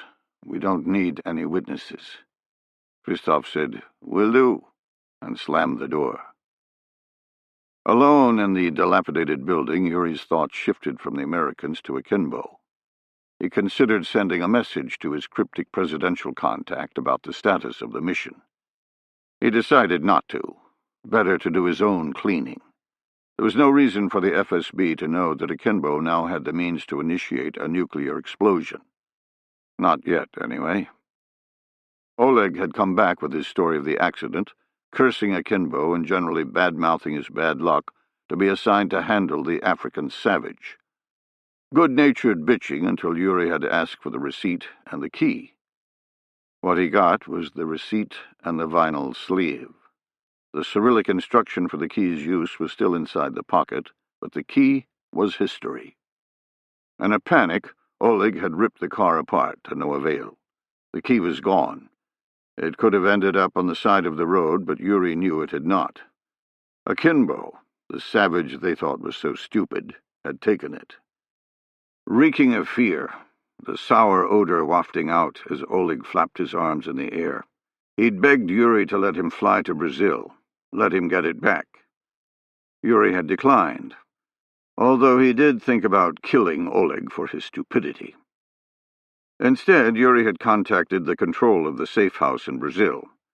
Thinking about what Akimbo had done, he figured the man would try to protect his theft of the key. He had to in order to penetrate the safe house and gain access to the weapon. Yuri had the DHL receipt, so he knew that's where the weapon was going. But Akimbo would be on edge, trying to determine if he'd been found out. The last thing Yuri wanted was a spike, whereupon Akimbo knew they were aware of his treachery and afraid to enter the safe house. No, he wanted Akimbo chained to a toilet until he could arrive and provide some corrective action. Then force him on his little mission with a single key. He'd fired off an email to the safe house, instructing them to send Akimbo an innocuous introductory message from their address, ordering them to lull Akimbo into complacency. He ended the message by giving them Akimbo's itinerary, stating in no uncertain terms that if they failed to capture Akimbo when he arrived, the repercussions would be dire. In the end, he was surprised at Akimbo's skill and cunning. He'd thought the African was an ignorant peasant, and for that Yuri was now paying the price, but not for long. Akimbo had managed to get the key, but he'd still shipped the hammer via DHL. Yuri had the tracking number in Akimbo's flight itinerary, which meant he could stop the weapon from ever arriving in Akimbo's hands. Yeah, he'd been smart about the key, but he was woefully inadequate in modern-day logistics. Yuri wanted to gut the African as much as he did the American team. But first things first. He glanced out of the cracked window, seeing the sun dip below the horizon, and knowing that his position was about to get dark, the electricity having been long since cut off at the old air base. He keyed his radio, getting a confirmation from Oleg in the link-up position, Christoph on the other side of the cul-de-sac, and Peter in the reaction vehicle. He said, "Keep your eyes out. This is about as easy as we've ever had, but it could still go wrong. Peter, after early warning, you're still in play. I call, you'd better be able to react. Christoph, I have the west, you got the east. Nothing escapes." They acknowledged, and he had one final command. "Oleg, it's your mission now. You understand what that means?" "Yes, sir. I do." "Remember Dmitri. Remember what they did. I want that bitch. I want that team. I told her I would skin her alive when I caught her, and I intend to keep that promise." Chapter 72. I rolled out of the truck, hitting the ground harder than I wanted, feeling the impact in my bones. I slid to a stop, knowing that damn woman was driving way too fast. I saw Aaron tumble out a good 50 meters away, proving my thought. I saw the glow of the taillights disappear and hoisted my backpack in the darkness. I scuttled to his location and said, "You okay?" "Yeah, some bruises." "What the fuck is Shoshana's problem? It's like she wants to punish you every time she does anything." He grinned in the soft glow of the moonlight and said, "She's punishing you." I had no time for that. Jennifer was going to be on short final for the link-up, and we needed to get in position to lock down the location. I had no idea why the Taskforce contact had chosen to conduct a link-up on an old Soviet airbase, but I was sure it was for a good reason. I'd learned early not to question the Recce Force. 9 times out of 10, as the assault force, you thought the link-up procedures or the information provided was weak, with you being a smarter operator trying to fix the problem. Then, after the assault had gone down, you found out the recce ground truth was real. No. You can't walk right up to the breach point wearing a banana costume. No, we don't have X-ray vision of the hinges in the interior of the building. Yes, that minefield will prevent you from movement from the wood line, but feel free to ignore our report. This, though, was stretching things. The Magdeburg Air Base was out in the middle of nowhere, full of decaying buildings that had been abandoned shortly after the wall fell. Why on earth we were meeting here was beyond me, but I wouldn't put it past the Taskforce to cache a supply bundle at this location. Hell, I'd have done it just for the humor, but I figured whoever had created the caches was more mature. The link-up location was at the end of a cul-de-sac on the edge of the flight line. It was a narrow strip of asphalt lined with row after row of concrete government buildings, now being reclaimed by nature. Right at the end, the road took a turn to the left, running about 50 meters straight up against the runway, with a small cul-de-sac that held what must have been the best of the best for office space. I suppose it was an effort to create somewhat of a view for whichever Ivan had the pull back when the base was active, but for me, it caused an issue of security. I knew the task force guy we were meeting was no threat, but I wanted to prevent anyone from interfering with the link-up. Truthfully, it was overkill, but since we had the manpower, I figured we might as well control the site. In doing so, I also hoped to get a feel for my new teammates. So far, after bouncing on the concrete, I wasn't too impressed. In 20 minutes, Jennifer was going to drive up the middle of the pipe, execute the bona fides, then link up with the asset. Shoshana, the little femme Nikita, and Daniel, the guy who planned his life by a Ouija board, would take the eastern exit. Aaron and I would block the western side, which happened to be across the old runway, leaving us a 200-meter crawl to get in position. I wasn't too happy about Jennifer going in alone, but the bona fides from the asset had demanded a singleton link-up, and I'd do more good on the outside, controlling the operation and the team. Plus, it gave Jennifer some extra experience and gave me a chance to evaluate the Israelis. Aaron took a knee and pulled out a set of binoculars. They weren't night vision, but they were better than nothing to determine any activity across the airfield. I scanned the houses, not seeing anything unusual. Just a bunch of broken-down old communist block buildings, looking like something from a post-apocalyptic movie. I said, "Looks clear, you ready to go?"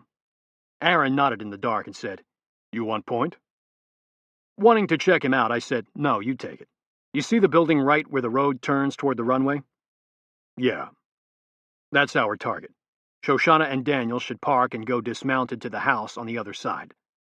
He nodded, pulled a black watch cap on his head, and proceeded to snake his way down a drainage ditch, the path taking him farther away from our objective initially, but giving him cover. He disappeared into the scrub of the ditch, and I scrambled to catch up. I fell in behind, watching him move, and knew instantly that he wasn't just an intel collector. He'd done this for real more than once in an operational role, which meant he was some version of Sayeret, Israeli Special Forces. Beyond the fact that he'd picked the exact same route I would have, you could always tell when someone was comfortable moving in the dark. No fumbling around, no hesitation or stutter-stepping, walking with the hands to the front, afraid of running into something he couldn't see. He glided along at a rapid pace, dodging limbs and stepping over rocks as if he had some Yoda skill, something that could only be gleaned through experience. We reached the edge of the ditch, and he paused. "We have to cross 50 feet of open ground to get to the back of the building." "And we can belly crawl or we can run." "What do you think?" "Belly crawl will take forever. It's the movement that will get us compromised.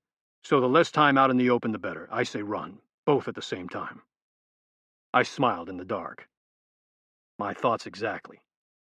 I said, "Sounds good. Stay away from the line of sight of that back door." He nodded, and we cleared the open area as fast as possible, sliding up against the rough cinder block. We remained still, listening for any movement. Nothing happened. I worked down the back side of the building and peeked around the corner. I couldn't see the street due to overgrown landscaping. I looked at my watch and saw we were close to the time window. Jennifer would be rolling in shortly. I whispered, "Time for the belly crawl. Get down the wall until you can see the road. Stay below the windows."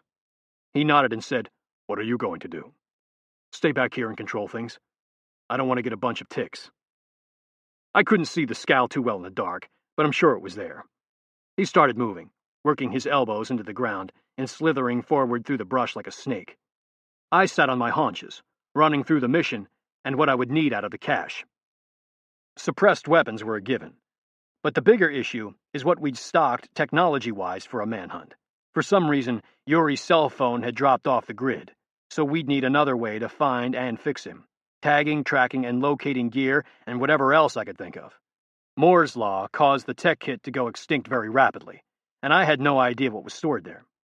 If everything was no longer relevant, at least I still had the kit from Istanbul, the Goblin IMSI grabber, Pony Express, and other knickknacks.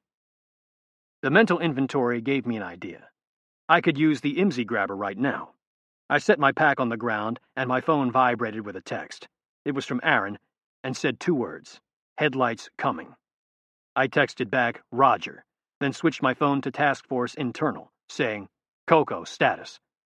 Coming in right now, making the turn to the cul-de-sac."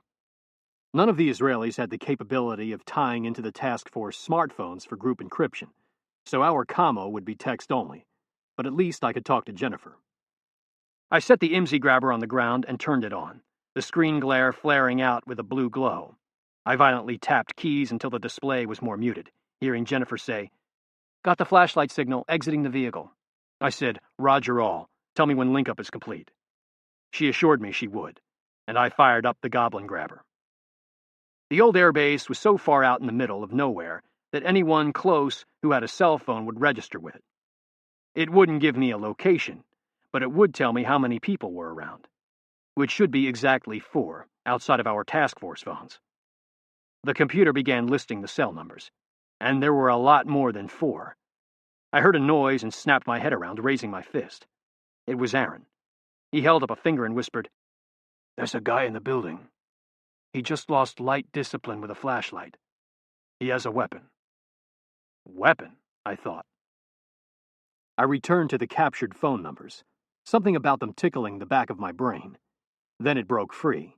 They were Russian numbers. I shut down the grabber and keyed my phone. Coco, this is Pike." Nothing happened. "Because you just locked her phone. It's got to find a tower." I waited a beat, then tried again. I got nothing. I pointed to the door at the back of the house, the one we'd avoided when we ran across the open area. I pointed to the building, then ran a finger across my throat. Aaron nodded and began sliding that way. I finally heard Jennifer.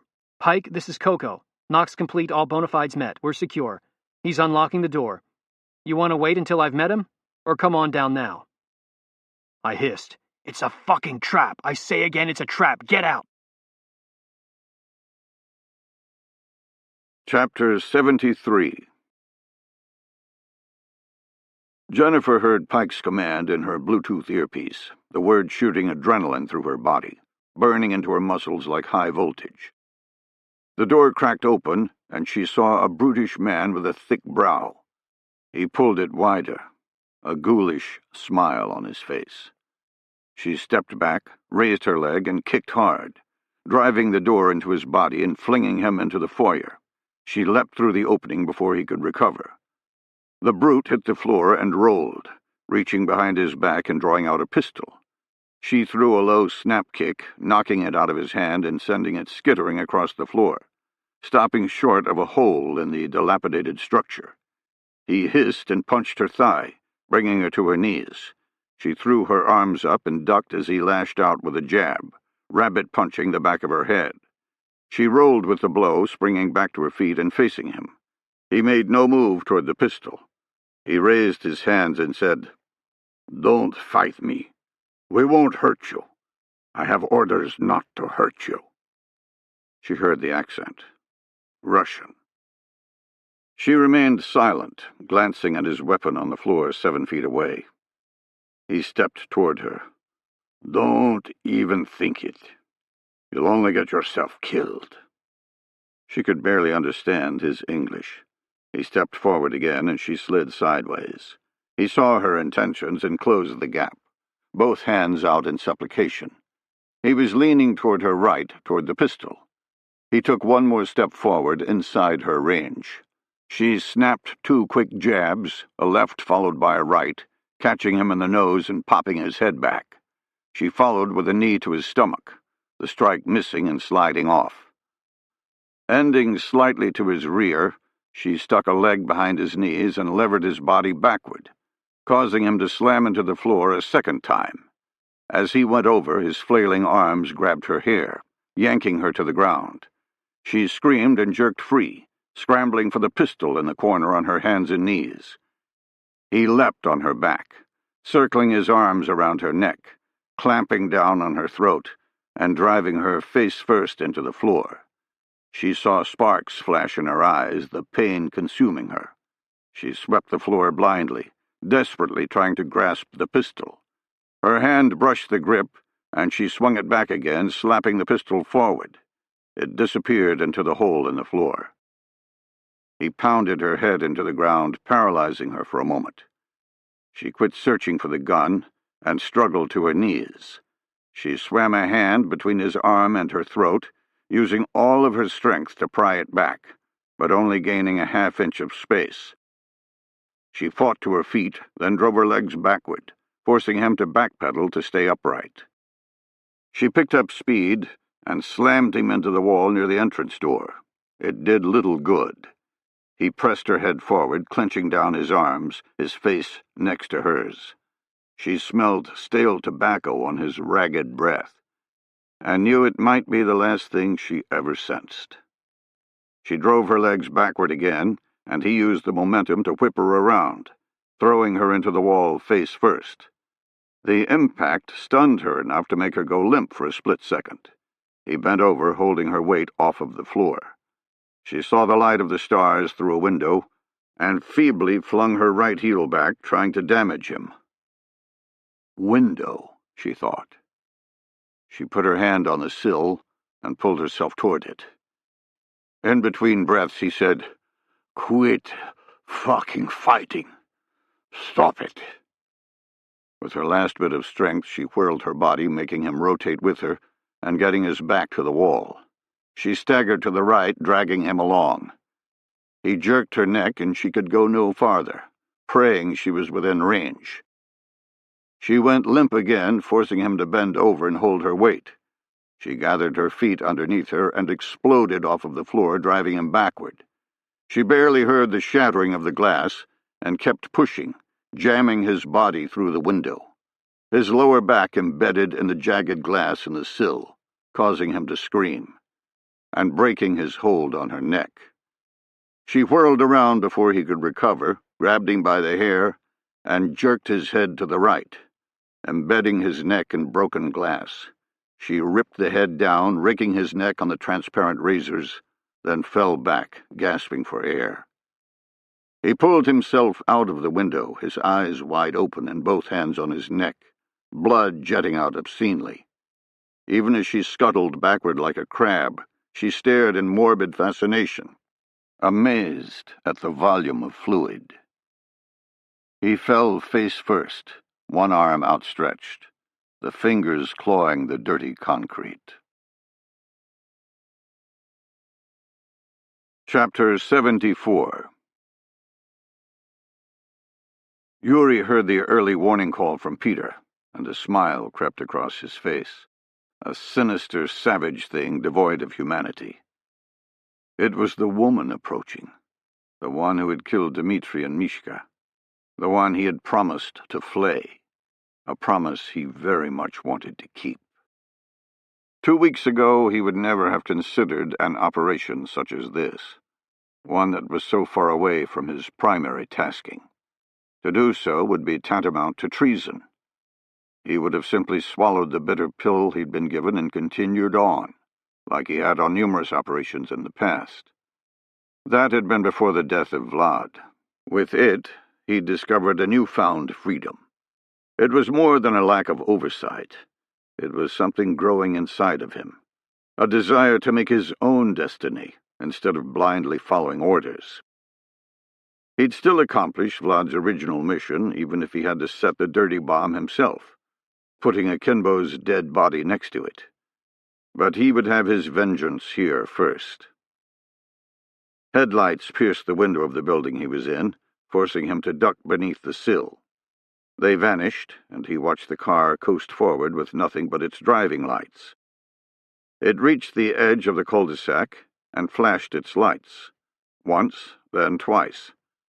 On the second flash, he thought he saw movement in the shrubbery of the building next to his. The car door opened, and he watched the female exit and began walking to the center building at the end of the circle. He returned to the shrubbery, raising his night vision to his eyes. He could barely make out a shadow. Maybe a man, maybe not. He flipped out the folding stock of his PP-19, brought the weapon to a high ready, and slid out the door. He went around the back of the building, away from the street, sliding along the concrete cinder blocks. When he got to the edge, he peeked around the corner using his NODs. From this distance, he could clearly make out a man crouching in the dark, staring at the link-up site. He saw no weapon, the man apparently just watching. He had to be a member of the American team. Yuri slid the PP-19 around to his back and pulled out a 6-inch fixed-blade stiletto. He began to creep ever so slowly toward his prey. He got within 5 feet when the man answered a cell phone. Yuri strained to hear what he said, but couldn't make it out. An instant later, he understood why. The man wasn't speaking English. In fact, he wasn't speaking a language Yuri recognized. He listened for a second more, happy for the call, as, like a texting driver, it focused the man's attention on the phone and distracted him from his surroundings. A dangerous mistake on a highway, but positively lethal in combat. All Yuri needed to do was wait until the call was over, get him in the sweet spot while he was still focused on the conversation, but after he'd disconnected, preventing whoever he was talking with from realizing something had gone terribly wrong. He put the knife in a reverse grip and crouched, staring at the grainy-green image through his NODs. He saw the arm drop, paused a moment to be sure, then was taken by surprise when the man snapped upright and exploded out of the bushes, running straight toward the link-up building. Yuri remained still for exactly 1 second.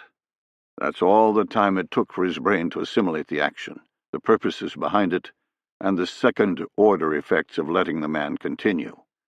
He sheathed the knife, ripped off the NODs, and began sprinting, bringing up the PP-19 Bison.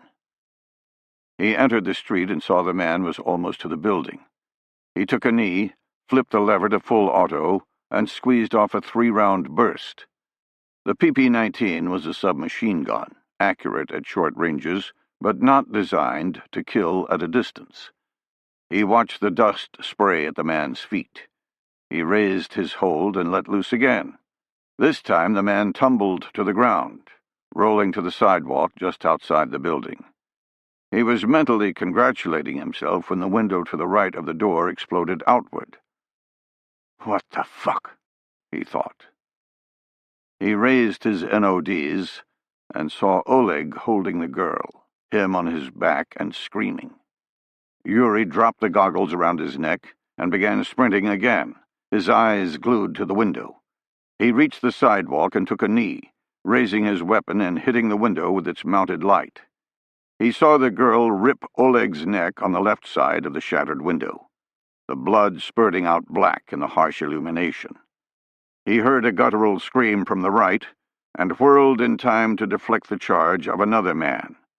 The attacker dove at his head, attempting to tackle him. He rolled back, planting his foot on the man's stomach and using his momentum to flip him neatly over his head and into the ground. The man rolled, springing to a crouch unhurt, charging again. He saw it wasn't a man. It was another woman. He pulled his weapon up, and she lashed out with her leg, knocking the barrel off. She closed inside his range and began ripping his face with elbows and spear hands, tearing the skin above his nose and pounding his brow, all sharp edges and pain. She jabbed his left eye, blinding him, and he kicked out, pushing her back. She growled and charged again, like some demented being unconcerned about her welfare. He popped her hard in the temple, then grabbed her hair with one hand and wrapped his arm around her waist with the other. He slammed her into the ground, then raised her head by the hair, exposing her neck. She looked him in the eye and said, "You are fucking dead." He said, "Not tonight," and raised his fist. Chapter 75. I heard nothing else from Jennifer, and left the whole IMSI grabber mess of computers and cell phone paraphernalia where it lay, running down the back of the building to catch up with Aaron. I slid in behind him and said, "This place is fucking crawling with Russians. We were set up." Working the lock to the door, he said, "One's inside here. He's got a submachine gun. I have to get to Jennifer right fucking now." I started to move away and he grabbed my arm. "Don't. There's a killer in here with a weapon. You leave, you expose us all." He was right, but it didn't help my mood. "Then get this thing open, or move aside and let me do it." He went back to work on the lock, whispering, "She will be okay. Shoshana thinks Jennifer is like your Star Wars movies. Something special." "What, a fucking Jedi?" He said, "Yes." I whispered, "That's fucking crazy. She's no match for a bunch of Russians." The lock broke free, and he turned the knob slowly, inching it forward from its decayed grave, wanting to prevent the rusted hinges from making noise. He said, "Shoshana's never wrong. She thinks the same of you, but I don't know why." He pushed it open enough for us to enter, and I slid in through the door, now quiet, getting far enough to allow him to follow. We both crouched, letting our eyes adjust to the starlight. The entry room had 2 exits, one straight ahead and one to the right. He touched my arm and pointed to the door to our front. I nodded, moving to the opening on the right. Before either of us could take 2 steps, a black blob exploded out of my door, straight toward me. The man held a long gun of some sort and was wearing night observation goggles. He saw me and skidded to a halt, bringing his weapon up. I launched straight at him, slapping the barrel high and driving my fist into his throat. He felt at his knees, gasping for air through his shattered larynx, the giant Russian goggles bobbing up and down. I dropped a step back and lined up a roundhouse kick, whipping my entire weight behind it and catching him just behind the ear. He slammed into the ground like he'd been poleaxed, which I suppose he had. Aaron and I both sat still for a moment, hands out in a fighting stance, assessing whether anyone else was coming. We heard nothing. I turned to him, seeing his eyes in the dim moonlight, looking at me with respect. I started searching the body, and he pulled out his phone, saying, "I see Shoshana was right. Remarkable reflexes." He grabbed the Russian subgun with his free hand, and I slapped it away, jerking the PP-19 from his grasp. I said, "In my world, the Jedi gets what he earned." His phone connected, and he said something in Hebrew. I pulled off the NODs, found a pistol, and threw it to him, saying, "We need to move. Going out the front, I'll lead." He said, "Daniel is on the way, don't shoot him." I took off at a fast trot, reaching the front door and jerking it open. I surveyed the street with the Russian NODs before exiting. They worked okay, but reminded me of stuff we used in the 1990s. In the green glow, I saw a man running toward the link-up building. Daniel. I jerked the NODs off my head and started sprinting through the grass. I hit the pavement, my legs churning as fast as I could make them go, and saw another man to my right, 75 meters ahead. He took a knee and raised a weapon. Even at this distance, I recognized him. It was Yuri, the pale-skinned vampire-looking son of a bitch who had killed my men. He let loose a burst and missed. I took a knee and raised my own weapon. He fired again, and Daniel tumbled to the earth. I squeezed the trigger, throwing rounds down range in a bid to take him down. I missed. The man stood up, unaware of my attack. He began running straight toward the building. The window next to the front door exploded in a shower of glass, and I saw 2 bodies locked in mortal combat. Jesus, Jennifer! I leapt up and began running as fast as I could, desperately trying to close the distance. Knowing if Jennifer wasn't dead, she would be shortly. The man had reached the edge of the lawn and had stopped sprinting. He raised his weapon, aiming it at Jennifer. I threw my own weapon up to my shoulder, still running flat out. I screamed and squeezed off a burst. A dark flash came from nowhere, tackling him. He grappled with the wraith, slamming it into the ground. I saw him wrap his hands into the person's hair and realized it was Shoshana. The man raised his fist in a killing blow, and I shouted again. Yuri finally realized I existed.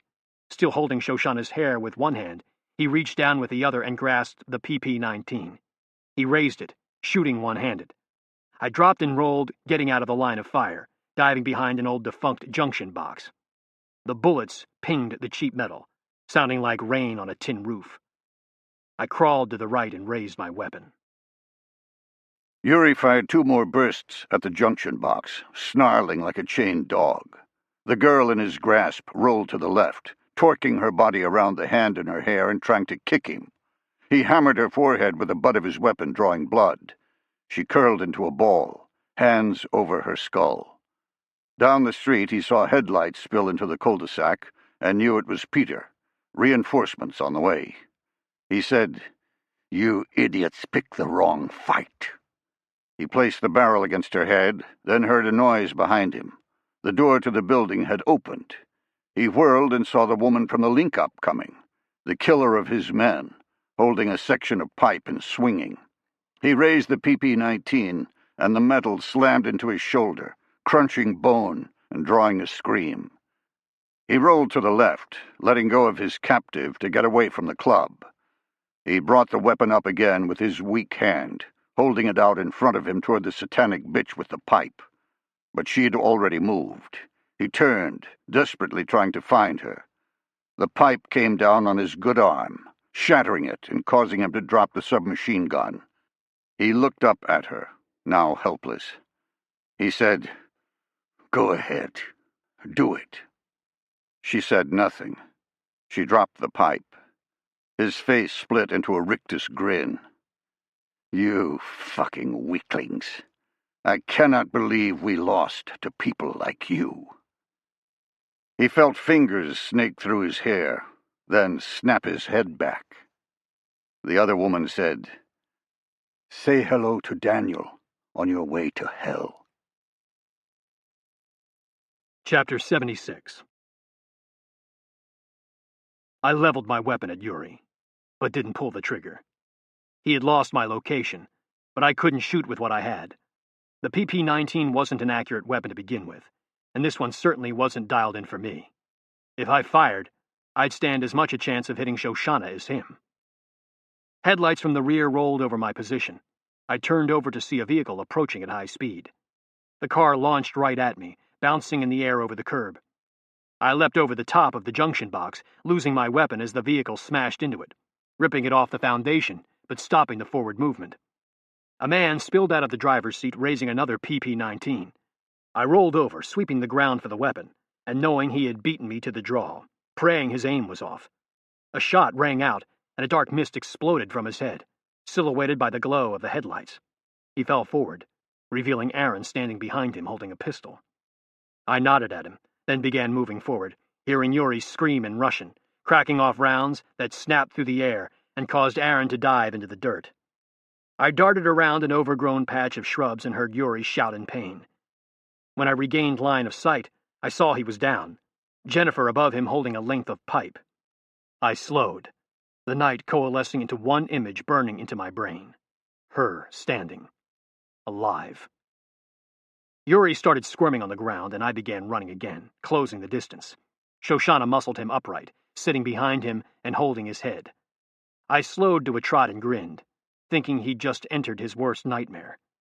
And I was right. A long blade appeared in her right hand. Her left pulled his head back. I saw the future and screamed in futility, trying to stop her. Jennifer dove toward the arm, but was too late. Shoshana slid the knife across his neck, and it split open like an obscene mouth, the blood flooding down his shirt. By the time I reached them, he was dead. Jennifer sat heavily in the grass, the murder overwhelming her. I kicked the knife out of Shoshana's hand. "What the fuck are you doing?" She leapt up and bared her teeth, on the verge of striking me. Aaron jerked my arm from behind, and I whirled around, throwing a punch that didn't connect. He slapped my fist away, dancing out of range. I stood fuming. I flicked my head back and forth between them and said, "We don't know where the African is. We don't know where the bomb is headed. You just killed our only lead." Shoshana said, "That fucker killed Daniel. He was going down no other way." I rubbed my face with my hand and said, "You people really need to get over the vengeance thing. Munich was a long time ago." She stood and wiped the blood off of her hands on her thigh. She looked at Daniel's body, and I saw a tear tracking down her cheek. "Don't lecture me. There is no bigger issue than my family, none. You told me you would do the same. He killed your men, too." She broke her gaze from her dead friend, glancing at Jennifer, then at me. She said nothing, but I understood completely. I had said that. It was a shitty deal all the way around. I said, "I'm sorry, I really am. But there's a terrorist on the loose who's going to attack a lot more people than just your friends."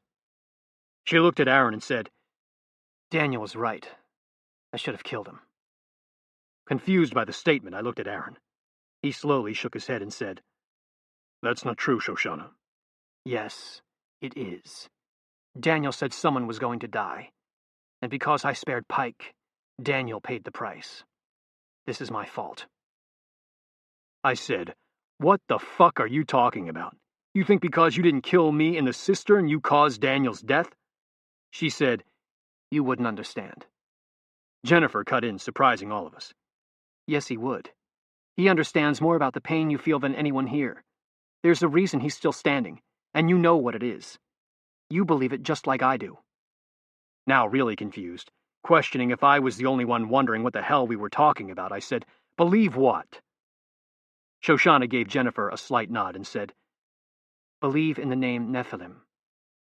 Believe that you have a purpose beyond just aggravating the hell out of me."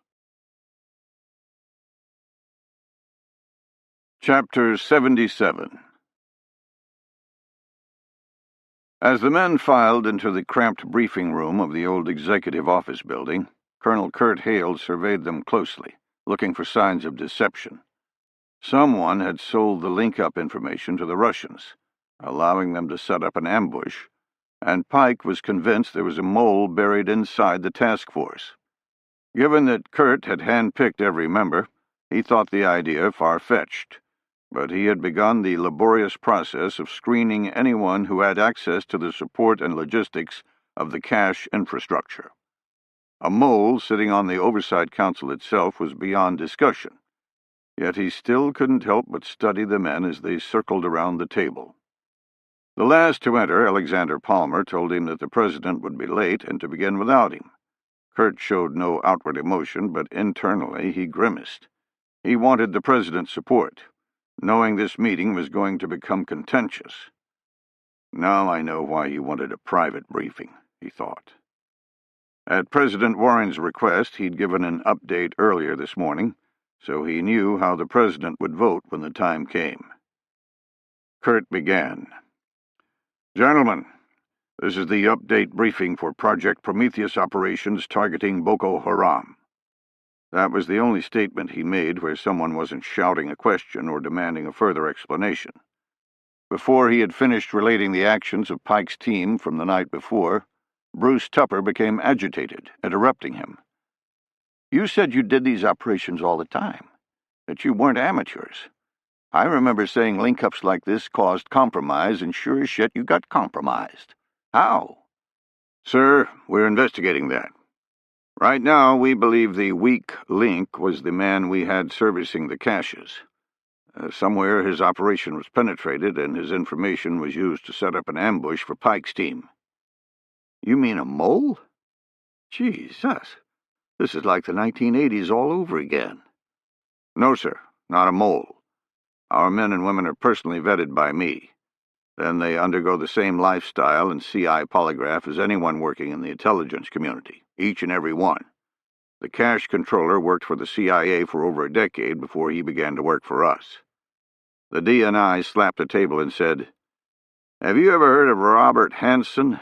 He was a damn spy in the counterintelligence division for 30 years, hand-picked." Kurt held up his hands and said, "Sir, we're taking precautions. Everyone associated is going through a polygraph procedure. All information technology systems are being forensically checked." Tupper said, "Everyone in your organization gets one, you understand? Don't cut anyone slack in your building. That's how Aldrich Ames lasted as long as he did. People simply couldn't believe he could be the mole. Kurt said, "Yes, sir." Tupper continued, "What's the cash asset story? What's he saying?" "We haven't located him yet. We're working it, but the man posing as him at the ambush had the real-world cache instructions and the keys to the drop site, which isn't a good sign." Tupper scowled and said, "Cauterize anything he's touched. Do it now." Kurt nodded, saying, "Already done." Tupper fidgeted, looking for another line of attack, when Palmer cut in. "Did Pike get anything from the ambush? Any intel?" Glad for the change of topic, Kurt said, "Yes, first there was a DHL receipt for a package getting mailed to Brasilia, the capital of Brazil. We assume it's the device, but the tracking number is no longer valid. We've already been through DHL trying to piece together why it's being rejected, and apparently it was never active. No package ever entered their system with that tracking number. Second, we have a vinyl sleeve with Cyrillic writing. Translated, it's some type of instruction for keys to be used in an explosive device. Pretty much proof positive that the Russians are involved in this up to their eyeballs." Kurt failed to mention the biggest pieces of intelligence. Pike had also found a computer with folders on the desktop, all in Russian. He'd hooked it to the internet, allowing the hacking cell to search the hard drive from Washington. They'd found some interesting communication methods involving the deep web, but no hard information. Kurt believed it was for talking to Chiclet, but Pike was convinced it was for communicating with a mole. He'd managed to talk Kurt into keeping the communications method secret in case it was used again.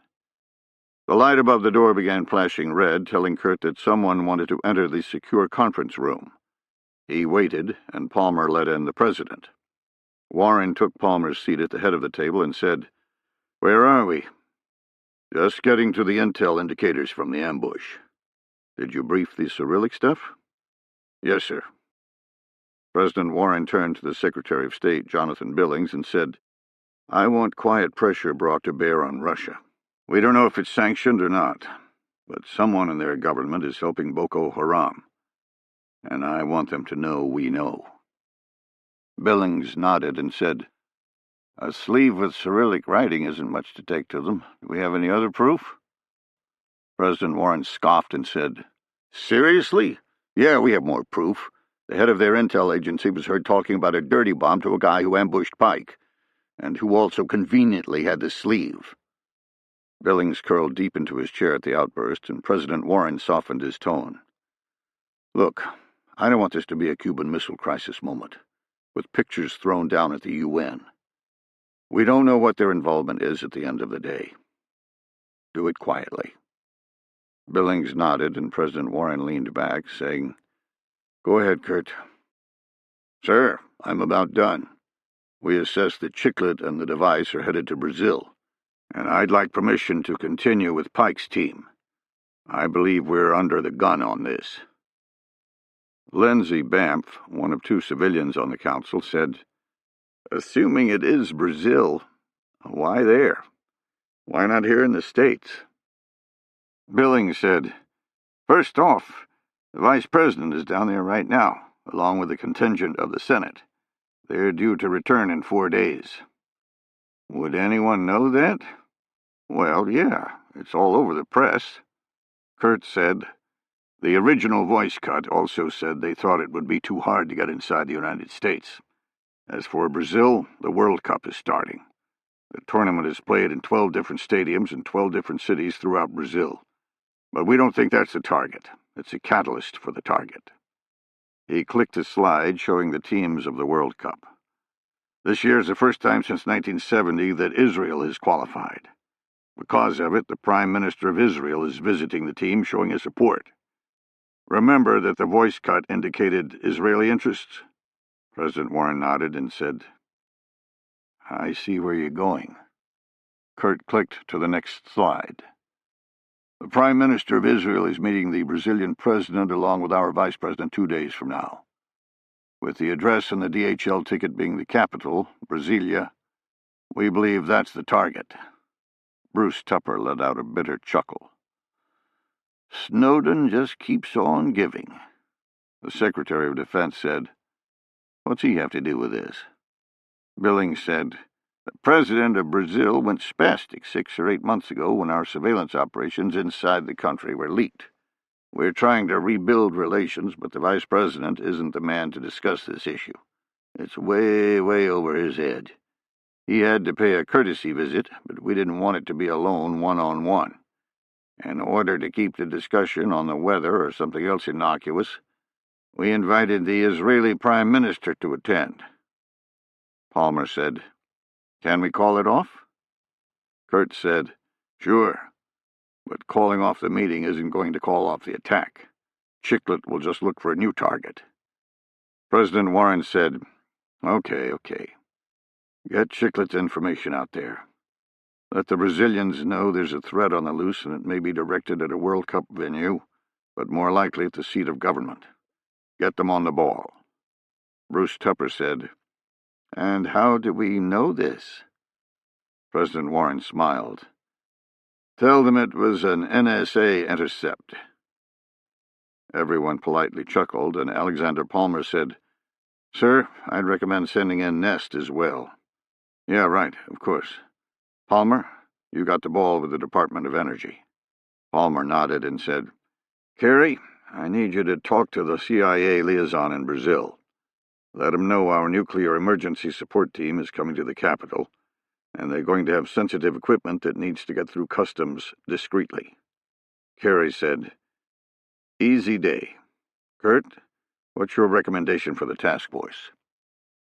"Have them investigate this address, see what they can find." Tupper said, "They're in Germany. Isn't this time-sensitive? Can't we use something on the address besides this illegal task force operation?" Kurt said, "Retro's stabilized in Landstuhl, so I broke Brett free. He met the team in Berlin with the Gulfstream 4. They're halfway across the Atlantic now." Tupper blew up. "Are you fucking kidding? What happened to oversight? Who gave you permission?" Kurt said, "Sir, I had to get them out of Germany anyway. My recommendation is to get them into Brazil, but if you guys say no, then they'll simply fly home." Tupper looked at President Warren and said, "I emphatically vote no." He raised a hand and theatrically began ticking off fingers. 1, they have no cover for action in Brazil. No way to explain what a supposed archaeological firm is doing with a bunch of Israelis who have nothing to do with them. 2, they've shown a willingness to disobey our instructions, and giving them permission to continue is tantamount to condoning their past actions. And 3, they've had a hostile penetration of their organization, and we don't even know how. For all we know, everything they do will be exposed by the Russians. They're a walking time bomb of compromise." President Warren said, "Kurt, what about that?" Kurt said, "Pike's team has all the information on Chiclet. There are a bunch of intangibles that he can connect intuitively. Sending someone new to start now isn't the same. You can't manhunt by committee. Something will get missed. As far as compromise goes, the Israelis will help rather than hurt. If it blows up, we can always throw them to the wolves. Finally, I'm running this one personally. Everyone else is firewalled. No support teams, no logistics, no other involvement besides the men in this room." The Secretary of Defense said, "You guys are stomping on the ants and missing the elephant." Tupper said, "You call exposing an intelligence organization operating outside the laws of the United States an ant?" "Yeah, when you compare it to the death and panic of a dirty bomb going off. That's the fucking elephant." Chapter 78. Akinbo saw the DHL sign and attempted to pull over, only to jerk back into his lane after a bleating of horns behind him. Sweating profusely from fear, he circled the block, the task of driving in this place sending a rancid flow of nausea in his stomach. Unlike Berlin, Sao Paulo was a free-for-all of vehicle operation, with everyone vying for position as if the most reckless behind the wheel created the driving rules. It scared the hell out of him. All he wanted to do was get the package and find a place to stay. Get some rest before tomorrow. Everything had gone perfectly fine leaving Germany. He'd destroyed the Russians' operational phone, buying his own inside the Berlin airport with the credit card he'd been given. He'd accessed his email account, the one supposedly protected from the United States, and seen an email from the safe house, waiting on his response, as if they were completely unaware of the theft of the keys, which was more than he had hoped. He'd responded to the email, saying he was on the way, and looking forward to meeting. Then emailed his contacts in Boko Haram, asking them to create the propaganda tape. They'd replied, telling him it would be done, then had asked him to create a Twitter account for spreading the video. He'd done so using the handle Boko Haram Brazil. Finally, he'd paid a change fee and changed his ticket. Instead of landing in Brasilia, he'd opted for Sao Paulo. The Russians had an agenda for him, but he had chosen his own target. Everything looked to be tracking, including slipping from the noose of the Russians. They expected him to arrive today and attack in 2 days. Instead, he would attack his target tomorrow, provided he could get the device. Circling the chaotic streets of Sao Paulo, he wondered if he was going to fail simply because he didn't have the nerve to drive among the lunatics in this city. Approaching the DHL location for the second time, he put on his blinker and changed lanes, ignoring the bleeding horns and the driver behind him slamming on his brakes. Sandwiched on the ground floor of a 10-story structure, surrounded on all sides by glass and steel office buildings, there was nowhere to park near the DHL store. Not willing to pass by a third time, he took a cue from a van ahead of him and hopped the curb, parking on the sidewalk. He exited, eyes downcast, to avoid the angry stares of the pedestrians on the street, wondering how on earth he was going to drive the 5 hours to his destination. It had looked so easy on Google Maps. He went to the counter and presented his receipt.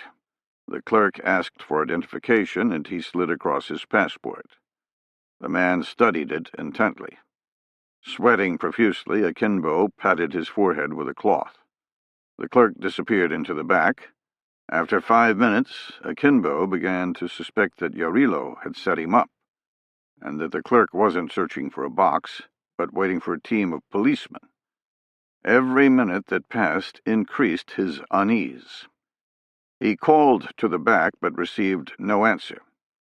At the 8-minute mark, his survival instinct trumped his desire for the weapon. He pocketed his passport and trotted to the glass doors, seeing his car outside.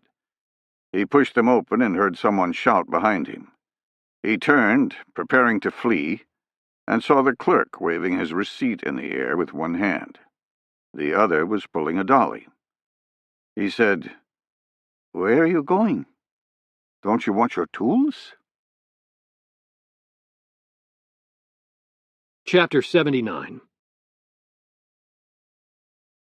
I took another look at the reconnaissance video, the glow from the computer getting brighter in the back of the van as the sun dropped in the sky. I was searching for an additional breach point, but didn't find one. It looked like the only way in was either the front door or the 2 windows in the back. Both had bars on them, complicating the issue. The house itself was connected to the buildings left and right, with no space in between, the area in a decidedly seedy part of the capital.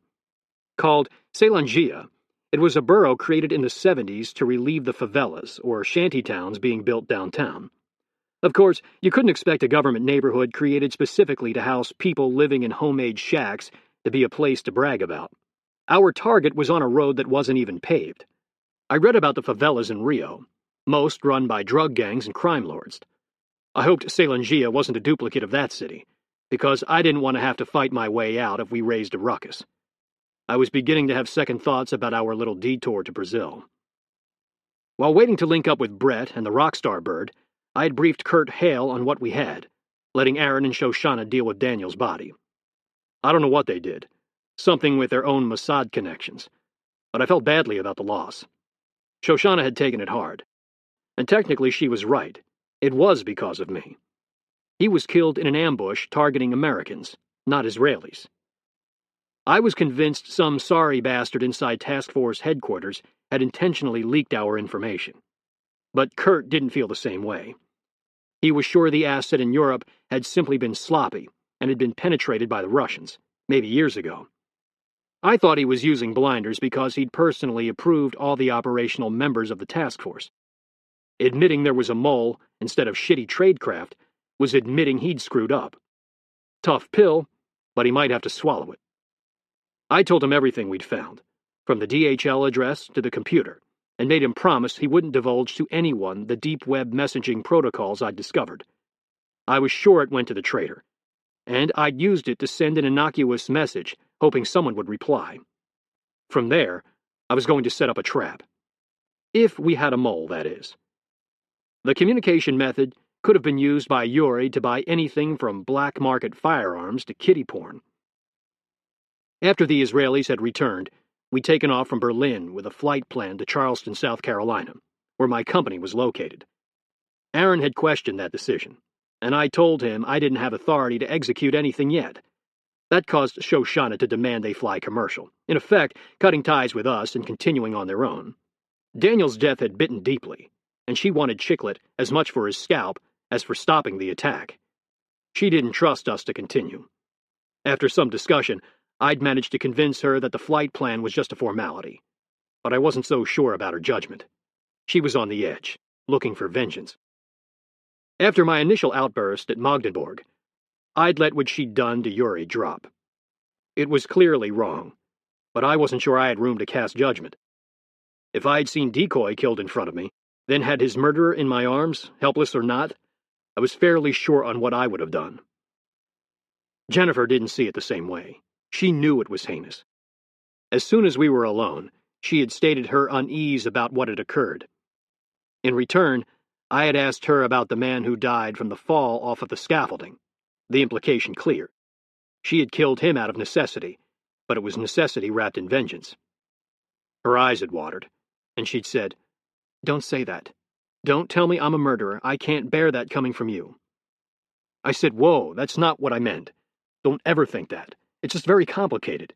Yuri was a bad man. He was the murderer, and he got what was coming to him. That's not our call. Not like that. It makes us like him.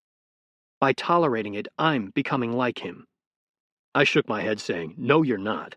The fact that you question makes you more than Yuri. Make no mistake. He would have killed you without remorse and slept like a baby later."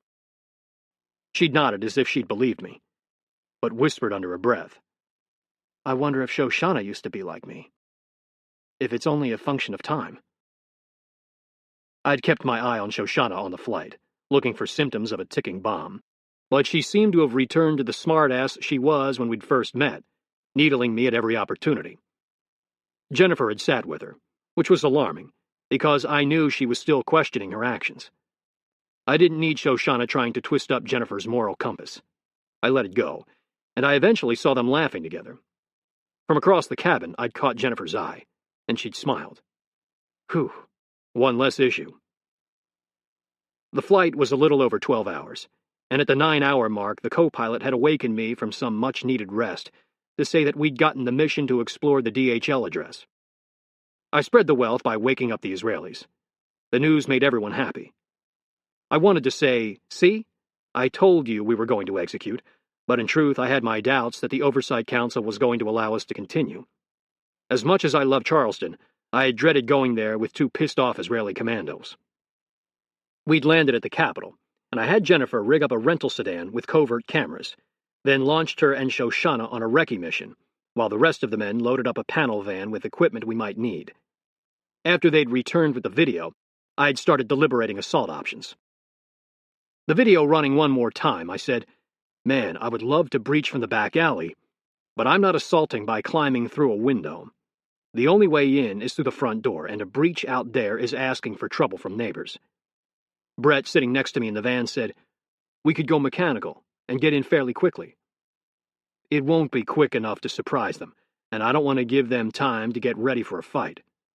"Explosive breach?" I slowly nodded. "Yeah, it's looking that way. We're going to wake the neighborhood, though." From the front passenger seat, Aaron said, "What about the roof?" I rewound the video, judging the height of the building.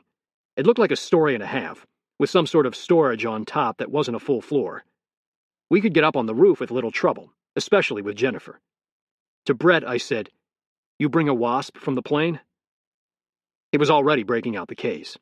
The Wasp was a very small, unmanned aerial vehicle with day-night optics. It had only a little over 2 feet of wingspan and an electric motor, making it damn near invisible. With the sky rapidly going dark, Brett would have no trouble doing a flyover without compromise. I kicked him out and waited, going over a potential assault plan in my head. We had a team of 5, with 3 assaulters I could count on and 2 I wasn't sure about. I said, "Aaron, don't take this the wrong way, but have you done a building assault like this before?" He smiled and said, "In my real job, this is what I do. The intelligence work is a sideshow." "And Shoshana?" "Not the same skills as Daniel and me. She was a helicopter pilot." He patted her knee to let her know it wasn't meant as an insult. "She has other skills, though." I nodded. "I have no doubt." Shoshana said, "What about Jennifer?" "The same. She's got some unique skills, but building assault isn't one of them." "What unique skills? That sounds like something I'd like to see." My face began a shade crimson, causing her to smile. I blurted, "She's a great climber. If the roof works out, she'll get a ladder up there for us." I glanced at Jennifer, and I'll be damned if she wasn't grinning like Shoshana. She was enjoying my discomfort. What the hell did they talk about on the bird? I said, "What is your problem, Shoshana? You dropped me out of a car going 10 miles per hour too fast. 1 minute you want to kill me, the next you don't, and you're constantly trying to get a rise out of me." Aaron laughed and said, "It means she likes you, trust me. If she didn't, you'd really feel the pain." Looking at Aaron, but talking to me, Shoshana said, "Aren't you going to pat Jennifer on the knee? Show her she's still a valued team member while you talk about her shortcomings?" I said nothing, wanting no part of that fight. Aaron scowled, and she turned to me. "If you're not, can I do it?" I felt my face flush again and said, "I need to stretch my legs." I slid open the door and Brett pulled up. He climbed in the van with the Wasp case, the UAV now neatly stowed. I said, "And?" And Aaron's idea was spot on. It looks like Coco's getting in some climbing. Chapter 80. 6 hours later, I was watching Jennifer free climb up her little ninja grapple, a caving ladder made of wire rolled and strapped to her back. The alley was littered with black trash bags, and it stank of spoiled vegetables and rotting meat left to sit too long in the sun. 2 houses over, I heard a dog losing his mind barking.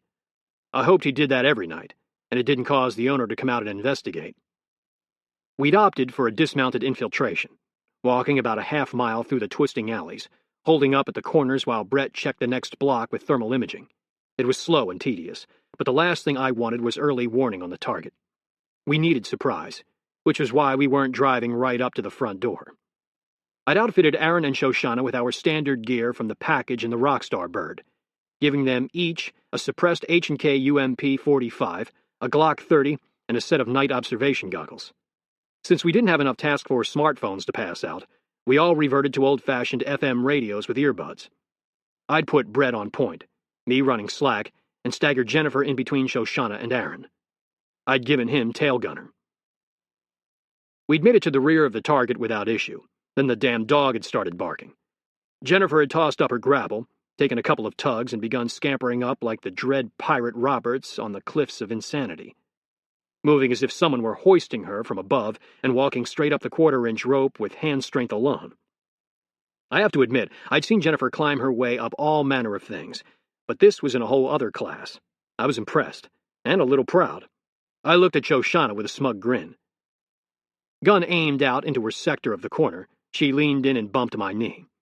I ducked my head toward her and heard, "Wow, I should have patted her knee. She does have some skills I'd like to see alone." I wanted to punch her in the mouth, the comment and humor completely lost in the middle of a mission. She was no operator, no Jennifer. She was flighty, emotional, and unable to maintain a serious role. It was late to realize that, but it was true. I rotated around without a word, making sure we had 360-degree security and were all ready to go. I heard the dog go crazy again and turned that way, focusing on the gate to the house. I felt another tap on my thigh. I expected to see Brett or Aaron leaning in, but it was Shoshana again. She pulled my sleeve, drawing our heads together. She said, "I'm sorry, that wasn't funny. I'm not real flighty. We're about to get in a gunfight, and you don't know me well enough. I won't let you down." The fact that she used the same words that had flitted through my head freaked the hell out of me. Aaron had said she was an empath, but it was clearly more. She was fucking Carrie. I nodded, unsure what to say. I was saved by the caving ladder rolling down with a soft clatter on the ground. I looked up and heard in my earpiece, "Pike, this is Coco, roof secure." Shoshana whispered, "Coco? That's what you call her on the radio? Sexy." My mouth fell open at her words. She is insane, I thought. I grabbed the ladder and hissed, "Coco's a fucking talking gorilla." I saw the whites of her teeth in the grin. "Touché, Nephilim." I said, "You ever crawled up one of these things?" "No, but how hard could it be? Anyway, I thought I was on the ground, squirter control or something." I said, "You are. Squirter control, that is." Then keyed my mic. "Jennifer, Shoshana's going to need you to stabilize the ladder. Come on down." She said not a word. I saw the ladder whip a little and knew she was on the way. I pulled the cable taut, letting her scramble down without the end flailing all over the place. Something she would have to do for Shoshana. Getting up such a ladder wasn't easy on the best of days, but it was made infinitely harder if someone wasn't pulling down on the end, turning it into a facsimile of a real ladder instead of a whipping beast that had to be conquered into submission. Jennifer could handle it, but the task was definitely not something I wanted Shoshana to attempt for the first time, in the dark, on an assault. Jennifer dropped between us, giving me a look, questioning why I'd made her leave her security position on the roof. I said, "You and Shoshana have squirter control. You've seen the terrain. We're coming in hard. Hopefully, we trap them all before they can react. But you know how that can go. Anyone escapes, they'll be coming out the front." Jennifer understood the situation immediately and said, "Can Shoshana do that?" With a little bit of venom, I said, "Probably not, so be prepared to do a singleton takedown." I got an up from my three-man team and started climbing, Jennifer pulling hard on the bottom of the ladder. I heard Shoshana below me say, "What is he talking about?" Jennifer answered, sounding embarrassed. "The buildings are connected all the way to the end of the block. There's nowhere to hide. We can't circle around and sit in the street waiting for someone to run out. We'll be spotted. We're going to do it from the roof. If someone comes out, we'll have to drop to the street below. I understand if you can't do it. I'll handle it." I reached the top, pulling myself over the parapet, and heard, "Fuck that guy." I smiled. 2 minutes later, my three-man assault element was on the roof, the squirter control still climbing. I said, "Okay, Brett, where's Breach?" He led us behind an old AC unit, now defunct. Through my NODs, I saw a plywood hatch. I leaned down and stuck a knife in the seam, then levered it up. It fought me for a moment, then sprang free with a pop like a party favor. We all stopped movement, waiting. I heard a scrape behind me, and said over the net, Coco, freeze." The fated scuffling from the ladder went silent. We waited for an additional minute. Then I hoisted the thick piece of plywood out of the way, saying, "Coco, good to go, continue." Laying the plywood on the roof, we all stared down into the pit, the IR lights from our NODs providing an eerie Blair Witch movie view. I saw a shelf below full of discarded insulation and pieces of machinery. No movement. I signaled Brett, and he lowered himself down, taking a knee. I pointed at myself, making sure Aaron saw me, then followed.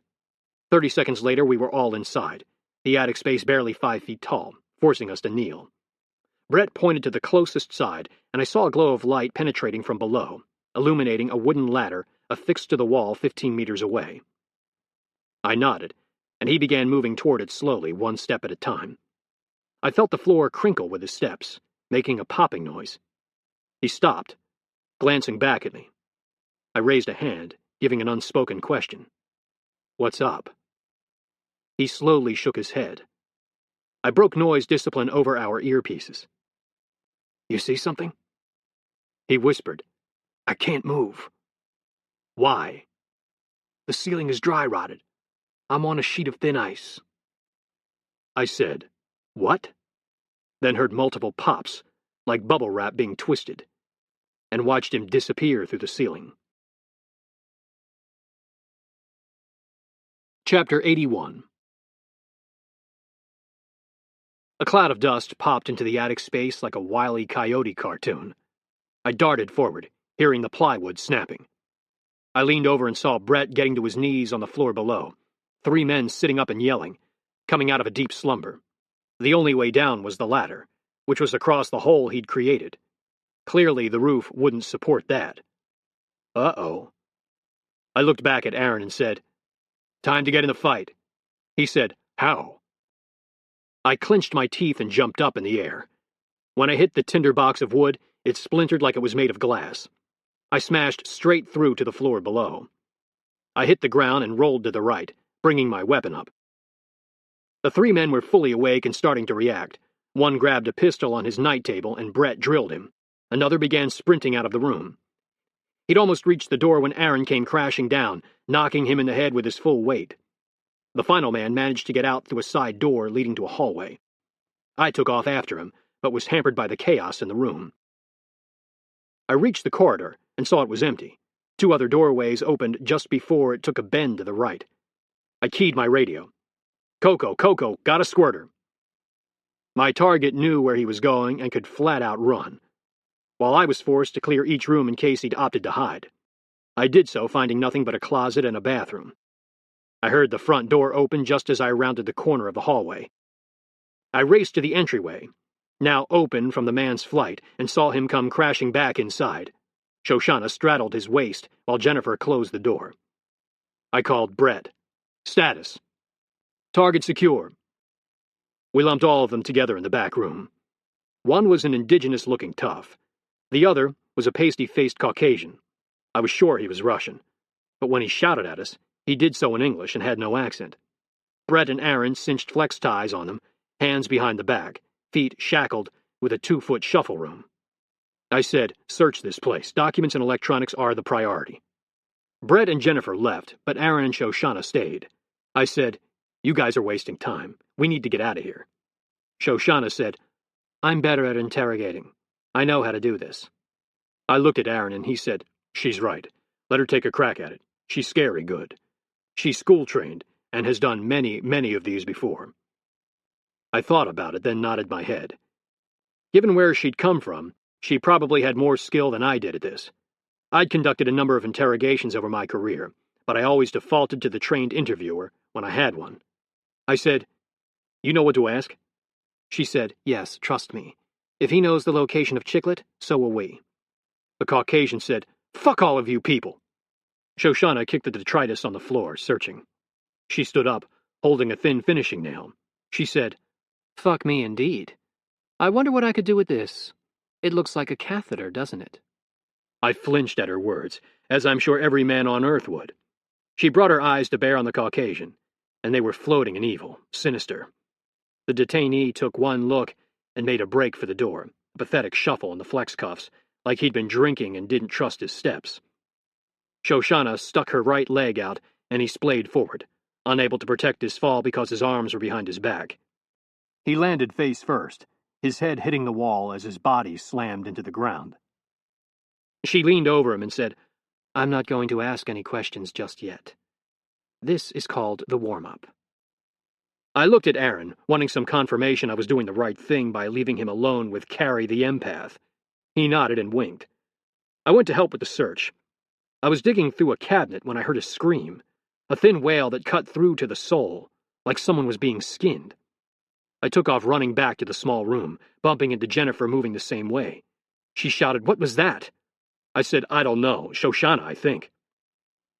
We reached the room, and I saw the man on the floor, hands free, but legs still cuffed, Aaron over the top of him. Shoshana was standing in the corner and panting. I saw the wild eyes and knew I'd made a bad choice. I'd understood she was on the edge, but hadn't thought Aaron would allow her to outright harm the detainee.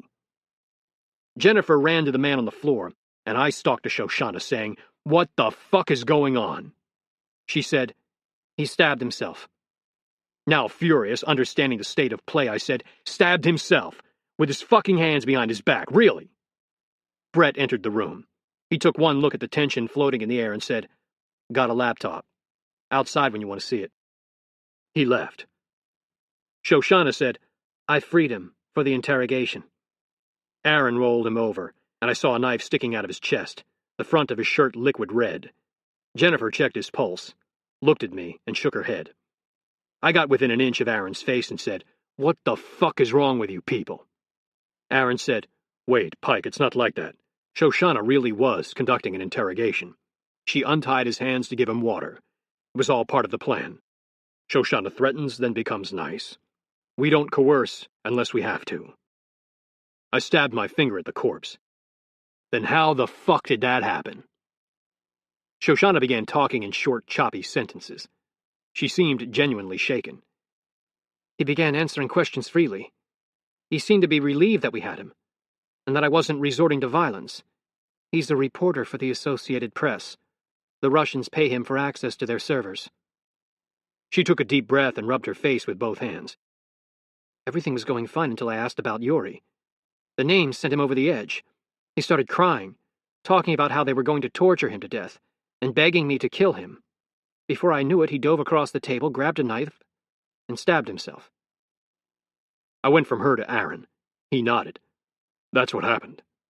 I said, "Where'd he get a knife? He was clean when we cuffed him." "Yes, he was. It's his room, though." Aaron pointed to a nightstand on the floor, a drawer ripped out. "He knew one was in there." Jennifer had studied Shoshana for the entire exchange. She said, "She's telling the truth." I started to give a sharp retort, then caught Jennifer's eye. She slowly nodded her head. Jennifer had sensed something I couldn't. Aaron said, "Pike, we can argue about what happened later. The information we did get is critical. The assets here were directed to capture Chiclet, because he was disobeying orders. He doesn't have a dirty bomb. He has a real one." "What do you mean, real one?" "He has a live atomic bomb, a suitcase nuke, and he's going to set it off day after tomorrow at the meeting with your vice president and my prime minister." Chapter 82. Kurt Hale watched the people leaving the Oval Office, all of them confused as to why they were being forced out. None were read on to the Taskforce, but they knew if the president's schedule was interrupted to this degree, it had to be something awful. Even President Bush continued reading at the children's school after the first plane had hit the World Trade Center. He waited a beat, allowing them to clear the West Wing, then entered, surprised to see Bruce Tupper standing next to the president's desk. Kurt closed the door and said, "Sir, I didn't expect you here, but it's a good thing. We have an issue that you can solve immediately." President Warren, already in a foul mood after having his meeting broken up by Kurt's emergency phone call, said, "He's supposed to be at an NSC debate on Nigeria in 10 minutes. What was so god-awful important?" Kurt cut straight to the chase. Pike sorted through the DHL address. It is tied to Chiclet. But he doesn't have a dirty bomb. He's got a Russian suitcase nuke. The president's mouth dropped open, and Tupper said, Wait. What? That's an old wives' tale. There's no proof that those things exist. Congress had a huge investigation on them in the 90s and couldn't come up with any credible evidence besides some testimony from Russian environmental scientists." Kurt said, "You want to trust some congressional committee or what Pike's found? We had nuclear munitions like that. Why shouldn't they?" President Warren said, "Why would they give Chiclet a nuclear weapon? What the hell is Russia thinking? That would start a war." According to the interrogation, they didn't expect it to be nuclear. It was supposed to be a dirty bomb and cleaned of Russian fingerprints. But that's really irrelevant, sir. The immediate target is the bomb. The Russians come later. Tupper said, "What do you know about the weapon? What's its power?" "We know jack shit about the Russian systems, but we can look at our own. In the 70s and 80s, we had special atomic demolition munitions for special forces to use on deep penetration raids behind the Iron Curtain.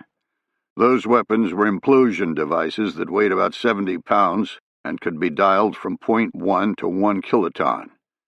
Given that every bit of Soviet technology was stolen through espionage from our nuclear program, theirs are probably similar." Warren said, "What's that mean to me?" "Some good news. The Hiroshima bomb was 15 kilotons. This is probably a max of 1 kiloton. A kiloton is 1,000 tons of TNT. So, in perspective, this will be much less than the 15,000 dropped on Japan. Well, that's great for a Jeopardy question, but it still doesn't give me a feel for the damage. Remember Timothy McVeigh in the Murrah Federal Building? What his bomb did? Yes, that'll be like 800 of those bombs going off at the same time.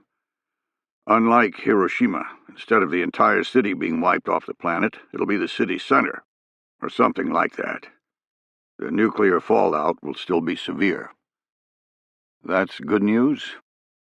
Well, better than the alternative. The other thing we learned was that we assessed the target correctly. He's planning on hitting the Vice President's meeting. For all we know, the bomb is already placed, but it gives us 2 solid days to find it. Tupper said, "What leads do you have? How are you going to find and fix Chiclet?" That's the problem you can solve. Right now, we're sitting on the house, basically waiting on Chiclet to show up. That's not what I would call a solid plan for success. The guys in Brazil also thought the weapon was going to be delivered by DHL, but we know that's not happening. The DHL receipt went nowhere, so it's likely the same will happen with Chiclet. He knows the Russians didn't want a true nuclear blast, and he's not going to show up at the house and let them stop it. How can I help? We have 4 Associated Press email accounts, all tied to American journalists. We need to see the content. President Warren said, "What? You think the Associated Press is involved here? That's crazy." No, not at all. We think these are mirror accounts the Russians developed through the asset in Brazil. The Russians control Snowden, and they know we won't touch something as sensitive as Associated Press reporters. They're using the mirrors to communicate. At least that's my theory. On the surface, they're legitimate, so it's a tough call. Tupper said, "Not that tough. All I have to do is get a warrant through FISA." President Warren leaned back and rubbed his eyes. He exhaled and said, "No, you can't. Without extensive background proving the viability of the warrant, the court will deny it, and we can't give that background. The days of the rubber stamp are over." Tupper said, "What about using Taskforce assets? Why do I have to do anything in the first place?" 2 days ago, Kurt was briefing me on their computer network operations. Kurt said, "We could do it, but it'll take time we don't have. We're totally focused on foreign systems. Getting into the AP without compromise will be hard. Yeah, we could smash and grab, but we'll be exposed. The NSA has already established the back doors." Tupper frowned and said, "You're asking me to order someone to commit a felony?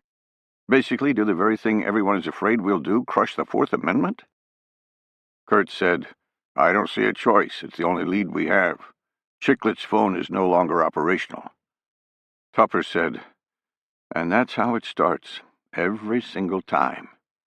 President Warren said, "Enough of the damn semantics. Get it done." Tupper said, "Sir, I hate to look like a weasel, but I'll be the one standing up in front of the Intelligence Committee. I'll have committed a felony." Kurt said, "God damn it, there's a nuclear bomb loose in the hands of an Islamic psychopath who thinks the world would look better without electricity. Who gives a shit about who's going to get blamed?" President Warren raised his hand, silencing Kurt. He said, "Par for the course inside the Beltway. Bruce, do what Kurt's asking. If it goes bad, I'll take responsibility. I'll step forward." Tupper said, "Sir, I didn't mean I wouldn't do it, just if there's risk. Of course I'll do it." President Warren said, "Yes, you will.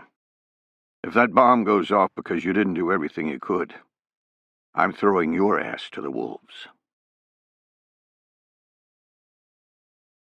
Chapter 83. I saw a vehicle park opposite of our target house and perked up, the little spike of adrenaline helping to relieve the growing lethargy from lack of sleep. 2 men exited, neither of African descent. They ignored the house in question and went inside 2 doors down. I was positive that there was no earthly way Chiclet would be stupid enough to show up at this target carrying a commie SADM. But we had little else we could do until the Taskforce could provide us another thread from the email addresses we had found, which was taking longer than expected. It turned out they were encrypted with an open-source protocol called Pretty Good Privacy, or PGP, and each email had to be cracked separately. The Nest team had arrived with some FBI escorts, and I'd convinced Kurt to break one of the eggheads free to help out my efforts.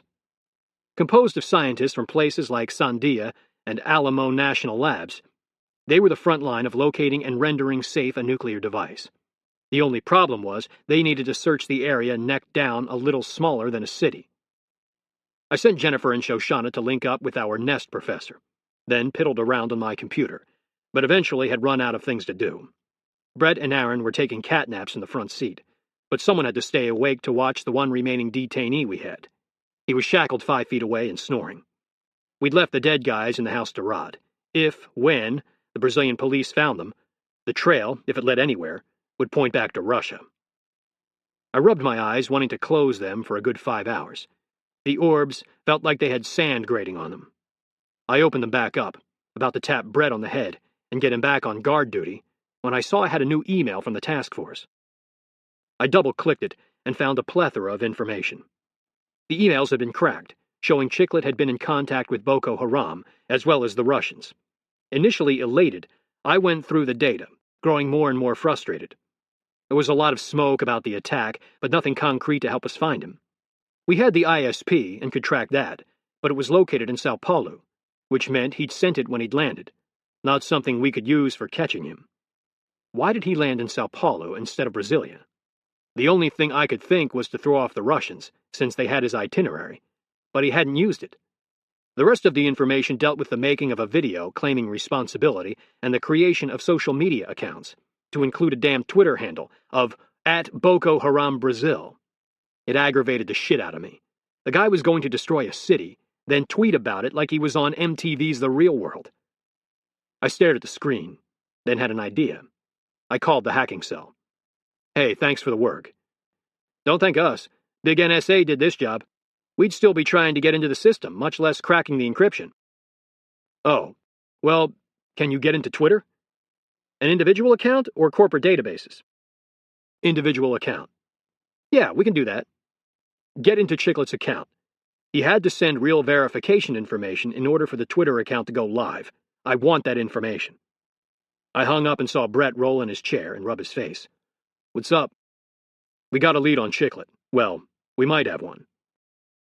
We waited in silence for 20 minutes, then my phone rang. Hey, it's Chucky. I got in. I'm on his account right now. The email registered is the same AP one. Shit, no help, I thought. So there's nothing else? No, not really. Hang on. I'm still scrolling through privacy settings. I waited impatiently for all of 2 seconds when he said, Whoa, no way. What is it? He's enabled a mobile phone for Twitter, and I have the number. What's the country code? 49, Germany. Geolocate that fucker right now. Send me the map location. The commotion awakened Aaron. He sat up in the driver's seat and said, What's going on? I said, We might have a location for Chiclet, but I'm not holding my breath. Brett said, Why on earth would he use his real phone? I don't know, but he didn't need to put a phone in at all, so putting in a fake one would be a waste of time. Maybe it's part of his propaganda plan for mobile use. Maybe he needs the connectivity. My phone vibrated. Chucky said, You got it? It's on the mapping app. I changed windows on my laptop and saw a blinking blue marble in some town called Curitiba, south of Sao Paulo. A wrong location. Brett said, What's he doing down there? That's hell and gone from Brasilia. Aaron was staring intently at the map. He said, I've lost track of time. What's today's date? I told him and he said, Mother of God, I know what his target is. Today's the opening of the FIFA World Cup. Brett said, Soccer? Football, yes. The matches are played in 12 cities. Curitiba is hosting a match today between the United States and Israel. Chapter 84. Akimbo finished his prayers, took a shower, and packed his minimal amount of clothing into his carry-on. He didn't bother to check out of the hotel, as he had rented the room for 2 days. He didn't want to raise any unnecessary signature by interacting with the staff, so he'd paid for an extra day. It was really irrelevant, as this building would be vaporized before his checkout time came. He went down the back stairwell, exiting the hotel from the side and crossing the street to the parking garage. He traveled up to the third floor, popped the trunk, and saw the device. Next to it was a set of 2-foot bolt cutters. He glanced left and right, but nobody was about. He'd picked this corner spot precisely because it was out of view of the 2 cameras on the floor, allowing him to arm the weapon before taking it to the final destination. He slid his hands into his jacket pocket and withdrew the keys. He laid them in the trunk, one beside the other. He snipped the padlocks and released the 4 butterfly clips holding the device closed, a slight tremor forming in his hands. Lifting the lid, he glanced around once more, seeing nothing alarming. He removed the 2 tongue depressors that had been left inside the device. He taped one, then the other, to the heel of his hands, shifting the one to the left a smidgen. He placed his hands on the 2 keyboards, levered the piece of wood on top of the shift key, and typed in the code. Midway through, his left hand slipped, causing a failure. He felt sweat bead on his forehead. He only had 2 more chances before the device locked out. He willed his hands still, positioned them over the keys, and proceeded, deliberately moving slower. The screen flashed 3 times, telling him he was successful. He inserted the first key and twisted. A small light illuminated next to the keyhole. He inserted the second key and turned, getting a second light. A row of zeros appeared on the screen, flashing 3 times. The weapon was armed. Yuri had told him to press the button at this stage, getting instant initiation. But he knew that there was no way the Soviets would have made a suicide device. No way Yuri had trained to kill himself. He wasn't the Shahid type, especially when it would be so easy to build in a timer. From now on, he would be working in a vacuum. If he was wrong, he'd end up as a Shahid. And though he wasn't afraid of that outcome, he saw no reason to hasten his death if it wasn't necessary. Not when he could simply set a remote detonation. The game started at 3, and he wanted to make sure the stadium was full. With a 45-minute half, he would set it to go off at 4 p.m. He looked at his watch and computed the math. 5 hours and 30 minutes, he thought. He placed an index finger over the 5 and tapped.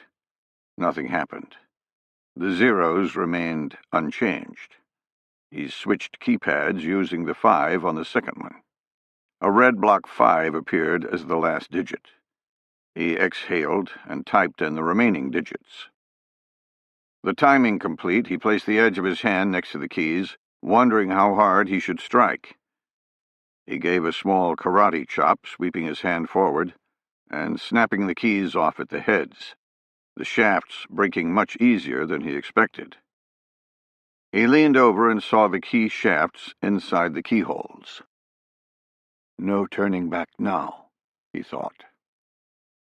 He flipped open the metal plate protecting the arming button.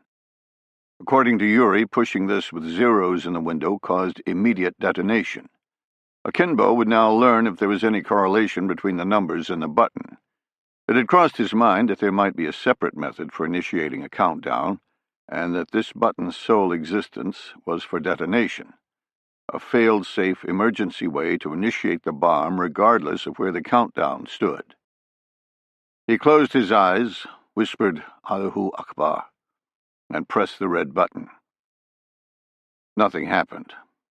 No explosion, no whirring or clacking of the machine, no sound at all. He opened his eyes and saw the seconds counting down. A relentless march to victory. He wiped the sweat from his brow and closed the trunk, his hands trembling. He exited the garage to Buenos Aires Street. He was still 3 blocks away, but he could see the giant Arena de Baixada ahead. Constructed in the late 90s, it was one of 12 stadiums used for the World Cup, and one of the few that wasn't built from the ground up to meet the requirements dictated by the World Cup governing body. 2 blocks from the stadium, Akimbo noticed a large spike in police presence. They were everywhere, and the game was still 5 hours away. He reached within 1 block, the stadium straight ahead, and saw a checkpoint, the police searching every vehicle before allowing them to continue. He took a left, then a right, avoiding the checkpoint, and driving aimlessly, thinking. He had hoped to park next to the stadium and walk away. He wanted to put the weapon at ground zero and leave no doubt about the target, but that was no longer possible. He thought about it and realized that ground zero was a relative term. From what he had read online during his research, this device should eradicate a huge swath of the city in a giant ball of fire. All he needed to do was park close. He found himself on Presidente Afonso Camargo Avenue, driving past a rail switchyard he had reconnoitered earlier. He saw his escape platform still parked in the switchyard, a freight train destined for Sao Paulo. He would be leaving his car here and wanted a clean break out, so he had decided to hop a freightliner back to Sao Paulo. No tickets purchased, no rental agreements in a computer system, no identification shown, nothing to connect him to Curitiba. He'd hopped freight trains plenty of times in Nigeria, as it was one of the few ways available to travel long distances. And in truth, he felt more comfortable stowing away than he did trying to decipher the mass transit system or brave the 5-hour drive back to Sao Paulo with the lunatics on the streets around here. He would watch the detonation in real time from Sao Paulo, access Twitter, post the video, and then fly back to Nigeria using his original passport. But where to park the car, he thought. The stadium was out, since he couldn't get past the police. Parking on the street was out, too much chance of getting towed or broken into.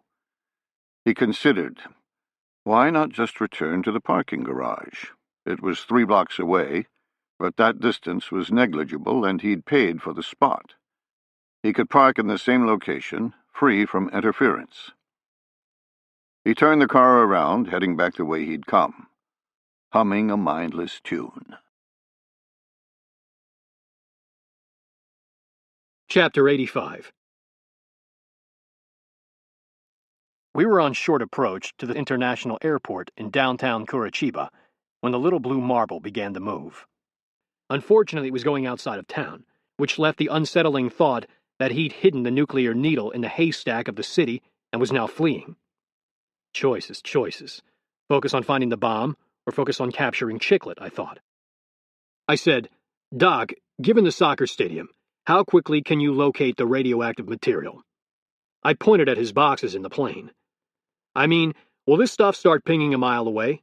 Or do you need to walk right up on the bomb? Shortly before taking off, Jennifer and Shoshana had come back with our nest expert, a thin, bespectacled man with a thatch of red hair. He'd brought all sorts of detection equipment with him, so I was hoping we could solve the problem fairly quickly.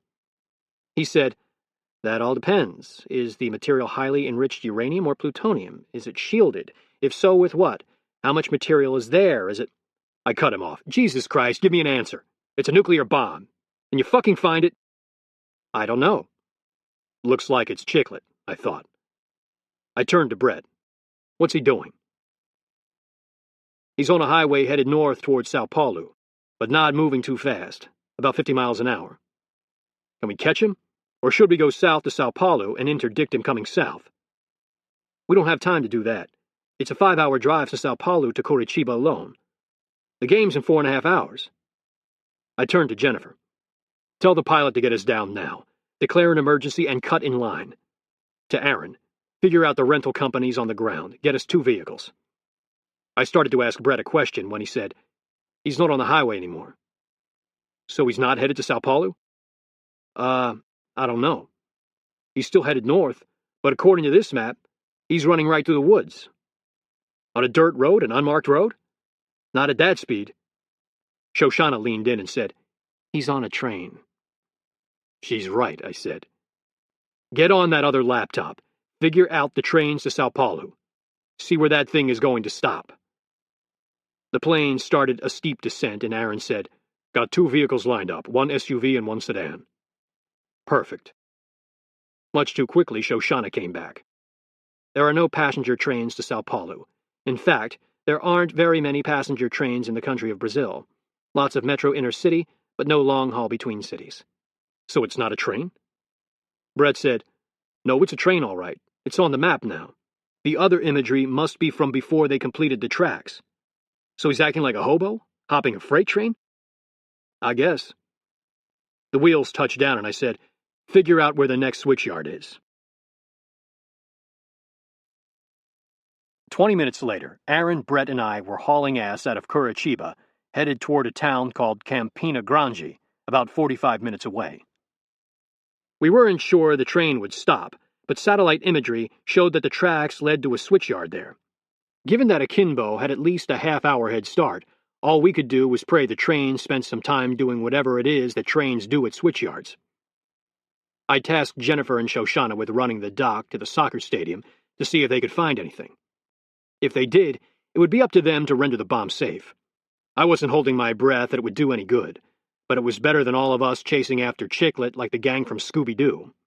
Although, I wouldn't mind it if Chiclet ended up saying, and I would have gotten away with it too if it weren't for those meddling commandos. Luckily, the airport was in the southeastern section of the city, so we didn't have to fight our way through a bunch of inner-city gridlock and could hit a ring highway right off the bat. We'd reached the north edge of the city and joined another highway, with me driving and Brett watching the ball. He said, Target stationary in Campina. Good deal. We drove on, getting into some hill country, and I saw the tracks off to my left, running parallel to the highway. I passed a few houses, then more and more structures as we entered the town.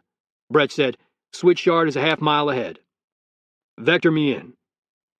He did, getting me off the highway and giving me left and rights through the poor village. Eventually, we were on a dirt road paralleling a chain-link fence littered with paper and plastic bags. On the other side was a 2-track switchyard and a lone freight train. I drove forward until the chain link went to the right and our road entered a wood line. I threw the car in park and said, Status. He's still there. From the overhead, it looks like the 4th or 5th car from the end. I studied the train, seeing most of the cars were open bay coal containers. He wouldn't be hiding there. The last 7 cars were enclosed and appeared to be for cattle, and from this distance, they looked empty. Okay, let's go. We'll enter where the tracks exit the switchyard. Move straight to the rear of the train. I'll take the first cattle car on the train. Brett, you take the last. Work our way toward each other. Aaron, you stay outside in the grass for squirter control. You see him break free, give us a call. Aaron, looking over my shoulder, said, Pike, the train is starting to move. I whipped around and saw the wheels slowly turning, the train jerking forward. Shit. Change of plan, Aaron. You got the SUV, parallel the train. Brett, let's go.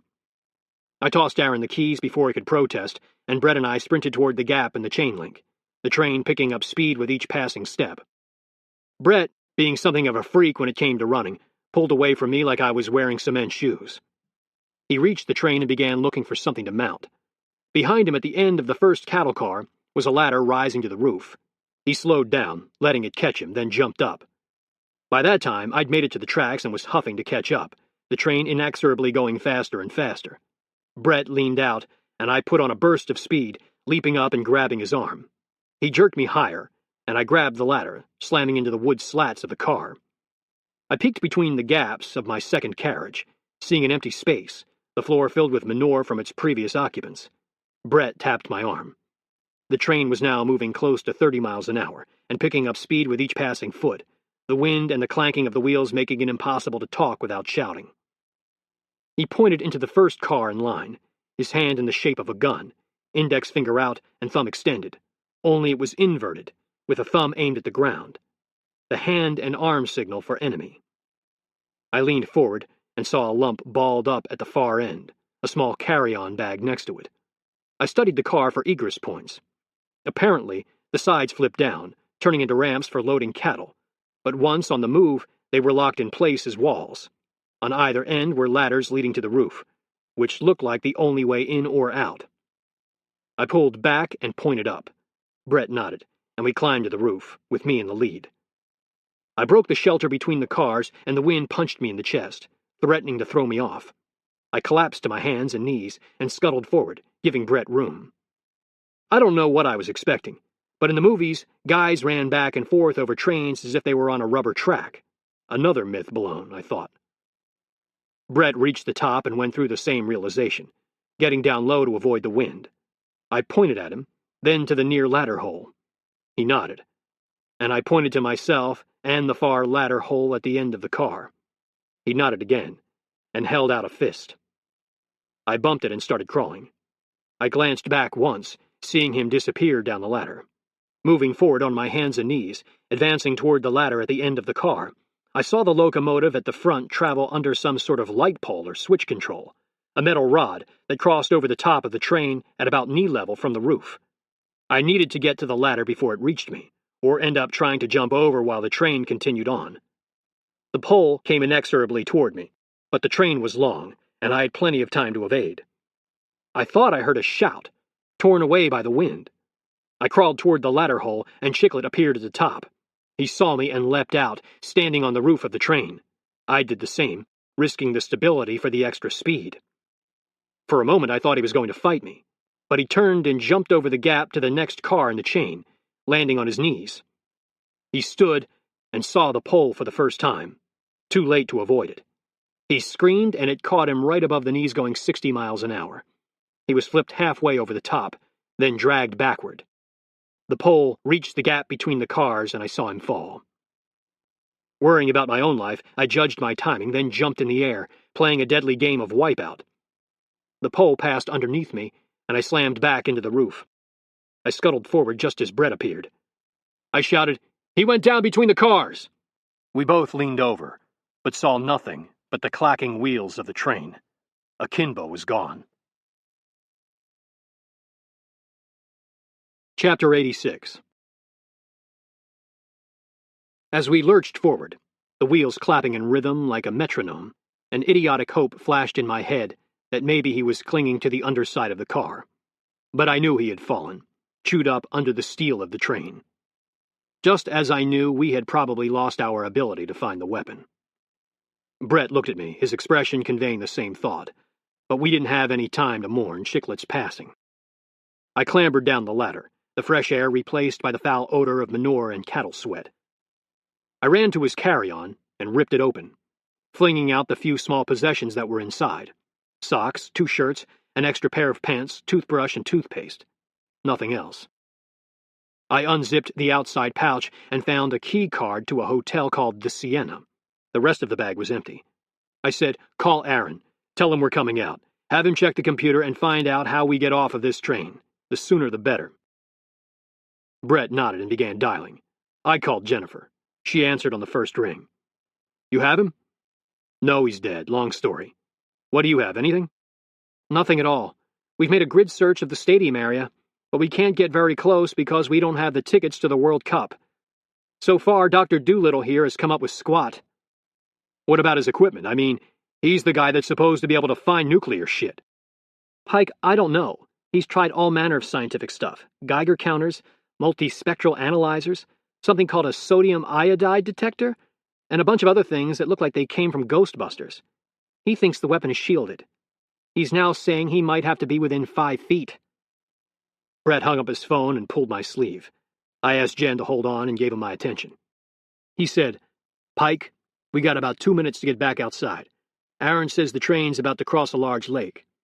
It should slow down when it does because of the bridge. We don't get off there, and we're riding this thing for an hour until the next switch yard." "Get off? You mean jump into the lake?" "Afraid so." "Fucking great." I went back to the phone. Jennifer said, "What was that about jumping?" "Nothing. We're apparently going to get wet on our way back. When's kickoff?"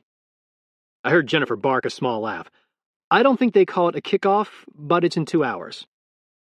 She paused, then said, "Pike, I'm wondering if we should be keeping this secret. Shouldn't we call an evacuation?" "It'll do no good. We'll only succeed in creating massive panic. It would probably take over an hour just to get someone important enough to be able to disrupt the game, then another hour before anyone started moving. Very few would make it out of the blast radius in time, and the chaos would hamper our ability to operate. We're all in on this one. She said, "What's the cutoff? How much time do we have?"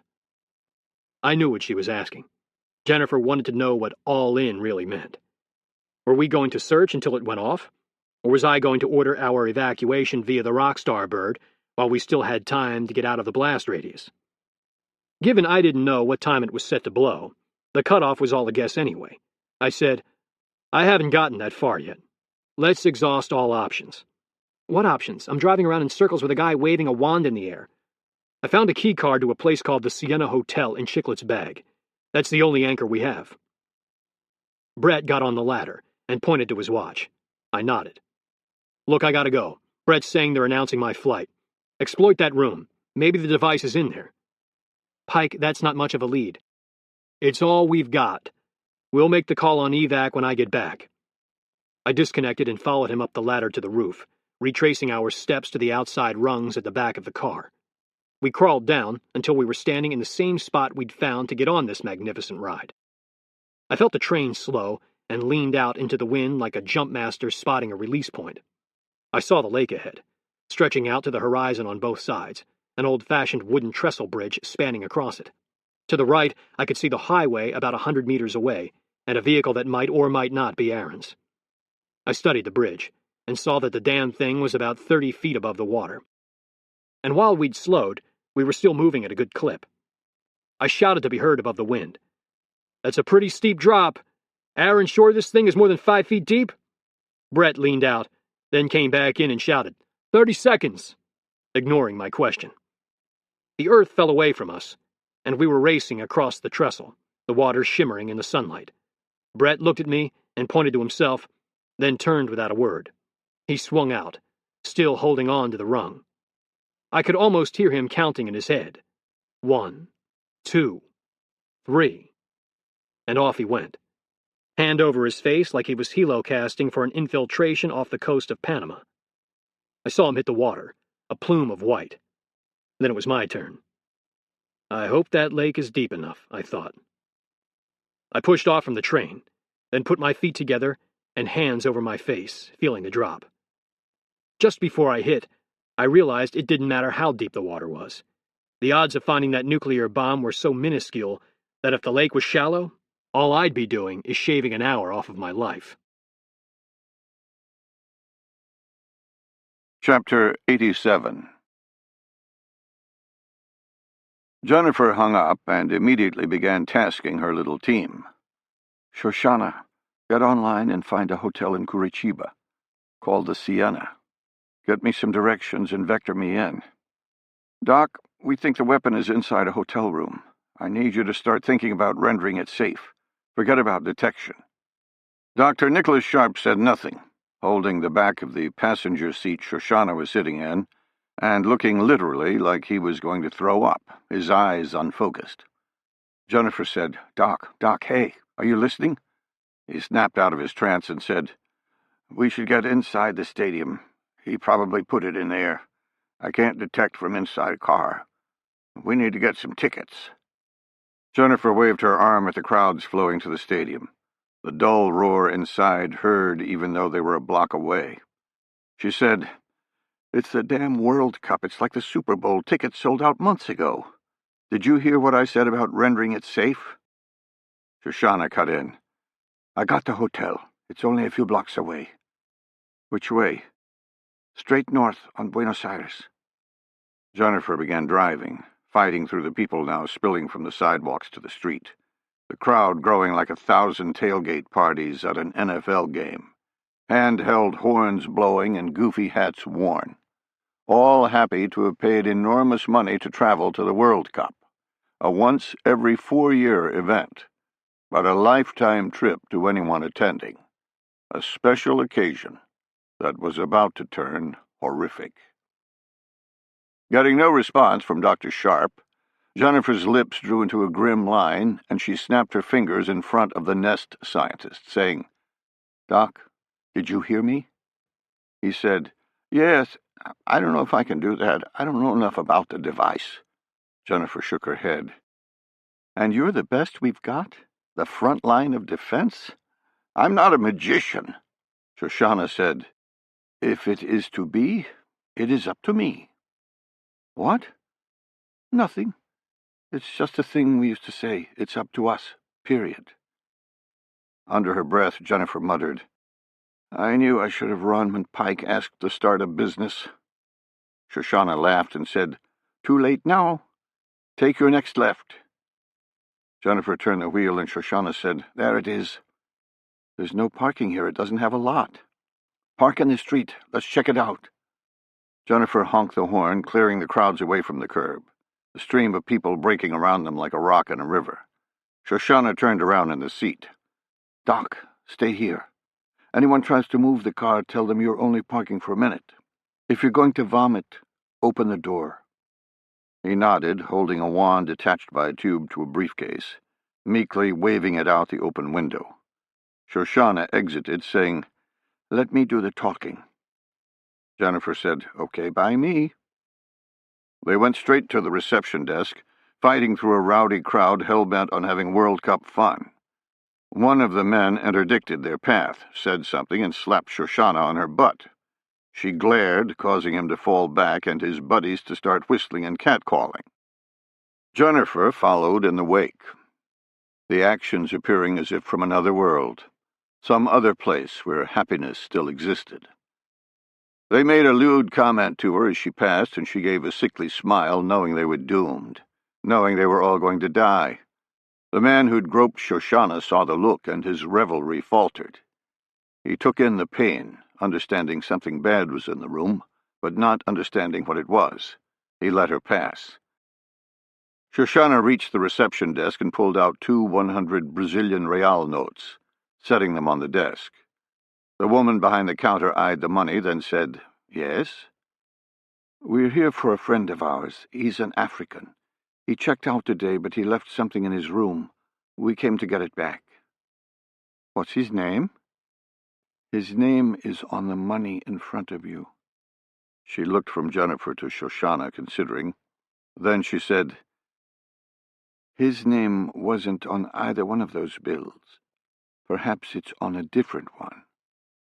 Shoshana placed another 100 real note on the desk and said, His fucking name is on that one. Understand?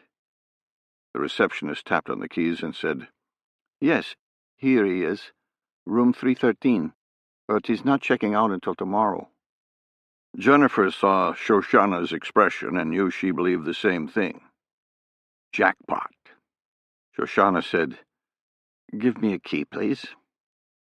Jennifer pulled out her phone as they went to the elevator. Doc, get in here. We might be in luck. Room 313.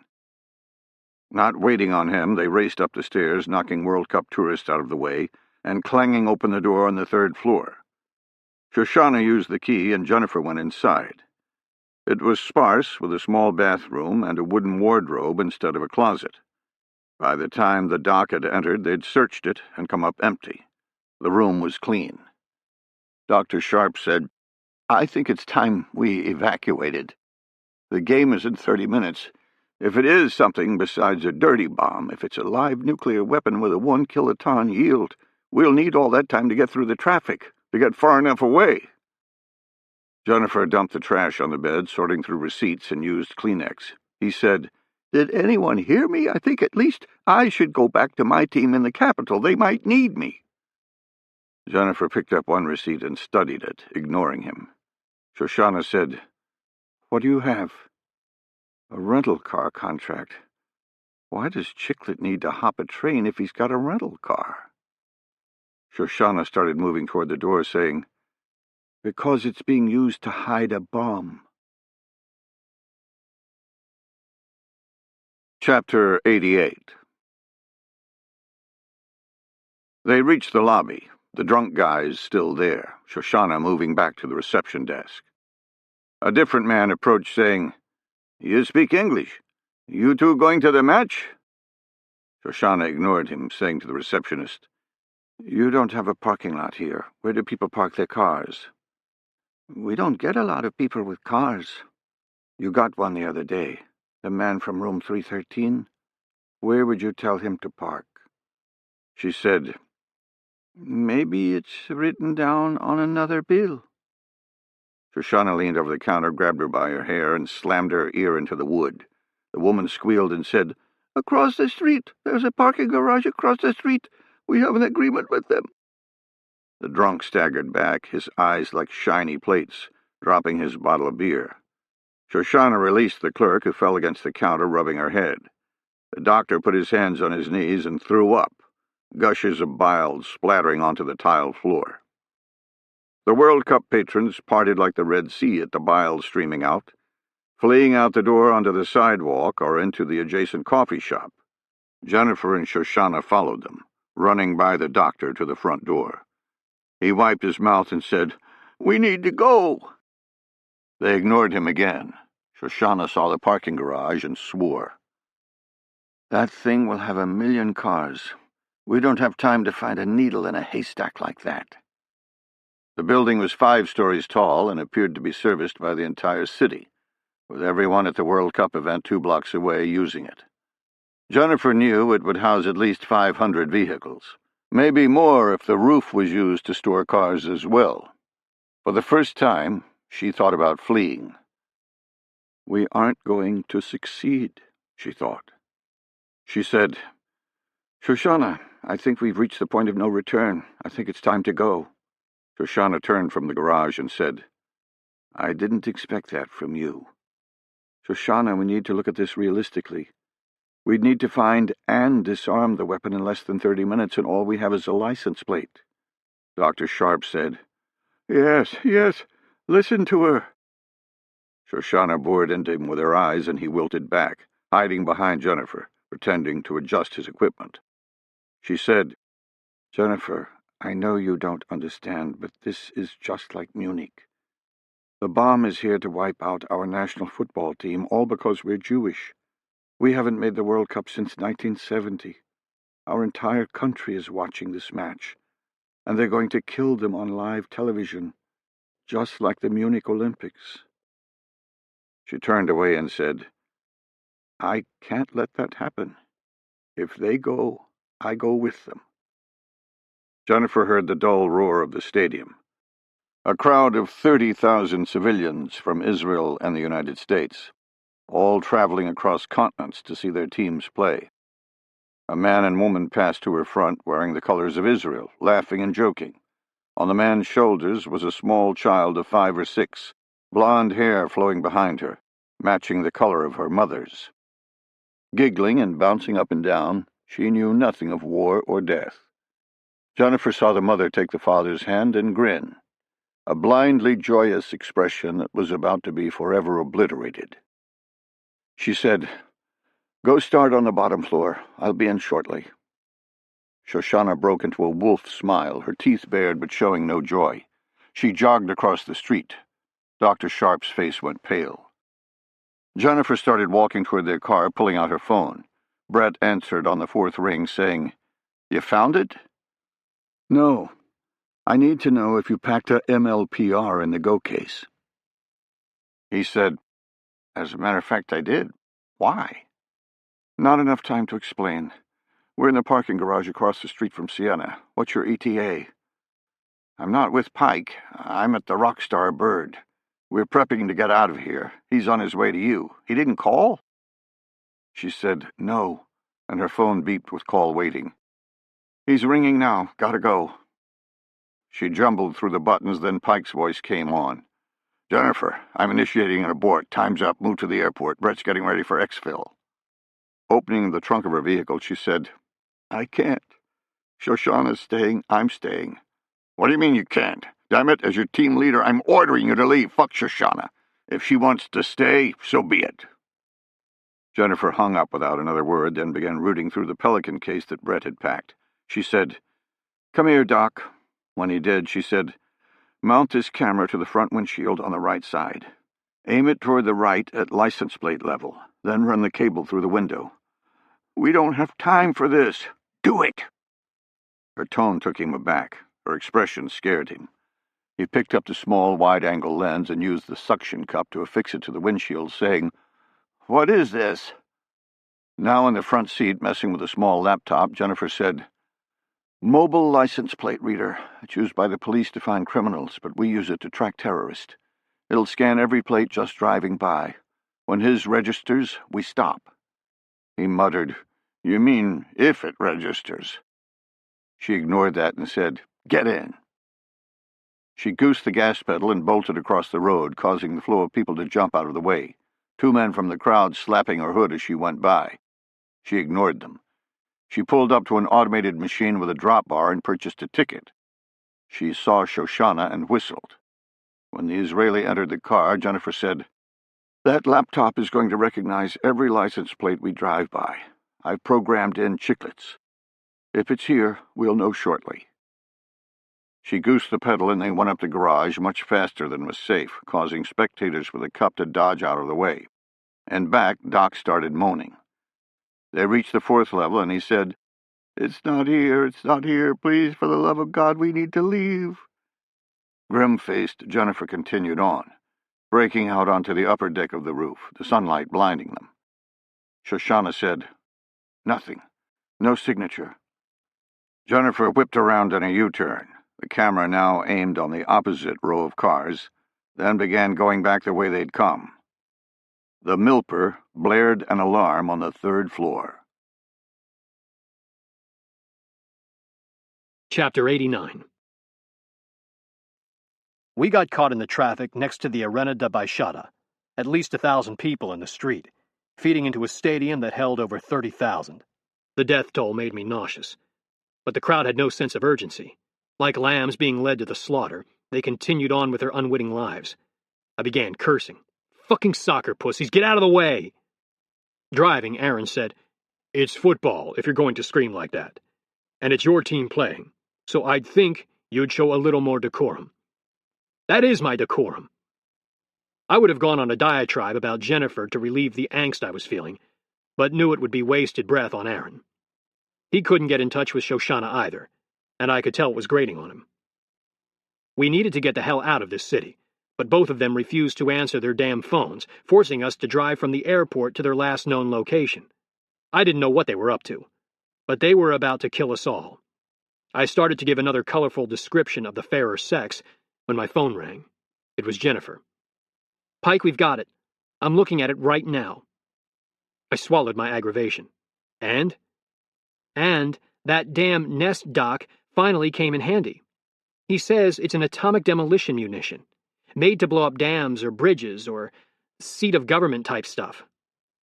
It's a tactical weapon, not a giant nuke. Does that help us at all? We broke through the crowds around the stadium and started screaming up Buenos Aires Street. Only a little. It's probably 1 kiloton, so it's not like a TV show atomic bomb that destroys everything for miles. On the downside, he says the thing will have a multitude of Deathman switches, all designed to detonate if anything is tampered with. It isn't a ballistic missile flying through space. Since it had to sit somewhere until it went off, it had built-in fail-safes. In other words, once it's set to go off, it's going off. Aaron hit the parking garage and ignored the drop bar, our SUV shattering it in 4 pieces, people diving out of the way like they were in a Mountain Dew commercial. I said, "What floor?" "3rd. 10 seconds. Aaron saw them before I did. 3 people huddled over an open trunk in the corner of the garage like they were looking at a dead body, which, if there was a mirror in the trunk, I suppose they were. I leapt out before we'd even stopped, running to them. Jennifer saw me and smiled, relief on her face. The expression made me feel sick to my stomach. Way too much faith, I thought. We should have left 20 minutes ago, when we stood a chance. I projected a confidence I didn't feel, saying, "Okay, so what's the countdown? What are we dealing with?" Shoshana said, "It looks like he wanted it to go off at halftime for the game, so we caught a break. We have 32 minutes until detonation." Some break. An additional 30 minutes to live, I thought. I looked at the device, an innocuous egg laid in a bed of styrofoam, 2 ancient LED displays counting down in synchronicity. I leaned in close and saw the broken keys in their holes, saw the permanence built into the system. "Doc, I know you said tampering with the system would cause detonation, like cutting a wire here or smashing the display, but what about killing the whole thing?" Jennifer picked up on where I was going immediately, running to the Pelican box in the trunk of her sedan, shouting, "Yeah, the stiletto!" Shoshana said, "What's that?" "It's an experimental EMP device. It'll fry every bit of circuitry in that weapon. Kill it all at the same time. Doc, would that do it?"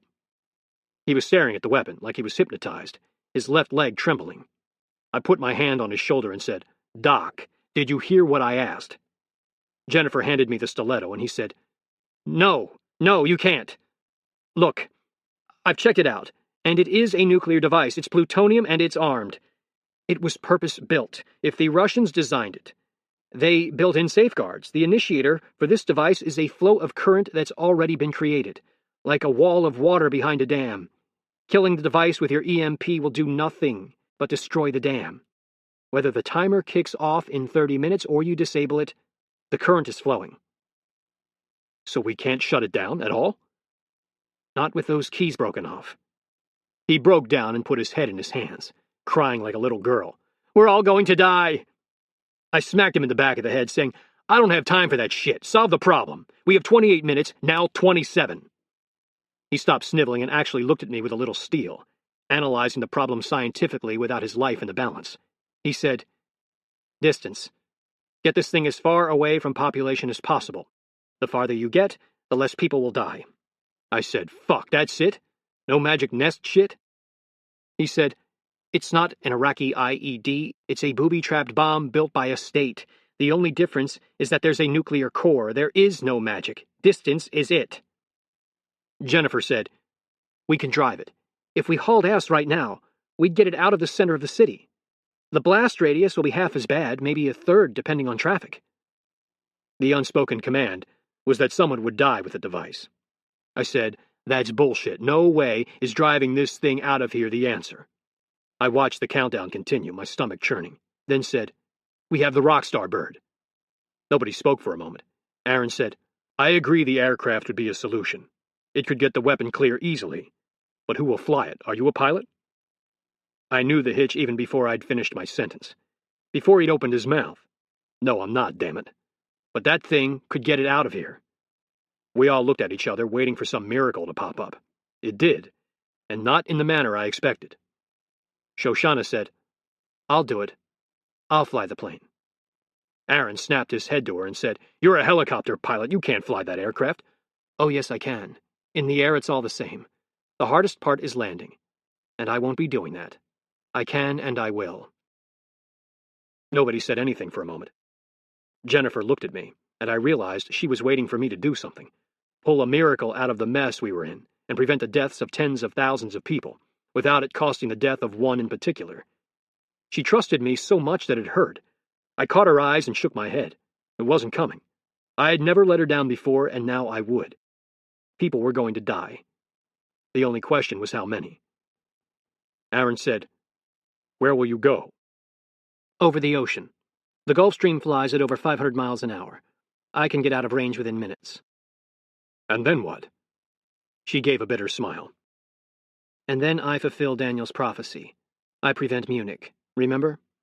He talked about this very thing before you ever left to Europe. He was right in the end." "Damn it, Shoshana, no. No. What else is there? You want to run now, in a car? Even if we could get outside of the blast radius, what would it get? Our national team will be slaughtered. Thousands of Israelis will die. Daniel is already dead. All for what? My life? Your life?"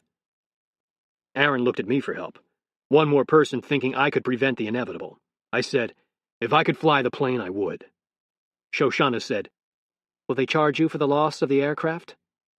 I gave a rueful grin and said, "Yeah, they probably will." "Then it will be worth it. Let's go." I saw Jennifer's eyes water. She looked at me one more time for a miracle. I said, "Get in." We loaded the car with the weapon, then drove to the airport, once again fighting through the traffic, the partying and happiness of the people on the street, a stark contrast to what we were carrying in our trunk. Jennifer called Brett along the way, giving him the warning order that the pilot was going to have to give a crash course to someone on the aircraft. She ended by telling him that if the pilot had an issue with it, he could fly the plane himself. We passed through the General Aviation Cantonment area and showed our passes. They waved us forward, and we were on an airfield with a nuclear device. I would have been pissed except they were now saving lives with their lackadaisical attitude. I saw Brett on the tarmac, then the pilot going through pre-flight. We got to the plane, and all 4 doors of the SUV opened like we were going to a wake, which I suppose we were. Shoshana glanced at me and I smiled, attempting to show courage. She tried to return it, but what came out was a broken thing. I felt my gut drop again. What am I doing? Letting her die for me, I thought. I started to help with the weapon when Brett pulled me aside. There's no other option here? She's gotta go? Unless you can talk that pussy cover pilot into flying, I'm not sure we have enough per diem to get him through eternity. Yeah, I know, but what about jumping? Can't we get the bird out over the ocean and parachute out? I said, you can't jump a Gulf Stream. You can't open the door in flight, you know that. Brett scrunched his brow, looking at me like I was an idiot. I said, what? What? The damn bird is built for jumping. What do you mean? I've flown that thing forever. It's built to hide shit. It's got no operational capability. He rolled his eyes. I don't know where the fuck you've been, but since I've been with the Taskforce, it's had an infiltration capability. There's a hatch at the back of the tail. A clamshell comes out like a 727. Instead of walking downstairs, you just inch your ass into space. I said, are you serious? He squinted his eyes and said, you really didn't know? Right then, in the heart of the mission, I learned another downside to being a commercial task force entity. Nobody bothered to tell you about operational capability because you had no need to know. If you were just an infiltration platform, it was irrelevant. Only in this case, it was fucking critical. I said, are there chutes on the bird? Yeah, civilian javelins. Rigger-packed, with Cypress AAD. I saw Shoshana in the cockpit with the pilot and shouted, Aaron, get over here. He jogged up, his face expecting me to tell him that I'd managed to turn off the device with my charm. I disabused him of that notion. We have parachutes on the plane. Shoshana can get it out over the ocean, then jump out. He took that in, then nodded absently. Yeah, that'll work. She might make it. I said, what does that mean? She's a damn commando. All we have to do is show her the exit procedures. She's not jump qualified. I heard the words and felt a final kick to the gut. I just assumed she was a paratrooper. In the movies like Point Break, any idiot can strap on a parachute and free fall like a master, floating through the air as if it was second nature. The truth of the matter was that jumping out of an aircraft, free-falling, opening, and then landing a parachute successfully was incredibly difficult. There were plenty of military members in Halo operations, after being trained, who ended up pounding the unforgiving earth with their bodies.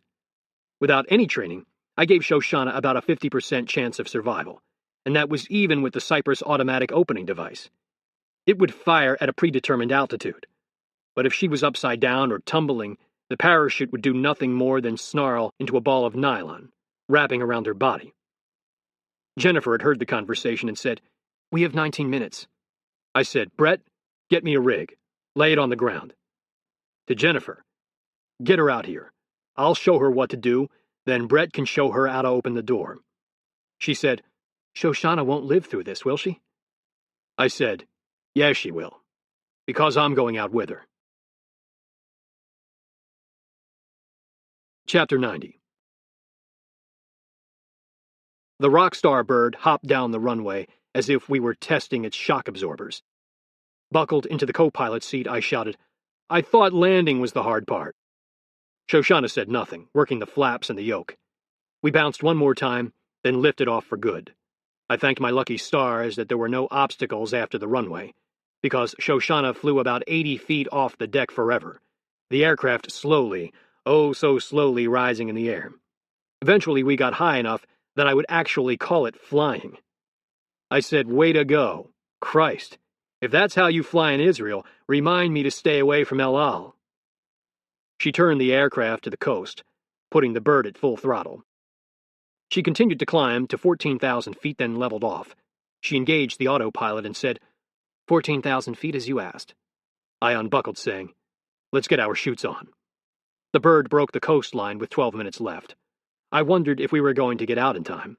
The nest doc had said 3 miles distance for an atmospheric blast would be safe, but I wasn't putting my life on that. At 500 miles an hour, The bomb would be about 20 miles away after 3 minutes. That was my cut line. Exit with 3 minutes left. I hoisted the parachute on her back, then helped her with the leg straps. She stepped through saying, "I understand your relationship now." What the fuck, I thought.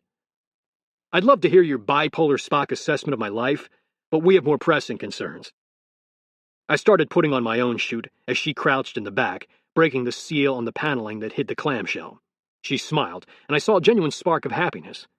Odd as it was, a ray of something that had been hidden was now revealed under the stress. She said, "We have less than 10 minutes, and I'm about to die. I told you earlier that you were like every other male, but you're not. You didn't have to do this. Why did you?" I peeled back an innocuous covering near a coffee machine in the galley and grabbed the winch handle for the clamshell. I began to crank, a sliver of light that turned into the whole sky, huge and close. I said, "Jesus, Shoshana, you're not about to die, believe me. If I were going to get killed doing this, I wouldn't be here." She said, "Yes, you would, same as me." I shook my head, working the clamshell open. When I looked up, she was staring at me intently, reading my mind again, unconcerned about her fate. For me, I was petrified. I was sure I would live, but not sure at all that I could save her life. If she exited and flipped out, it would be like a lifeguard trying to reach a drowning man in a storm. I'd work it as long as I could, then cut the drowning man free, leaving her fate to the emergency Cypress automatic opening device. Maybe it would save her, or maybe it would wrap her in a burial shroud. I said, "You ready to go?" "Ready as I'll ever be." I pointed to the floor inside the kitchen galley, the gaping maw of the open sky feet away. "Have a seat." She did so, and I got in behind her, pulling her into my groin, my legs outside of hers. I looked forward at the small opening and thought that Brett saying this plane was built for jumping was a little bit of an exaggeration. The clamshell was nothing more than an add-on. In order to exit, we had to scoot forward on our butts, then basically fall face first out of the aircraft through a minuscule hatch. I said, "Remember, all you have to do is fall flat and stable. I'll reach you. I'll pull the ball. I'll do everything. You just arch your damn back as hard as you can. I'll keep you from flipping. When you hit the water, don't let the chute get on top of you. Start working out of the harness immediately. If..." She put a finger to my lips and said, "We're running out of time. I'm not worried." I thought she was lying, but when she turned around, she showed no fear. I said, "You should be, because I've never done this before." She said, "Your name is Nephilim." I ignored that bit of uselessness. "Time to go."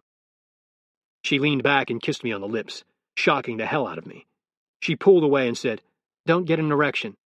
I just wanted to show you what you were missing, in case we got in the air and you decided that saving my life was too big of a challenge." I gave a fake smile, now believing that she really could read my mind. "Don't worry, I've got Jennifer waiting, and for some reason she likes you. Coming on to me isn't going to help your chances of survival." She started scooting forward, the hatch growing bigger, me right behind, my adrenaline ramping up now that all that remained was to exit, setting my body on fire. She reached the end, her legs dangling into space. She stretched forward with her hands and grasped the edge of the aircraft. She leaned back, as if to get away from the hole, and I prepared to shove her out, knowing the average human would never exit an aircraft while in flight on their own. It was just wired into our brains not to commit suicide. She screamed something and launched into space, taking me off guard. Crazy woman, I thought. I scooted forward as fast as I could, seeing her tumble away end over end, which would guarantee her parachute would wrap around her in a death shroud when the Cypress fired. I fell out, tumbled once, then went stable. I executed a 360 and saw her below me, still doing somersaults. I tucked my arms into my sides and began screaming head down at over 200 miles an hour, gaining on her. I shot under her and flared, getting back to her level. I grabbed her harness at chest level and her pant leg at the thigh, fighting against the wind buffeting her body. She went rigid and stopped tumbling. All I needed was her flat and face down for the parachute to successfully open, and I had that. I let go of her leg and grabbed the leather ball attached to the pilot chute at the bottom of her container. I threw it into the wind, and she was ripped out of my hands by the opening shock. I fell 2 more seconds getting clear of her, then pulled out my own pilot chute. I gained control of my canopy and circled around, spotting her above me, a beautiful square of nylon over her. I tried to find the Rockstar bird, but it was already out of sight. I began turning to get behind Shoshana to follow her in when a brilliant flash split the air. I closed my eyes and felt a thermal rush. 2 minutes later, the thunderclap of the explosion reached me, whipping my canopy and making me swing like a pendulum. I stabilized just as the water approached. I flared, sank into the surf, and shucked my harness. I started swimming toward Shoshana while she was still in the air, watching her skimming above the waves. She didn't know how to flare and hit the water running with the wind, going about 30 miles an hour and smacking down like a water skier out of control. I got to her as she started to get dragged face down by the chute. I jerked her cutaway pillow, and the canopy floated free, racing across the ocean like a giant bird. I pulled her upright, getting her head above the surface. She coughed out water and said, "You didn't tell me I'd hit that hard." I initiated the beacon in my pocket, saying, "You didn't listen to my class on controlling the canopy." She wrapped her arms around my neck and started laughing, kicking her legs to tread water, her entire body trembling with the fallout of adrenaline, glad to be alive. She said, "You know, if I swung that way, you'd be in serious trouble." I said, "I know, trust me, I know." Chapter 91. The Charleston humidity was cloying, but I still insisted on sitting outside, as Jennifer knew I would the minute I said where we were going. Fuel was a bar and grill with a Caribbean flair built on an old gas station, and one of my go-to places for visitors. She wanted to take Shoshana and Aaron to someplace more upscale and so-called Charleston, but I was having none of it. Complete with $2 PBRs and an outdoor garden with a bocce ball pit, Fuel was way better than some place with white tablecloths. A summer breeze kicked up, wiping the heat away, and it felt good even with the humidity, reminding me I was alive. While it had been 3 days since our near-suicidal plane flight, I was still waking up each morning mildly surprised to feel my heart beating. We'd floated in the water for close to 3 hours before Aaron and Jennifer found us in a rented speedboat. I'd begun to wonder if maybe we were going to have to swim back home. Once we'd returned to the airport, I'd immediately ordered everyone to buy tickets, and we settled on Charleston as a destination. Well, most of us did. The pilot of the Rockstar bird was a little aggravated that I'd destroyed his aircraft, and he'd opted to fly straight back to D.C., where I'm sure he went straight to Kurt Hale, crying like a 4-year-old. Sure enough, I'd heard about it as soon as I talked to Kurt, but it was mostly in jest, and not something I gave a shit about on a summer day like today. Jennifer slid her hand over mine and squeezed. She seemed to be doing much better about the whole "am I a murderer" thing, but I suppose saving the world from a nuclear strike will do that to your moral code. Watching Shoshana laugh at Aaron's pitch, she said, "I never told you how much Aaron appreciated what you did for Shoshana. He cares a great deal about her." I said, "Maybe he should be giving us an award."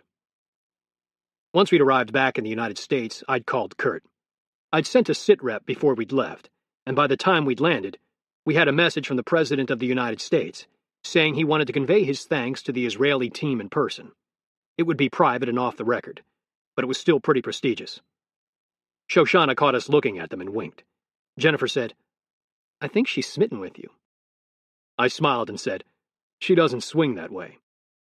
"I don't know about that. She's making all the wrong moves for someone who isn't interested in the opposite sex." I opened the laptop and fired it up. "Maybe it's you." I squeezed her hand. I'm fairly sure I could understand why that would happen, if last night was any indication. You know she's an empath, right? She's seen through your prim and proper facade. She blushed, actually looking worried. She said, "I hope that's not true. Either way, whether it's me or you, it'd kill Aaron. I know he's smitten with her." I started tapping keys, going through the laborious process of working through the Tor network and getting into the NIM and Blofeld applications. Watching me type, she said, "So Knuckles is flying down here just to take that computer back to D.C.? "Yeah, that's his story. In reality, I think he's going stir-crazy up there." And he likes it here in the Holy City. Plenty of hot single women running around for a Navy SEAL to stalk. How did he sound on the phone? Better. Here he comes. I saw him through the old roll-up garage door next to the bar and waved. He came outside smiling, his hippie hair trailing in the breeze. 2 women at the bar, wearing scrubs from the medical university, followed him with their eyes all the way to our table. I gave him a man hug and said, "Long flight just to get a computer." "Yeah, I know. I might have to spend the night here, maybe 2 nights. I laughed and sat down while Jennifer gave him a peck on the cheek. How was Decoy's memorial? It had happened while we were down in Brazil. For once, I hated how quickly the Taskforce did them. It was good, Jen, good. I said, I wish I could have been there. He slapped my shoulder. I know, but you were saving the world, usual shit. How's that going inside the Beltway? I haven't seen anything at all in the news. How are they keeping a lid on it? He grinned and said, Believe it or not, your idea of flying the weapon out into the ocean has solved more problems than just saving lives. The Oversight Council is pretending it didn't happen. There are a bunch of questions being asked down in South America about a large explosion over the ocean, but since every bit of evidence has been destroyed, D.C. is looking in the sky and whistling. You gotta be kidding me. Nope. They're just going to ignore the whole thing. Turn it into a meteor strike or something. Pretend it never happened. Keeps them from having to try to tightrope around the task force. What about the radiation, the fallout? Apparently it won't be that big of a deal. They figure it was a 1-kiloton bomb. And we used to test 2-kiloton airbursts in Nevada all the time without any ill effects, so it'll just disperse out in the ocean. I didn't ask them if we needed to worry about Godzilla being created, but apparently it's no threat to humanity. He looked at Jennifer and said, By the way, I heard you were the one who found the bomb, saved the day. That's going a long way to spare Grolier recovery services from Pike's bullshit. But it's not a done deal yet. She gave an embarrassed smile at the first part of his statement, then showed confusion at the second. I said, I put you in the sitrep to Kurt, because you did, in fact, save the world from nuclear devastation. She grinned and said, What about the GRS? Kurt told me the Oversight Council was considering cutting our contract because I don't know whether I'm a government employee or a civilian. Basically that I'm uncontrollable. We might get fired. She looked at Knuckles and said, Really? After what he just did? Knuckles said, Don't worry about it. Kurt's on your side. So is President Warren. Just don't do anything stupid in the next few days. I said, Oh, we're going to do some foolish things over the next few days. Trust me. Jennifer turned beet red and punched my arm, mouthing, Pike? I tapped the final keys on the computer as Knuckles rolled his eyes. He said, I really don't want to hear about the fraternization. I no longer heard him. My brain focused on the computer screen. I had a message on my fake account. An email from the mole sent 4 days ago. I translated the Blofeld URL. It was short and to the point. Americans getting content on Associated Press email accounts. Sanitize them ASAP. Jennifer saw my expression and said, What is it? Knuckles started to lean over to see the screen, and I rapidly exited the Blofeld account, destroying the message forever. I said, Nothing. I closed the lid and handed him the computer. Here you go. This is what you came for. Hopefully they can find something about that mole on this. I stood up and pulled out my Taskforce phone. Jennifer said, Where are you going? Calling Kurt, only be a minute. After getting shuffled around by minions, I finally got him on the phone. He said, Hey, superhero, what's up? I hear I'm getting fired. I already told you that. Is Knuckles spreading rumor? Ignore the hearsay. Nothing's changed since our last conversation. No decisions made. Okay, but that's not why I'm calling. The task force didn't crack the Associated Press emails. Who did that? The NSA, and I'm telling you, it was a close-run thing. Tupper, the DNI, didn't want to do it. The president had to order him. Who knew the NSA was doing it? Who outside of you and the president? Just Bruce Tupper. President Warren kept it very, very close hold because it was basically a felony. Why? No reason. Hey, Jennifer's calling me. I gotta go. Don't let those Israelis show up late. Get them on the plane. I know how you are in Charleston. I said, Don't worry about that. The sooner I get them to D.C., the better. I hung up thinking, debating. The first compromise had been internal to the task force, when the cache location had been penetrated. The second one, the one I'd just seen, was outside the task force completely. The mole had knowledge of both, and the ability to manipulate our surveillance systems. I thought about what I knew and my possible actions.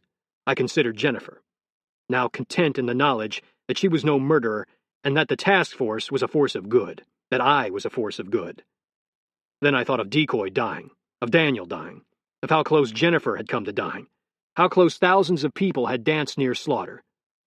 I thought of the same Nephilim, of the Old Testament punishment of an eye for an eye, of the information I had about a Middle Eastern CIA case officer's connection to the Munich massacre, and how the Americans were petrified it would fall into Israeli hands, and made my decision.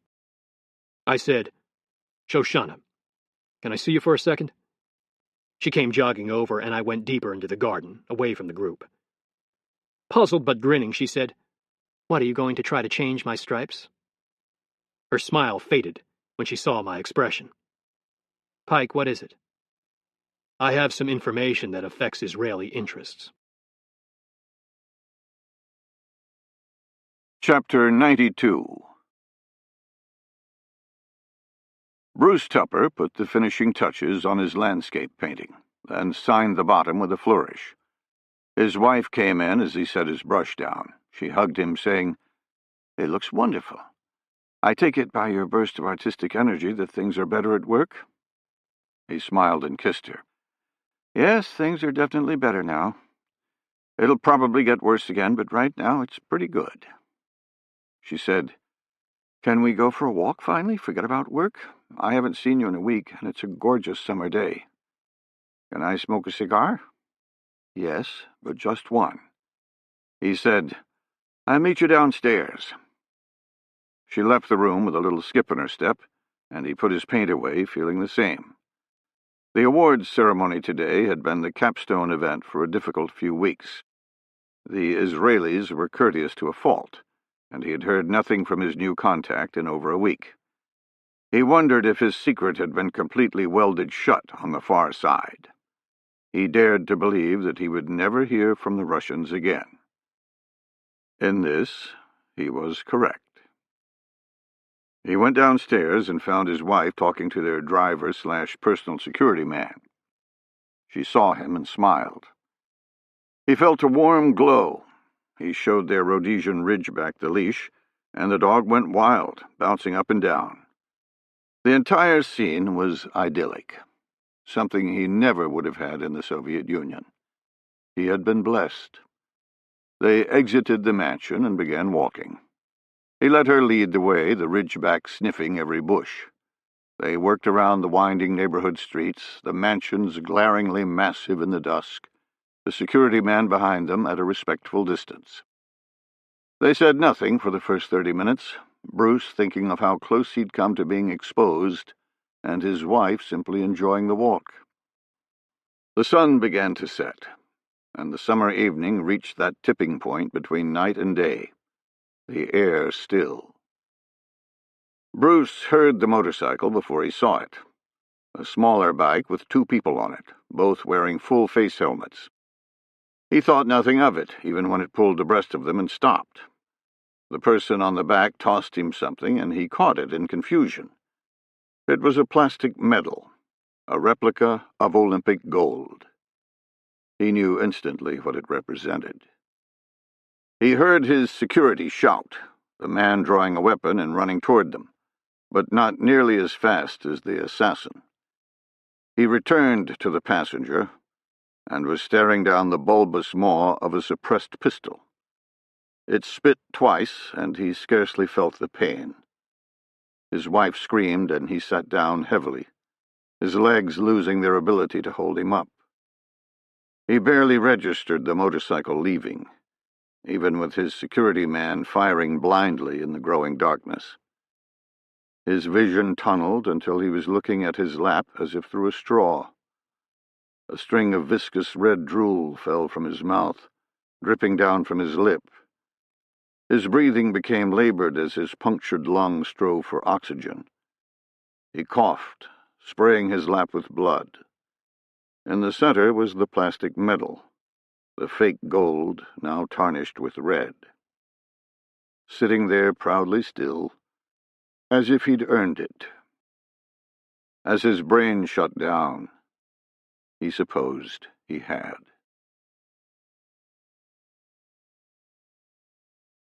The end.